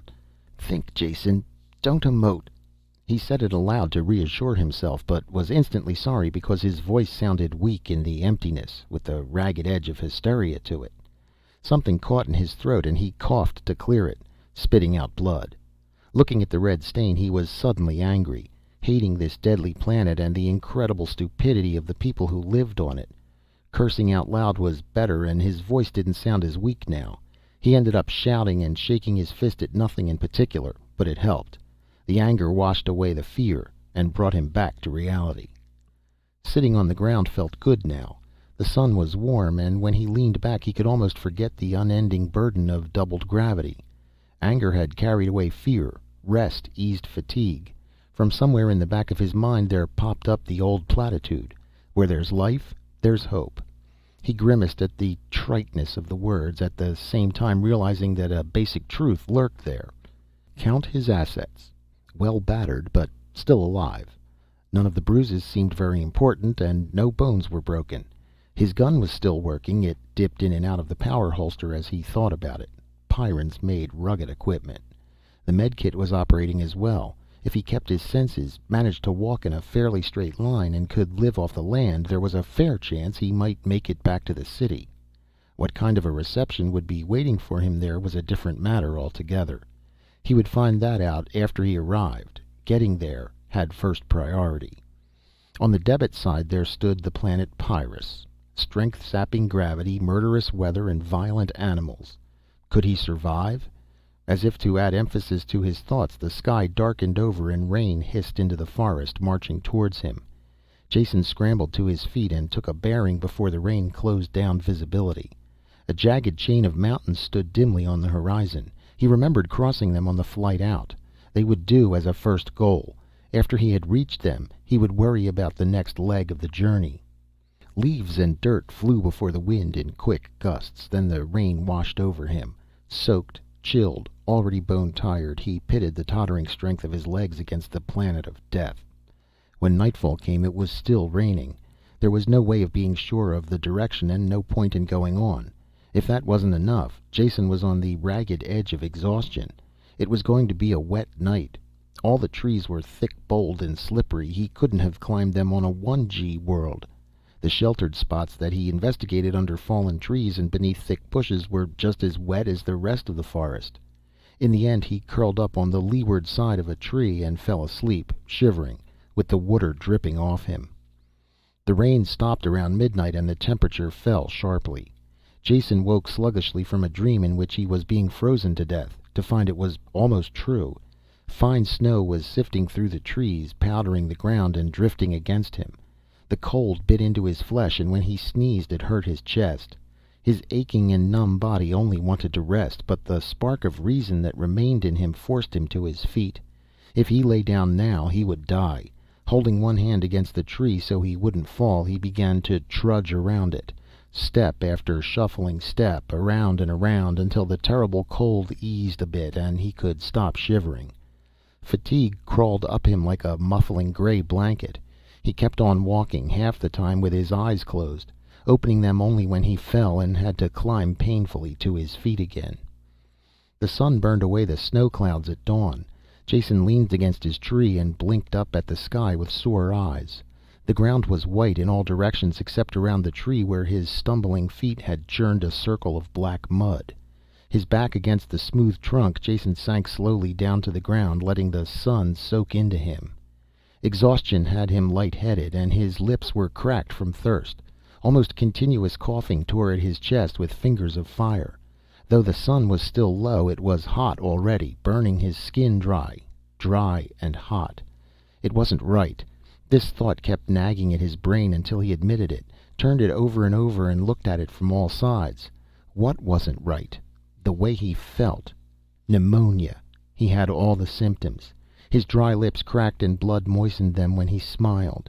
He had avoided all the animal perils of Pyrrus, all the big carnivores and poisonous reptiles, only to be laid low by the smallest beast of them all.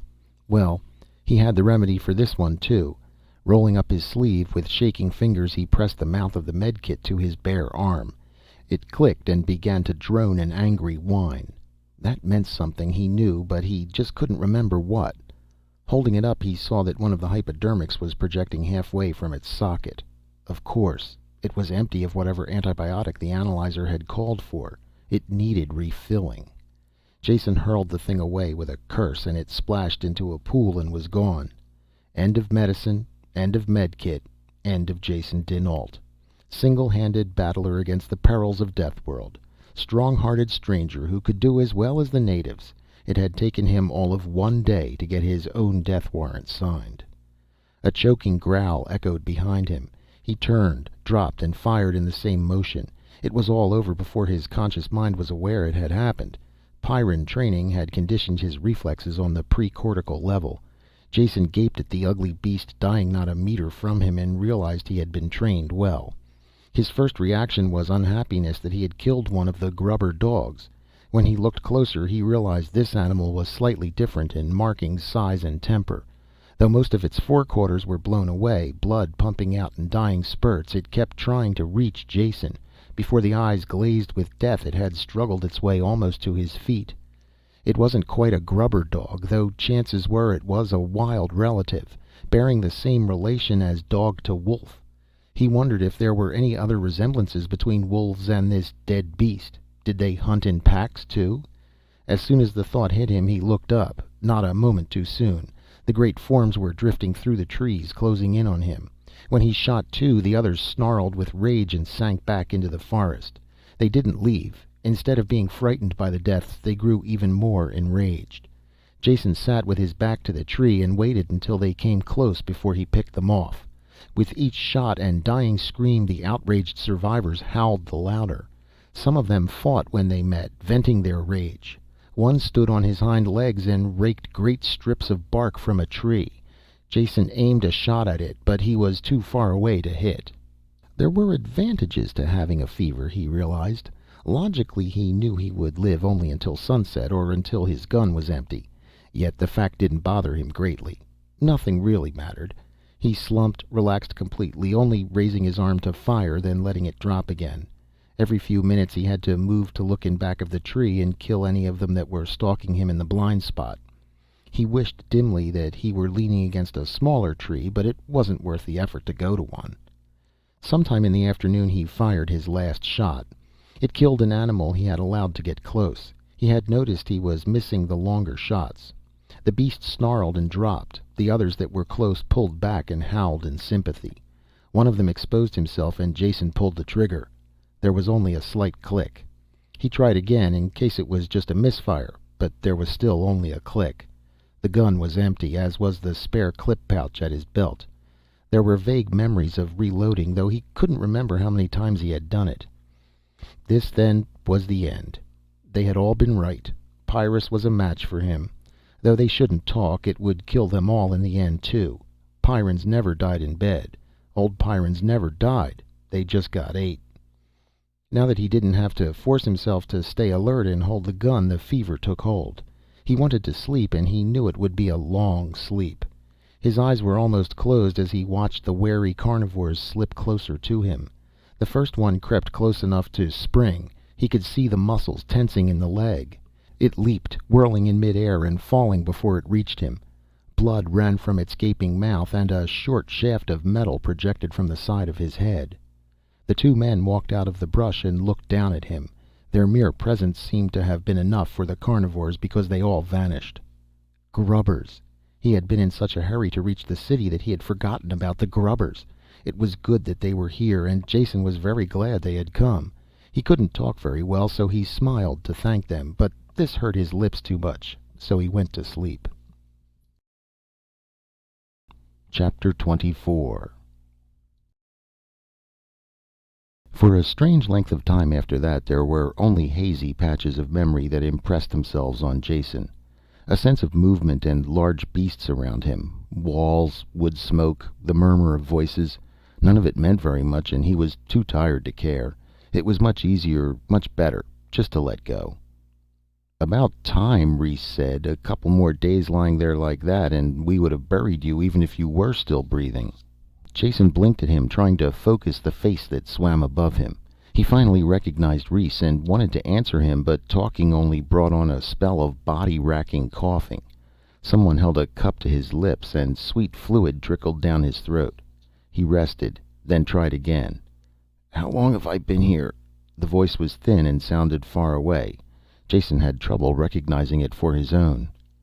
8 days, and why didn't you listen when I talked to you?" Reese said. "You should have stayed near the ship when you crashed. Didn't you remember what I said about coming down anywhere on this continent? No matter. Too late to worry about that. Next time, listen to what I say. Our people moved fast and reached the site of the wreck before dark. They found the broken trees and the spot where the ship had sunk, and at first they thought whoever had been in it had drowned. Then one of the dogs found your trail, but lost it again in the swamps during the night. They had a fine time with the mud and the snow, and didn't have any luck at all in finding the spoor again. By the next afternoon they were ready to send for more help when they heard your firing. Just made it, from what I hear. Lucky one of them was a talker, and we could tell the wild dogs to clear out. We would have to have had killed all of them otherwise, and that's not healthy." "Thanks for saving my neck," Jason said. "That was closer than I liked to come. What happened after? I was sure I was done for. I remember that much. Diagnosed all the symptoms of pneumonia, guaranteed fatal in my condition without treatment. Looks like you were wrong when you said most of your remedies were useless. They seemed to work well on me." His voice died off as Reese shook his head in a slow no. Lines of worry sharp cut into his face. Jason looked around and saw Naxa and another man. They had the same deeply unhappy expression as Reese. "What is it?" Jason asked, feeling the trouble. "If your remedies didn't work, what did? Not my med kit. That was empty. I remember losing it or throwing it away." "You were dying," Reese said slowly. "We couldn't cure you. Only a Junkman medicine machine could do that. We got one from the driver of the food truck." "But how?" Jason asked, dazed. "You told me the city forbids you medicine. He couldn't give you his own med kit, not unless he was—" Reese nodded and finished the sentence. "Dead. Of course, he was dead. I killed him myself, with a great deal of pleasure." This hit Jason hard. He sagged against the pillows and thought of all those who had died since he had come to Pyrrus. The men who had died to save him, died so he could live, died because of his ideas. It was a burden of guilt that he couldn't bear to think about. Would it stop with Krannon, or would the city people try to avenge his death? "Don't you realize what that means?" He gasped out the words. "Krannon's death will turn the city against you. There'll be no more supplies. They'll attack you when they can, kill your people." "Of course we know that." Reese leaned forward, his voice hoarse and intense. "It wasn't an easy decision to come to. We have always had a trading agreement with the Junkmen. The trading trucks were inviolate. This was our last and only link to the galaxy outside, an eventual hope of contacting them." "Yet you broke that link to save me. Why?" "Only you can answer that question completely. There was a great attack on the city and we saw their walls broken. They had to be moved back at one place. At the same time, the spaceship was over the ocean, dropping bombs of some kind. The flash was reported. Then the ship returned and you left it in a smaller ship. They fired at you but didn't kill you. The little ship wasn't destroyed either. We are starting to raise it now. What does it all mean? We had no way of telling. We only knew it was something vitally important. You were alive, but would obviously die before you could talk. The small ship might be repaired to fly. Perhaps that was your plan, and that is why you stole it for us. We couldn't let you die, not even if it meant all-out war with the city.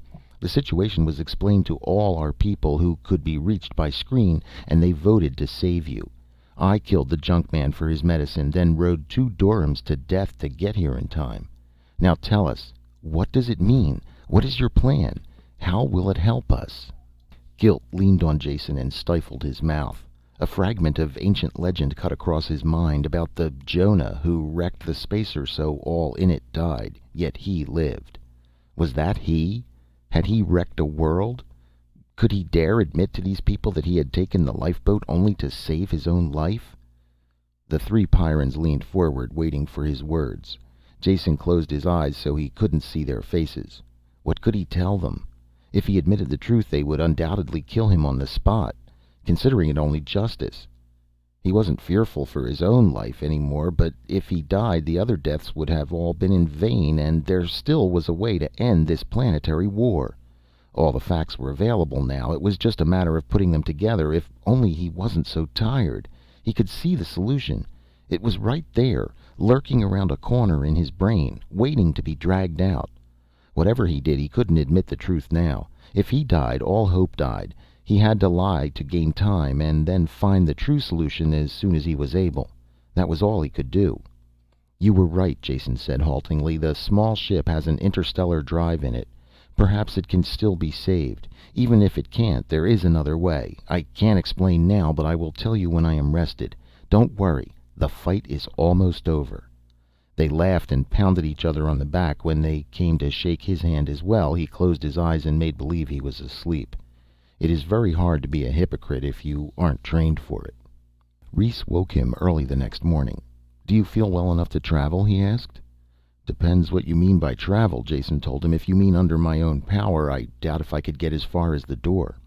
"You'll be carried," Reese broke in. "We have a litter swung between 2 Durhams. Not too comfortable, but you'll get there. But only if you think you are well enough to move. We called all the people within riding distance, and they are beginning to gather. By this afternoon we will have enough men in Durhams to pull the ship out of the swamp." "I'll come," Jason said, pushing himself to a sitting position. The effort exhausted him, bringing a wave of nausea. Only by leaning his full weight against the wall could he keep from falling back. He sat propped there until he heard shouts and the stamping of heavy feet outside, and they came to carry him out. The trip drained away his small store of energy, and he fell into an exhausted sleep. When he opened his eyes, the Durhams were standing knee-deep in the swamp, and the salvage operation had begun.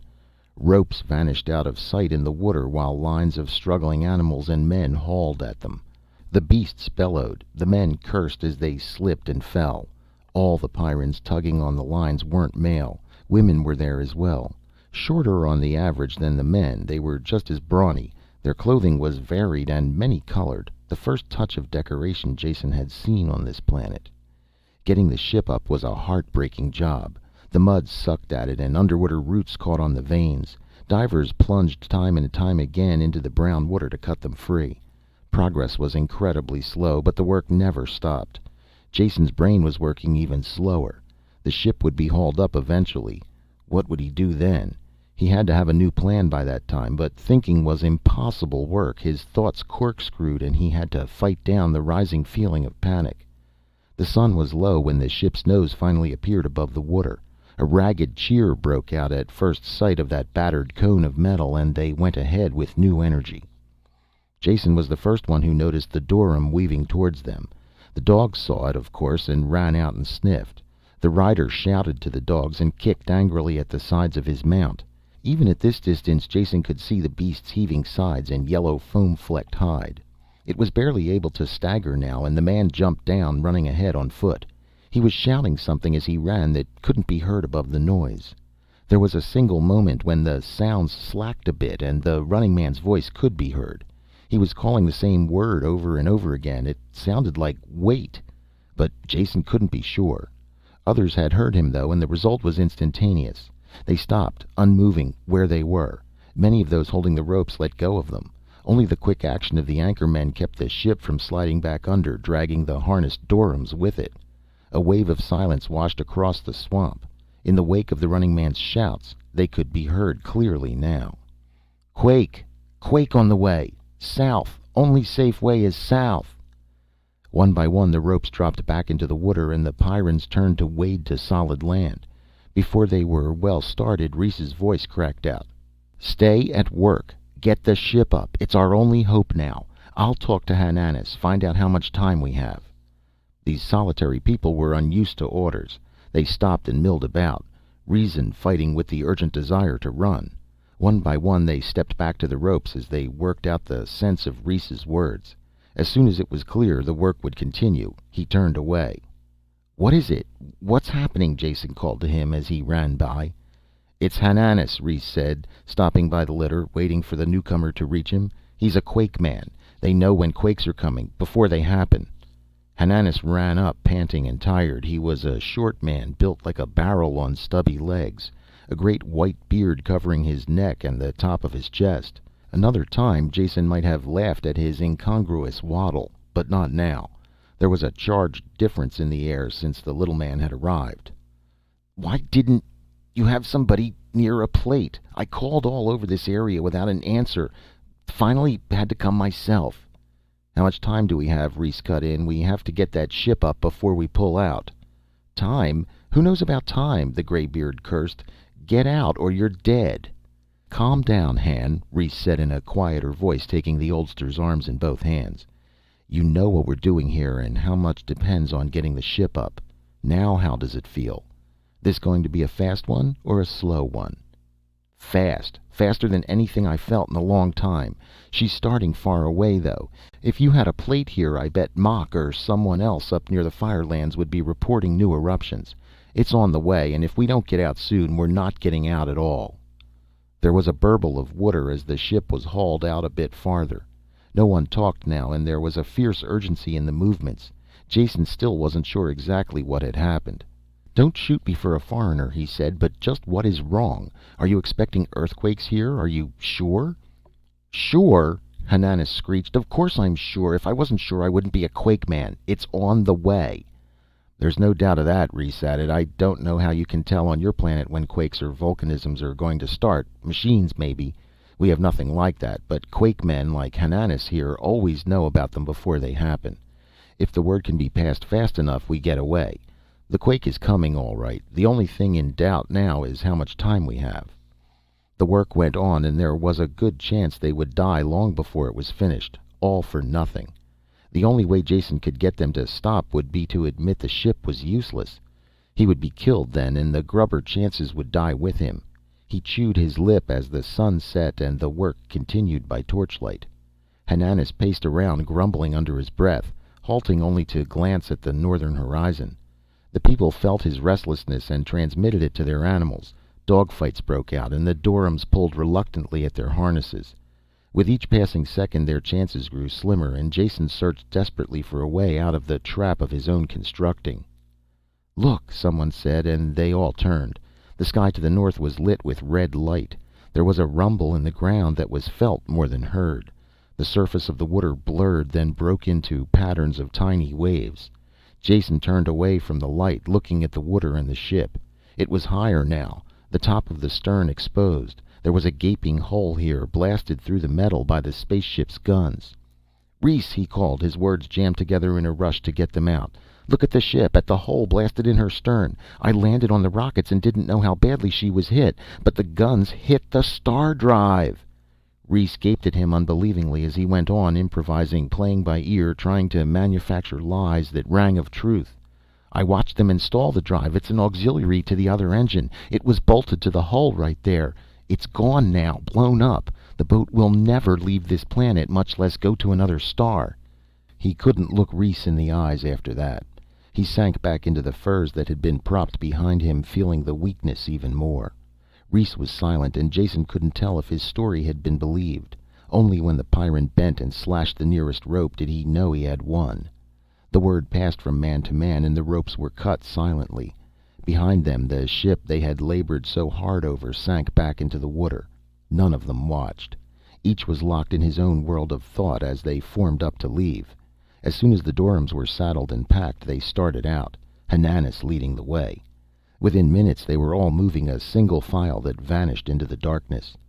Jason's litter had to be left behind. It would have been smashed to pieces in the night march. Reese pulled him up into the saddle before him, locking his body into place with a steel-hard arm. The trek continued. When they left the swamp, they changed directions sharply. A little later Jason knew why, when the southern sky exploded. Flames lit the scene brightly, ashes sifted down, and hot lumps of rock crashed into the trees. They steamed when they hit, and if it hadn't been for the earlier rain, they would have been faced with a forest fire as well. Something large loomed up next to the line of march, and when they crossed an open space, Jason looked at it in the reflected light from the sky. "Reese," he choked, pointing. Reese looked at the great beast moving next to them, shaggy body and twisted horns as high as their shoulders, then looked away. He wasn't frightened or apparently interested. Jason looked around then and began to understand.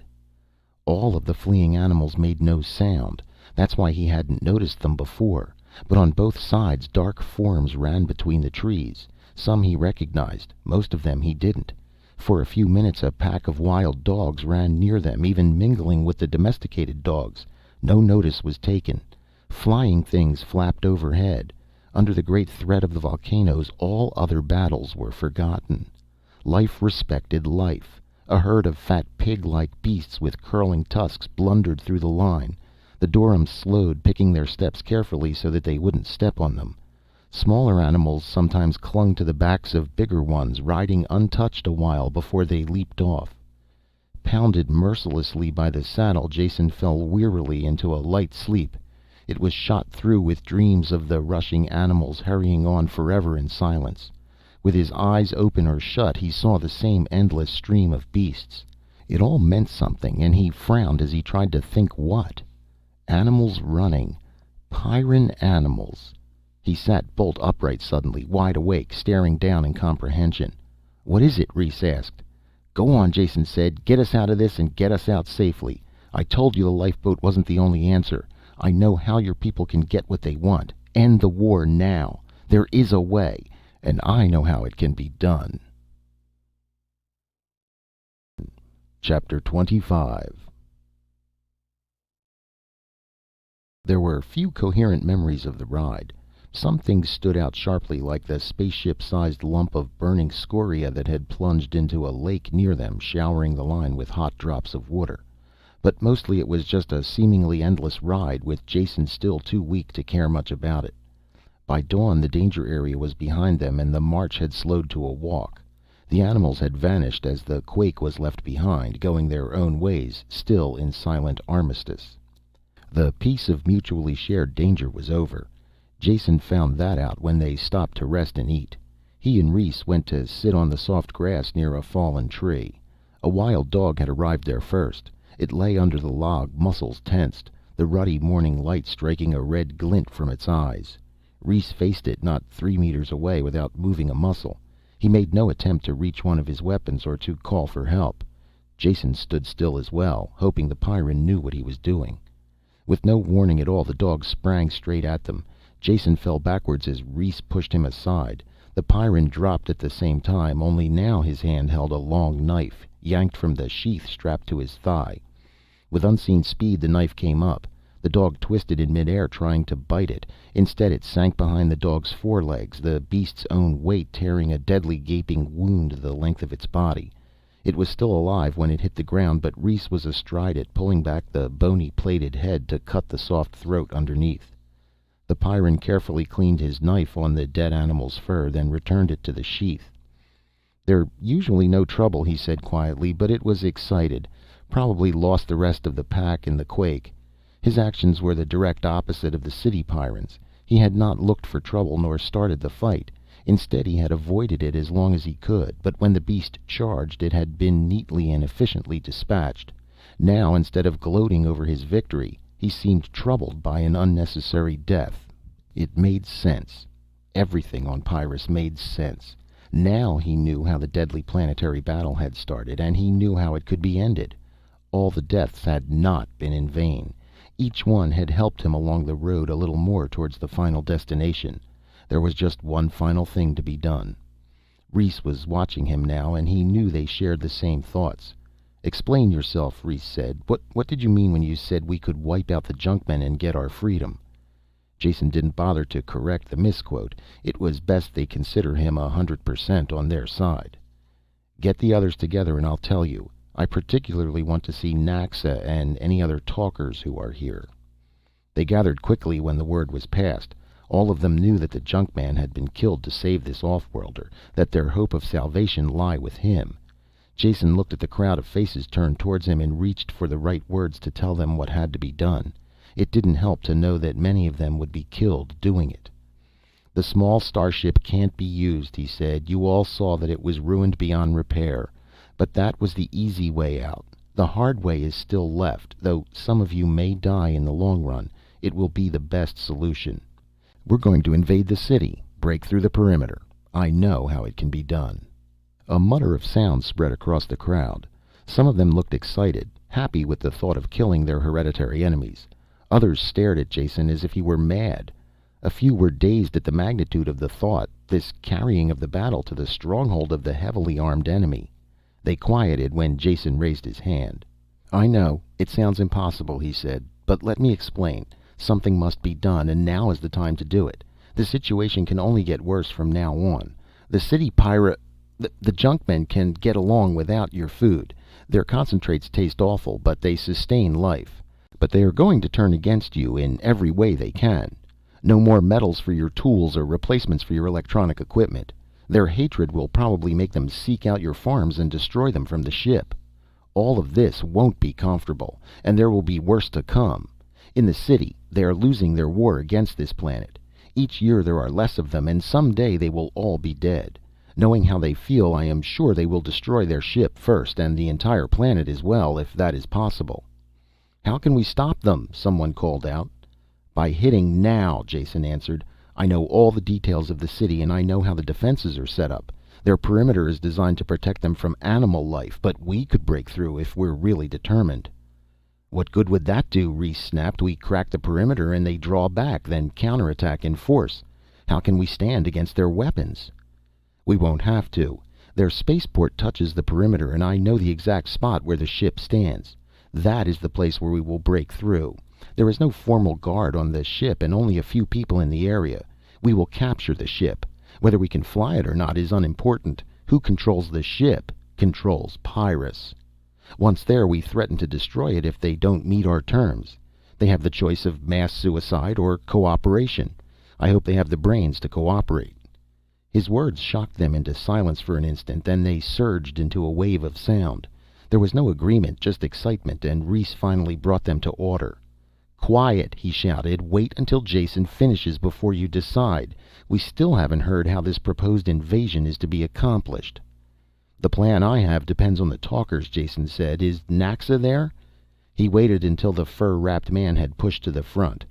"I want to know more about the talkers, Naxa. I know you can speak to the Durhams and the dogs here, but what about the wild animals? Can you make them do what you want?" "They're animals. Of course we can talk to them. The more talkers, the more power. Make 'em do just what we want." "Then the attack will work," Jason said excitedly. "Could you get your talkers all on one side of the city, the opposite side from the spaceport, and stir the animals up, make them attack the perimeter?" "Could we?" Naxa shouted, carried away by the idea. "We'd bring in animals from all over, start the biggest attack they ever saw." "Then that's it. Your talkers will launch the attack on the far side of the perimeter.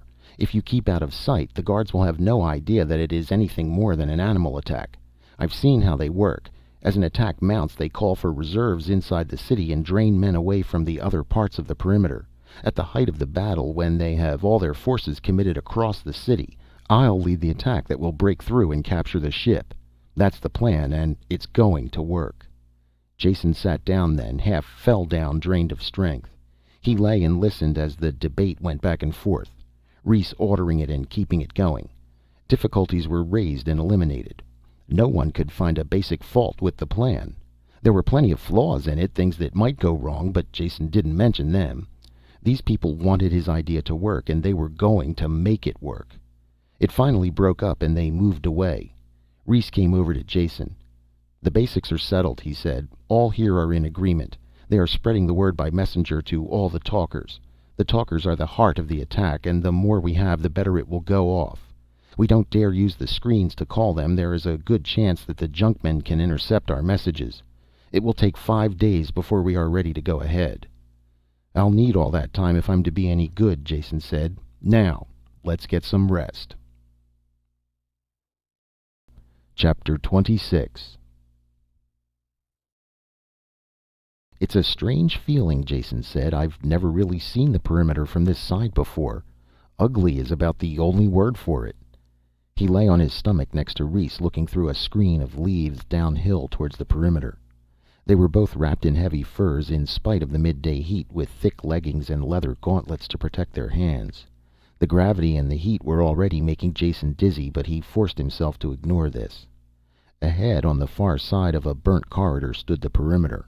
A high wall of varying height and texture, seemingly made of everything in the world. It was impossible to tell what it had originally been constructed of. Generations of attackers had bruised, broken, and undermined it. Repairs had been quickly made, patches thrust roughly into place and fixed there. Crude masonry crumbled and gave way to a rat's nest of woven timbers. This overlapped a length of pitted metal, large plates riveted together. Even this metal had been eaten through, and bursting sandbags spilled out of a jagged hole. Over the surface of the wall, detector wires and charged cables looped and hung. At odd intervals, automatic flamethrowers thrust their nozzles over the wall above and swept the base of the wall clear of any life that might have come close. "Those flame things can cause us trouble," Rhys said. "That one covers the area where you want to break in." "It'll be no problem," Jason assured him. "It may look like it's firing a random pattern, but it's really not. It varies a simple sweep, just enough to fool an animal, but was never meant to keep men out. Look for yourself. It fires at regular, repeated 2, 4, 3, and 1 minute intervals." They crawled back to the hollow where Naxa and the others waited for them. There were only 30 men in the party. What they had to do could only be done with a fast, light force. Their strongest weapon was surprise. Once that was gone, their other weapons wouldn't hold out for seconds against the city guns. Everyone looked uncomfortable in the fur and leather wrappings, and some of the men had loosened them to cool off. "Wrap up," Jason ordered. "None of you have been this close to the perimeter before, and you don't understand how deadly it is here. Naxa is keeping the larger animals away, and you all can handle the smaller ones. That isn't the danger. Every thorn is poisoned, and even the blades of grass carry a deadly sting. Watch out for insects of any kind, and once we start moving, breathe only through the wet cloths." "He's right," Naxa snorted. "Never been closer than this myself." Death. Death up by that wall. Do like he says." They could only wait then, honing down already needle-sharp crossbow bolts and glancing up at the slowly moving sun. Only Naxa didn't share the unrest. He sat, eyes unfocused, feeling the movement of animal life in the jungle around him. "On the way," he said. "Biggest thing I ever heard. Not a beast between here and the mountains ain't howling its lungs out running towards the city." Jason was aware of part of it. A tension in the air and a wave of intensified anger and hatred. It would work, he knew, if they could only keep the attack confined to a small area. The talkers had seemed sure of it. They had stalked out quietly that morning, a thin line of ragged men, moving out in a mental sweep that would round up the Pyrran life and send it charging against the city. "They hit," Naxa said suddenly. The men were on their feet now, staring in the direction of the city. Jason had felt the twist as the attack had been driven home, and knew that this was it. There was the sound of shots and a heavy booming far away. Thin streamers of smoke began to blow above the treetops. "Let's get into position," Reese said. Around them the jungle howled with an echo of hatred. The half-sentient plants writhed and the air was thick with small flying things. Naxa sweated and mumbled as he turned back the animals that crashed towards them. By the time they reached the last screen of foliage before the burned out area, they had lost 4 men. One had been stung by an insect. Jason got the med kit to him in time, but he was so sick he had to turn back. The other 3 were bitten or scratched and treatment came too late. Their swollen, twisted bodies were left behind on the trail. "Damn beasts hurt my head," Naxa muttered. "When we go in?" "Not yet," Reese said. "We wait for the signal." One of the men carried the radio. He sat it down carefully, then threw the aerial over a branch. The set was shielded so no radiation leaked out to give them away. It was turned on, but only a hiss of atmospheric static came from the speaker. "We could have timed it," Reese said. "No, we couldn't," Jason told him. "Not accurately. We want to hit that wall at the height of the attack, when our chances are best. Even if they hear the message, it won't mean a thing to them, and a few minutes later it won't matter." The sound from the speaker changed. A voice spoke a short sentence, then cut off. "Bring me 3 barrels of flour." "Let's go," Reese urged as he started forward. "Wait," Jason said, taking him by the arm. "I'm timing the flamethrower. It's due in... there!" A blast of fire sprayed the ground, then turned off. "We have 4 minutes to the next one. We hit the long period." They ran, stumbling in the soft ashes, tripping over charred bones and rusted metal. 2 men grabbed Jason under the arm and half carried him across the ground. It hadn't been planned that way, but it saved precious seconds. They dropped him against the wall and he fumbled out the bombs he had made. The charges from Crannon's gun, taken when he was killed, had been hooked together with a firing circuit. All the moves had been rehearsed carefully, and they went smoothly now. Jason had picked the metal wall as being the best spot to break in. It offered the most resistance to the native life, so the chances were it wouldn't be reinforced with sandbags or fill the way the other parts of the wall were. If he was wrong, they were all dead. The first men had slapped their wads of sticky congealed sap against the wall. Jason pressed the charges into them and they stuck, a roughly rectangular pattern as high as a man. While he did this, the detonating wire was run out to its length and the raiders pressed back against the base of the wall. Jason stumbled through the ashes to the detonator, fell on it, and pressed the switch at the same time. Behind him a thundering bang shook the wall and red flame burst out. Reese was the first one there, pulling at the twisted and smoking metal with his gloved hands.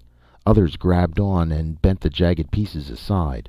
The hole was filled with smoke and nothing was visible through it. Jason dived into the opening, rolled on a heap of rubble, and smacked into something solid. When he blinked the smoke from his eyes, he looked around him. He was inside the city.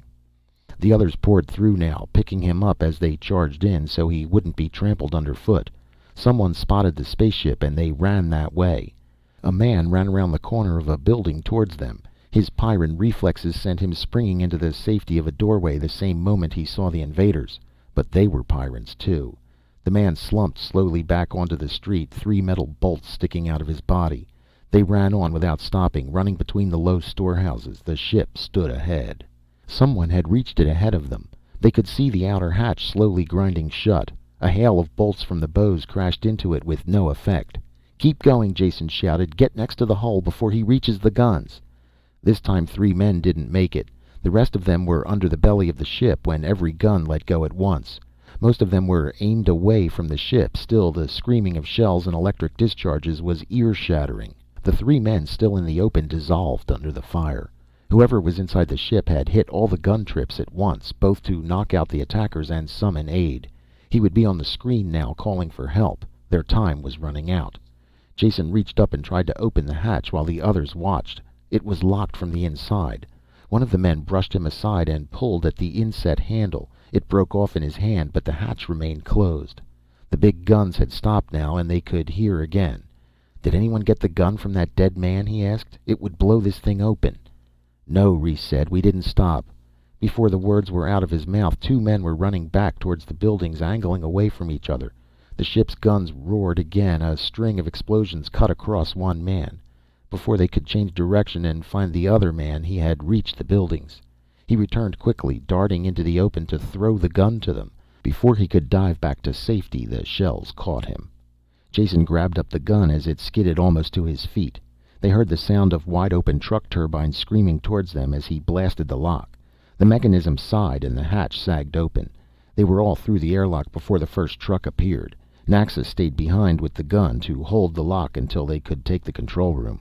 Everyone climbed faster than Jason once he had pointed them the way, so the battle was over when he got there. The single city Pyrran looked like a pincushion. One of the techs had found the gun controls and was shooting wildly, the sheer quantity of his fire driving the trucks back. "Someone get on the radio and tell the talkers to call off the attack," Jason said. He found the communications screen and snapped it on. Kirk's wide-eyed face stared at him from the screen.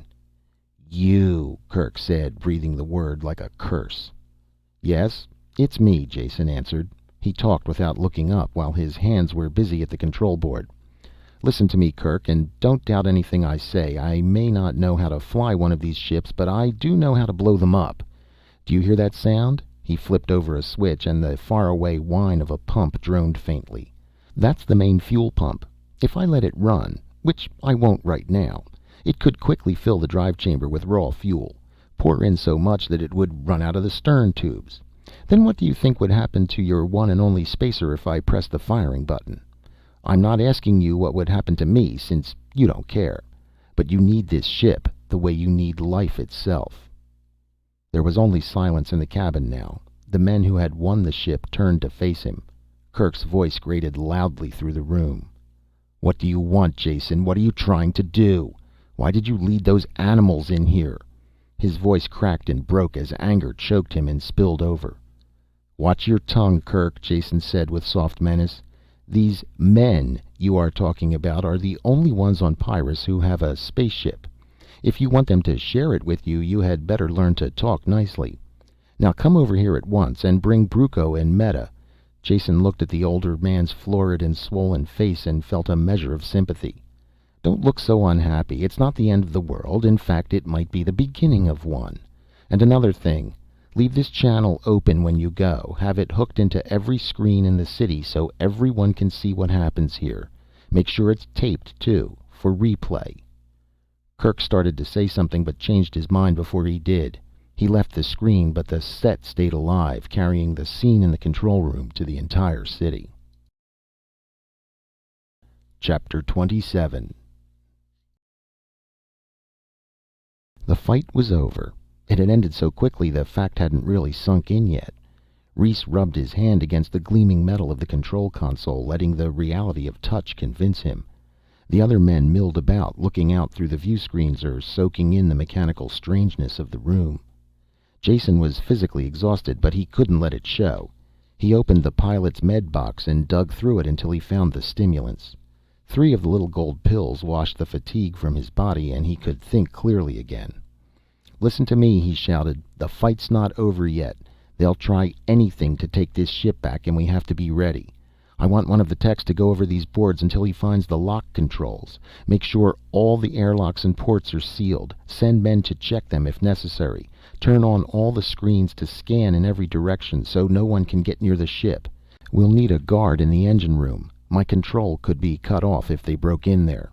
And there had better be a room-by-room search of the ship in case someone else is locked in with us." The men had something to do now and felt relieved. Reese split them up into groups and set them to work. Jason stayed at the controls, his hand next to the pump switch. The battle wasn't over yet. "There's a truck coming," Reese called. "Going slow." "Should I blast it?" the man at the gun controls asked. "Hold your fire," Jason said, "until we can see who it is. If it's the people I sent for, let them through."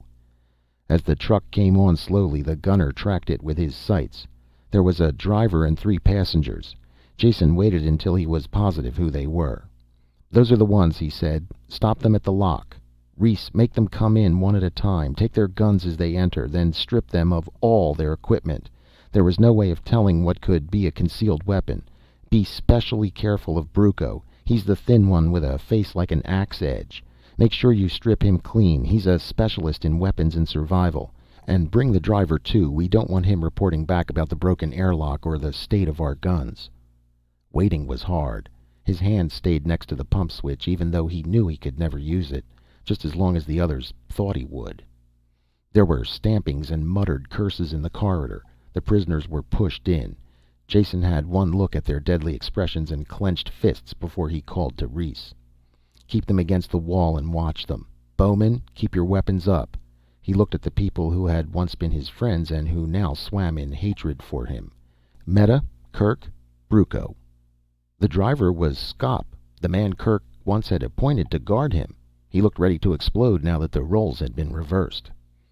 "Pay close attention," Jason said, "because your lives depend upon it.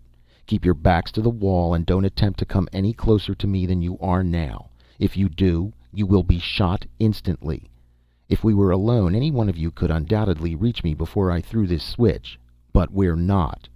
You have Pyrran reflexes and muscles, but so do the bowmen. Don't gamble, because it won't be a gamble. It will be suicide. I'm telling you this for your own protection, so we can talk peacefully without one of you losing his temper and suddenly getting shot. There is no way out of this. You are going to be forced to listen to everything I say. You can't escape or kill me. The war is over." "And we lost, and all because of you, you traitor," Meta snarled. "Wrong on both counts," Jason said blandly. "I'm not a traitor because I owe my allegiance to all men on this planet, both inside the perimeter and out. I never pretended differently. As to losing, why, you haven't lost anything. In fact, you've won. Won your war against this planet if you will only hear me out." He turned to Reese, who was frowning in angry puzzlement. "Of course your people have won also, Reese. No more war with the city. You'll get medicine, off-planet contact, everything you want." "Pardon me for being cynical," Reese said, "but you're promising the best of all possible worlds for everyone. That will be a little hard to deliver when our interests are opposed so." "You strike through to the heart of the matter," Jason said. "Thank you. This mess will be settled by seeing that everyone's interests are not opposed. Peace between the city and farms, with an end to the useless war you've been fighting. Peace between mankind and the Pyrran life forms, because that particular war is at the bottom of all your troubles." "The man's mad," Kirk said. "Perhaps. You'll judge that after you hear me out. I'm going to tell you the history of this planet, because that is where both the trouble and the solution lie. When the settlers landed on Pyrrus 300 years ago, they missed the one important thing about this planet, the factor that makes it different from any other planet in the galaxy. They can't be blamed for the oversight. They had enough other things to worry about. The gravity was the only thing familiar to them. The rest of the environment was a shocking change from the climate-controlled industrial world they had left. Storms, volcanism, floods, earthquakes, it was enough to drive them insane, and I'm sure many of them did go mad. The animal and insect life was a constant annoyance. Nothing at all like the few harmless and protected species they had known. I'm sure they never realized that the Pyrran life was telepathic as well." "That again," Brucco snapped. "True or not, it is of no importance. I was tempted to agree with your theory of psionic-controlled attack on us, but the deadly fiasco you staged proved that theory wrong." "I agree," Jason answered. "I was completely mistaken when I thought some outside agency directed the attack on the city with psionic control. It seemed a logical theory at the time, and the evidence pointed that way. The expedition to the island was a deadly fiasco, only don't forget that attack was the direct opposite of what I wanted to have done. If I had gone into the cave myself, none of the deaths would have been necessary. I think it would have been discovered that the plant creatures were nothing more than an advanced life form with unusual psi ability. They simply resonated strongly to the psionic attack on the city. I had the idea backwards, thinking they instigated the battle. We'll never know the truth, though, because they're destroyed, but their deaths did prove one thing. It allows us to find the real culprits, the creatures who are leading, directing, and inspiring the war against the city. Who? Kirk breathed the question rather than spoke it. Why, you, of course, Jason told him. Not you alone, but all of your people in the city. Perhaps you don't like this war, however, you are responsible for it and keep it going. Jason had to force back a smile as he looked at their dumbfounded expressions. He had to prove his point quickly before even his allies began to think him insane. Here's how it works. I said Pyrran life was telepathic, and I meant all life. Every single insect, plant, and animal. At one time in this planet's violent history, these psionic mutations proved to be survival types. They existed when other species died, and in the end I'm sure they cooperated in wiping out the last survivors of the non-psi strains. Cooperation is the key word here, because while they still competed against each other under normal conditions, they worked together against anything that threatened them as a whole. When a natural upheaval or a tidal wave threatened them, they fled from it in harmony. You can see a milder form of this same behavior on any planet that is subject to forest fires, but here mutual survival was carried to an extreme because of the violent conditions. Perhaps some of the life forms even developed precognition, like the human quakemen. With this advance warning, the larger beasts fled. The smaller ones developed seeds or burrs or eggs that could be carried to safety by the wind or in the animal's fur, thus ensuring racial survival. I know this is true, because I watched it myself when we were escaping a quake. Admitted. All your points admitted, Brucco shouted. But what does it have to do with us? So all the animals run away together. What does that have to do with the war? They do more than run away together, Jason told him. They work together against any natural disaster that threatens them all. Someday I'm sure ecologists will go into raptures over the complex adjustments that occur here in the advent of blizzards, floods, fires, and other disasters. There is only one reaction we really care about now, though. That's the one directed towards the city people. Don't you realize yet? They treat you all as another natural disaster. We'll never know exactly how it came about, though there is a clue in that diary I found, dating from the first days on this planet.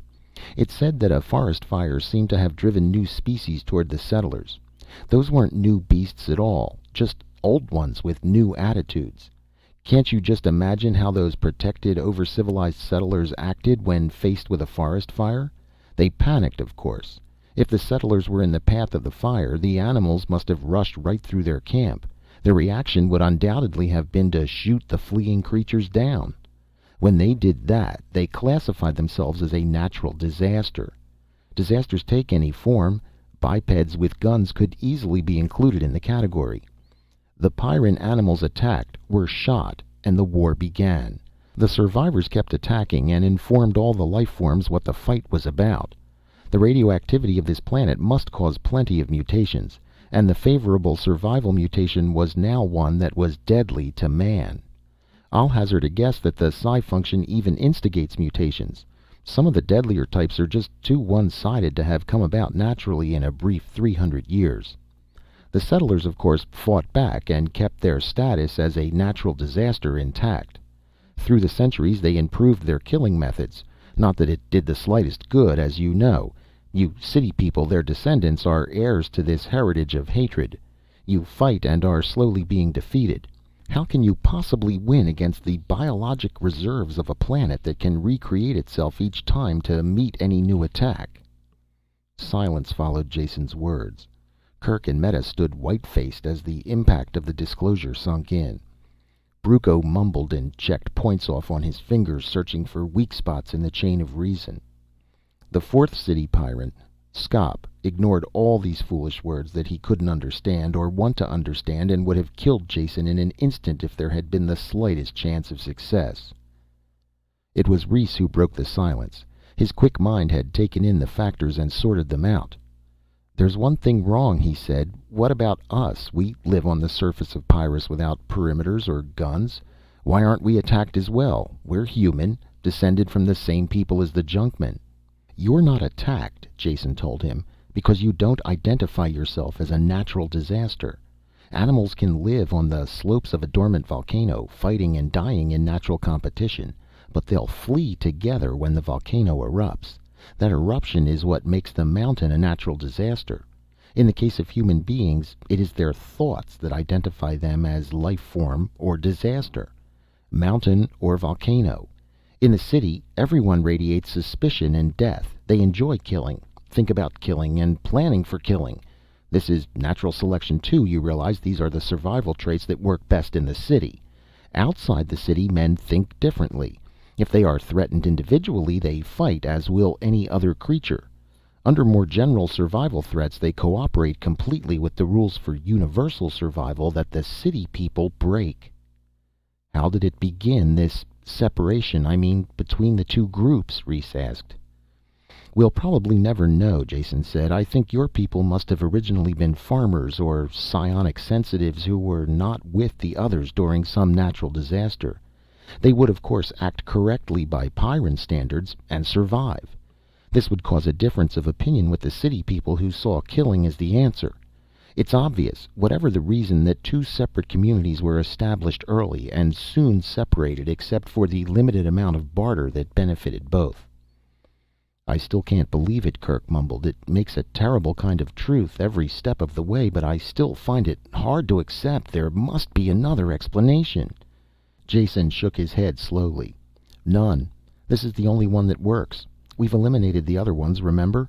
I can't blame you for finding it hard to believe, since it is in direct opposition to everything you've understood to be true in the past.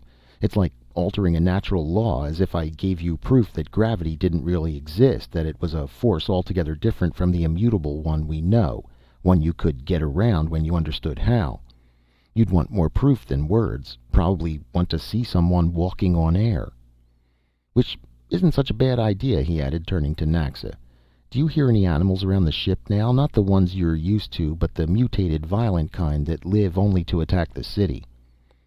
Place is crawling with them, Naxa said, just looking for something to kill. Could you capture one, Jason asked, without getting yourself killed, Naxa snorted contempt as he turned to leave.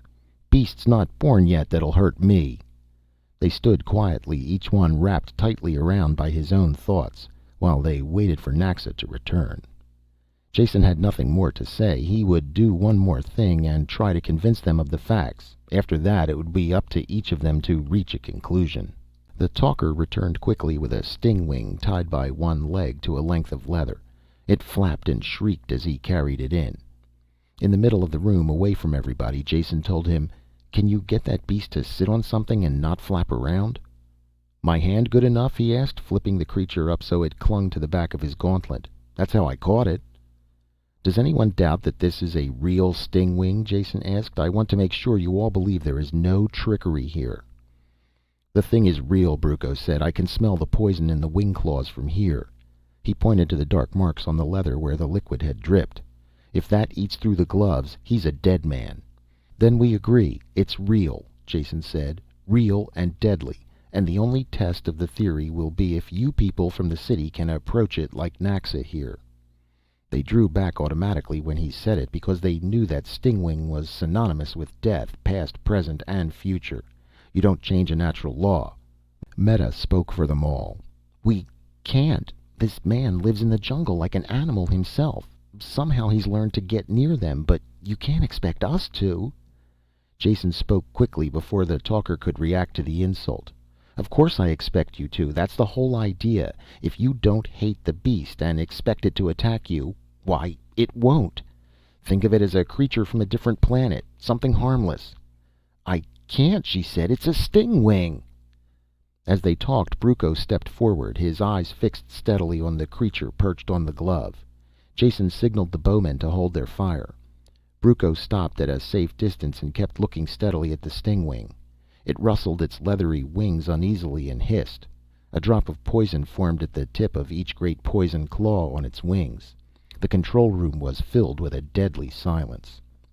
Slowly he raised his hand, carefully putting it out over the animal. The hand dropped a little, rubbed the stingwing's head once, then fell back to his side. The animal did nothing except stir slightly under the touch.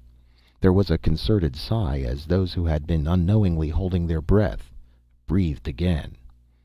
"How did you do it?" Meta asked in a hushed voice. What?" Brucco said, apparently snapping out of a daze. "Oh, touching the thing? Simple, really. I just pretended it was one of the training aids I use, a realistic and harmless duplicate. I kept my mind on that single thought, and it worked." He looked down at his hand, then back to the stingwing, his voice quieter now, as if he spoke from a distance. "It's not a training aid, you know. It's real, deadly. The off-worlder is right. He's right about everything he said." With Brucco's success as an example, Kirk came close to the animal. He walked stiffly, as if on the way to his execution, and runnels of sweat poured down his rigid face. But he believed, and kept his thoughts directed away from the stingwing, and he could touch it unharmed. Meta tried, but couldn't fight down the horror it raised when she came close. "I am trying," she said, "and I do believe you now, but I just can't do it." Skop screamed when they all looked at him, shouted it was all a trick, and had to be clubbed unconscious when he attacked the bowman. Understanding had come to Pyrrus. Chapter 28. "What do we do now?" Meta asked. Her voice was troubled, questioning. She voiced the thoughts of all the Pyrrans in the room, and the thousands who watched in their screens. "What will we do?" They turned to Jason, waiting for an answer. For the moment their differences were forgotten. The people from the city were staring expectantly at him, as were the crossbowmen with half-lowered weapons. This stranger had confused and changed the old world they had known, and presented them with a newer and stranger one, with alien problems. "Hold on," he said, raising his hand. "I'm no doctor of social ills. I'm not going to try and cure this planet full of muscle-bound sharpshooters.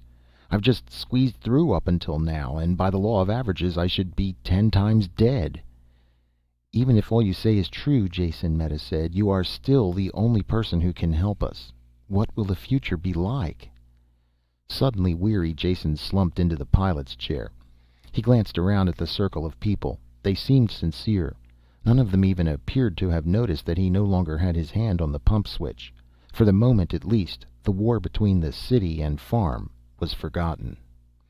"I'll give you my conclusions," Jason said, twisting in the chair, trying to find a comfortable position for his aching bones. "I've been doing a lot of thinking the last day or two, searching for the answer. The very first thing I realized was that the perfect and logical solution wouldn't do at all. I'm afraid the old ideal of the lion lying down with the lamb doesn't work out in practice. About all it does is make a fast lunch for the lion. Ideally, now that you all know the real cause of your trouble, you should tear down the perimeter and have the city and forest people mingle in brotherly love. Makes just as pretty a picture as the one of the lion and lamb, and would undoubtedly have the same result. Someone would remember how really filthy the grubbers are, or how stupid junkmen can be, and there would be a fresh corpse cooling. The fight would spread, and the victors would be eaten by the wildlife that swarmed over the undefended perimeter. No. The answer isn't that easy." As the Pyrrans listened to him, they realized where they were, and glanced around uneasily. The guards raised their crossbows again, and the prisoners stepped back to the wall and looked surly. "See what I mean?" Jason asked. "Didn't take long, did it?" They all looked a little sheepish at their unthinking reactions. "If we're going to find a decent plan for the future, we'll have to take inertia into consideration. Mental inertia, for one. Just because you know a thing is true in theory doesn't make it true in fact. The barbaric religions of primitive worlds hold not a germ of scientific fact, though they claim to explain it all. Yet if one of these savages has all the logical ground for his beliefs taken away, he doesn't stop believing. He then calls his mistaken beliefs faith, because he knows they are right, and he knows they are right because he has faith. This is an unbreakable circle of false logic that can't be touched. In reality, it is plain mental inertia, a case of thinking what always was will also always be, and not wanting to blast the thinking patterns out of the old rut. Mental inertia alone is not going to cause trouble. There is cultural inertia too. Some of you in this room believe my conclusions and would like to change. But will all your people change? The unthinking ones, the habit-ridden, reflex-formed people who know what is now will always be. They'll act like a drag on whatever plans you make, whatever attempts you undertake to progress with the new knowledge you have." "Then it's useless. There is no hope for our world?" Reese asked. "I didn't say that," Jason answered. "I merely mean that your troubles won't end by throwing some kind of mental switch. I see 3 courses open for the future, and the chances are that all 3 will be going on at the same time. First, and best, will be the rejoining of city and farm Pyrrans into the single human group they came from. Each is incomplete now and has something the other one needs. In the city here you have science and contact with the rest of the galaxy. You also have a deadly war. Out there in the jungle your first cousins live at peace with the world, but lack medicine and the other benefits of scientific knowledge, as well as any kind of cultural contact with the rest of mankind. You'll both have to join together and benefit from the exchange. At the same time, you'll have to forget the superstitious hatred you have of each other. This will only be done outside of the city, away from the war. Every one of you who is capable should go out voluntarily, bringing some fraction of the knowledge that needs sharing. You won't be harmed if you go in good faith, and you will learn how to live with this planet rather than against it.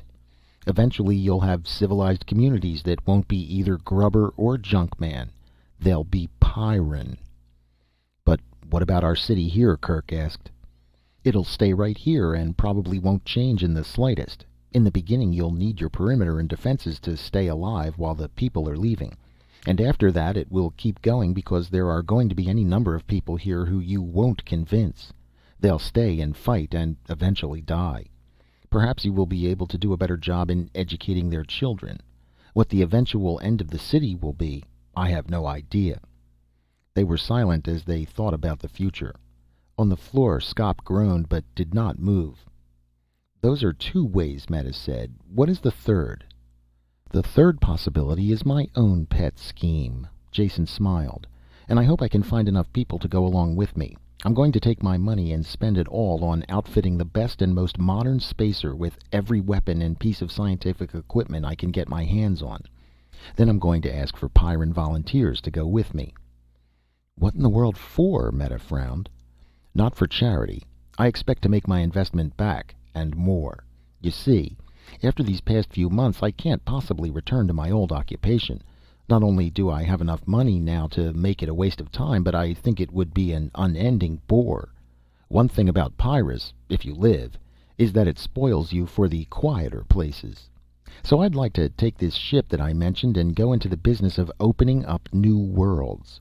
There are thousands of planets where men would like to settle, only getting a foothold on them is too rough or rugged for the usual settlers. Can you imagine a planet a Pyrran couldn't lick after the training you've had here?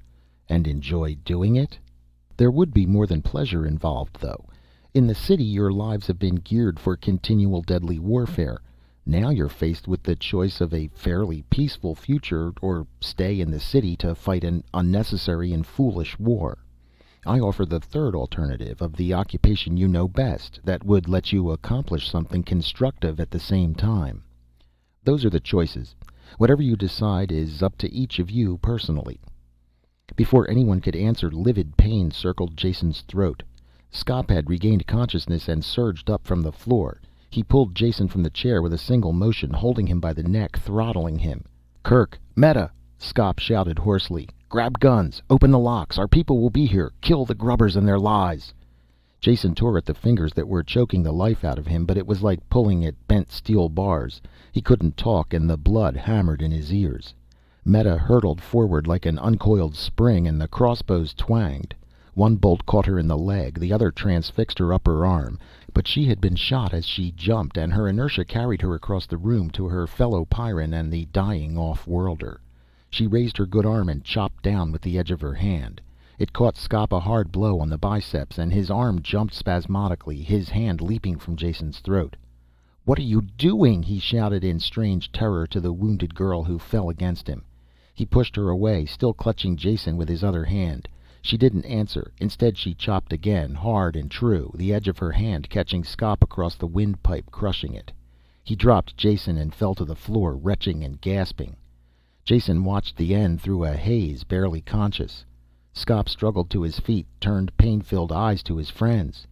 "You're wrong," Kerk said. "Don't do it."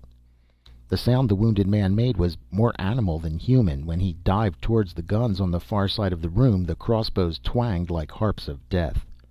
When Brucco went over to help Meta, no one interfered. Jason gasped air back into his lungs, breathing in life. The watching glass eye of the viewer carried the scene to everyone in the city. "Thanks, Meta, for understanding as well as helping." Jason had to force the words out. "Scop was wrong and you were right, Jason," she said. Her voice broke for a second as Brucco snapped off the feathered end of the steel bolt with his fingers and pulled the shaft out of her arm. "I can't stay in the city. Only people who feel as Scop did will be able to do that. And I'm afraid I can't go into the forest. You saw what luck I had with the stingwing. If it's all right, I'd like to come with you. I'd like to very much." It hurt when he talked, so Jason could only smile, but she knew what he meant. Kerk looked down in unhappiness at the body of the dead man. "He was wrong, but I know how he felt. I can't leave the city. Not yet. Someone will have to keep things in hand while the changes are taking place. Your ship is a good idea, Jason. You'll have no shortage of volunteers, though I doubt if you'll get Brucco to go with you." "Of course not," Brucco snapped, not looking up from the compression bandage he was tying. "There's enough to do right here on Pyrrus. The animal life. Quite a study to be made. Probably have every ecologist in the galaxy visiting here." Kerk walked slowly to the screen overlooking the city. No one attempted to stop him. He looked out at the buildings, the smoke still curling up from the perimeter, and the limitless sweep of green jungle beyond. "You've changed it all, Jason," he said. "We can't see it now, but Pyrrus will never be the way it was before you came, for better or worse." "Better," Jason croaked and rubbed his aching throat. "Now get together and end this war so people will really believe it." Rhys turned and, after an instant's hesitation, extended his hand to Kerk. The gray-haired Pyrran felt the same repugnance himself about touching a grubber. They shook hands then, because they were both strong men.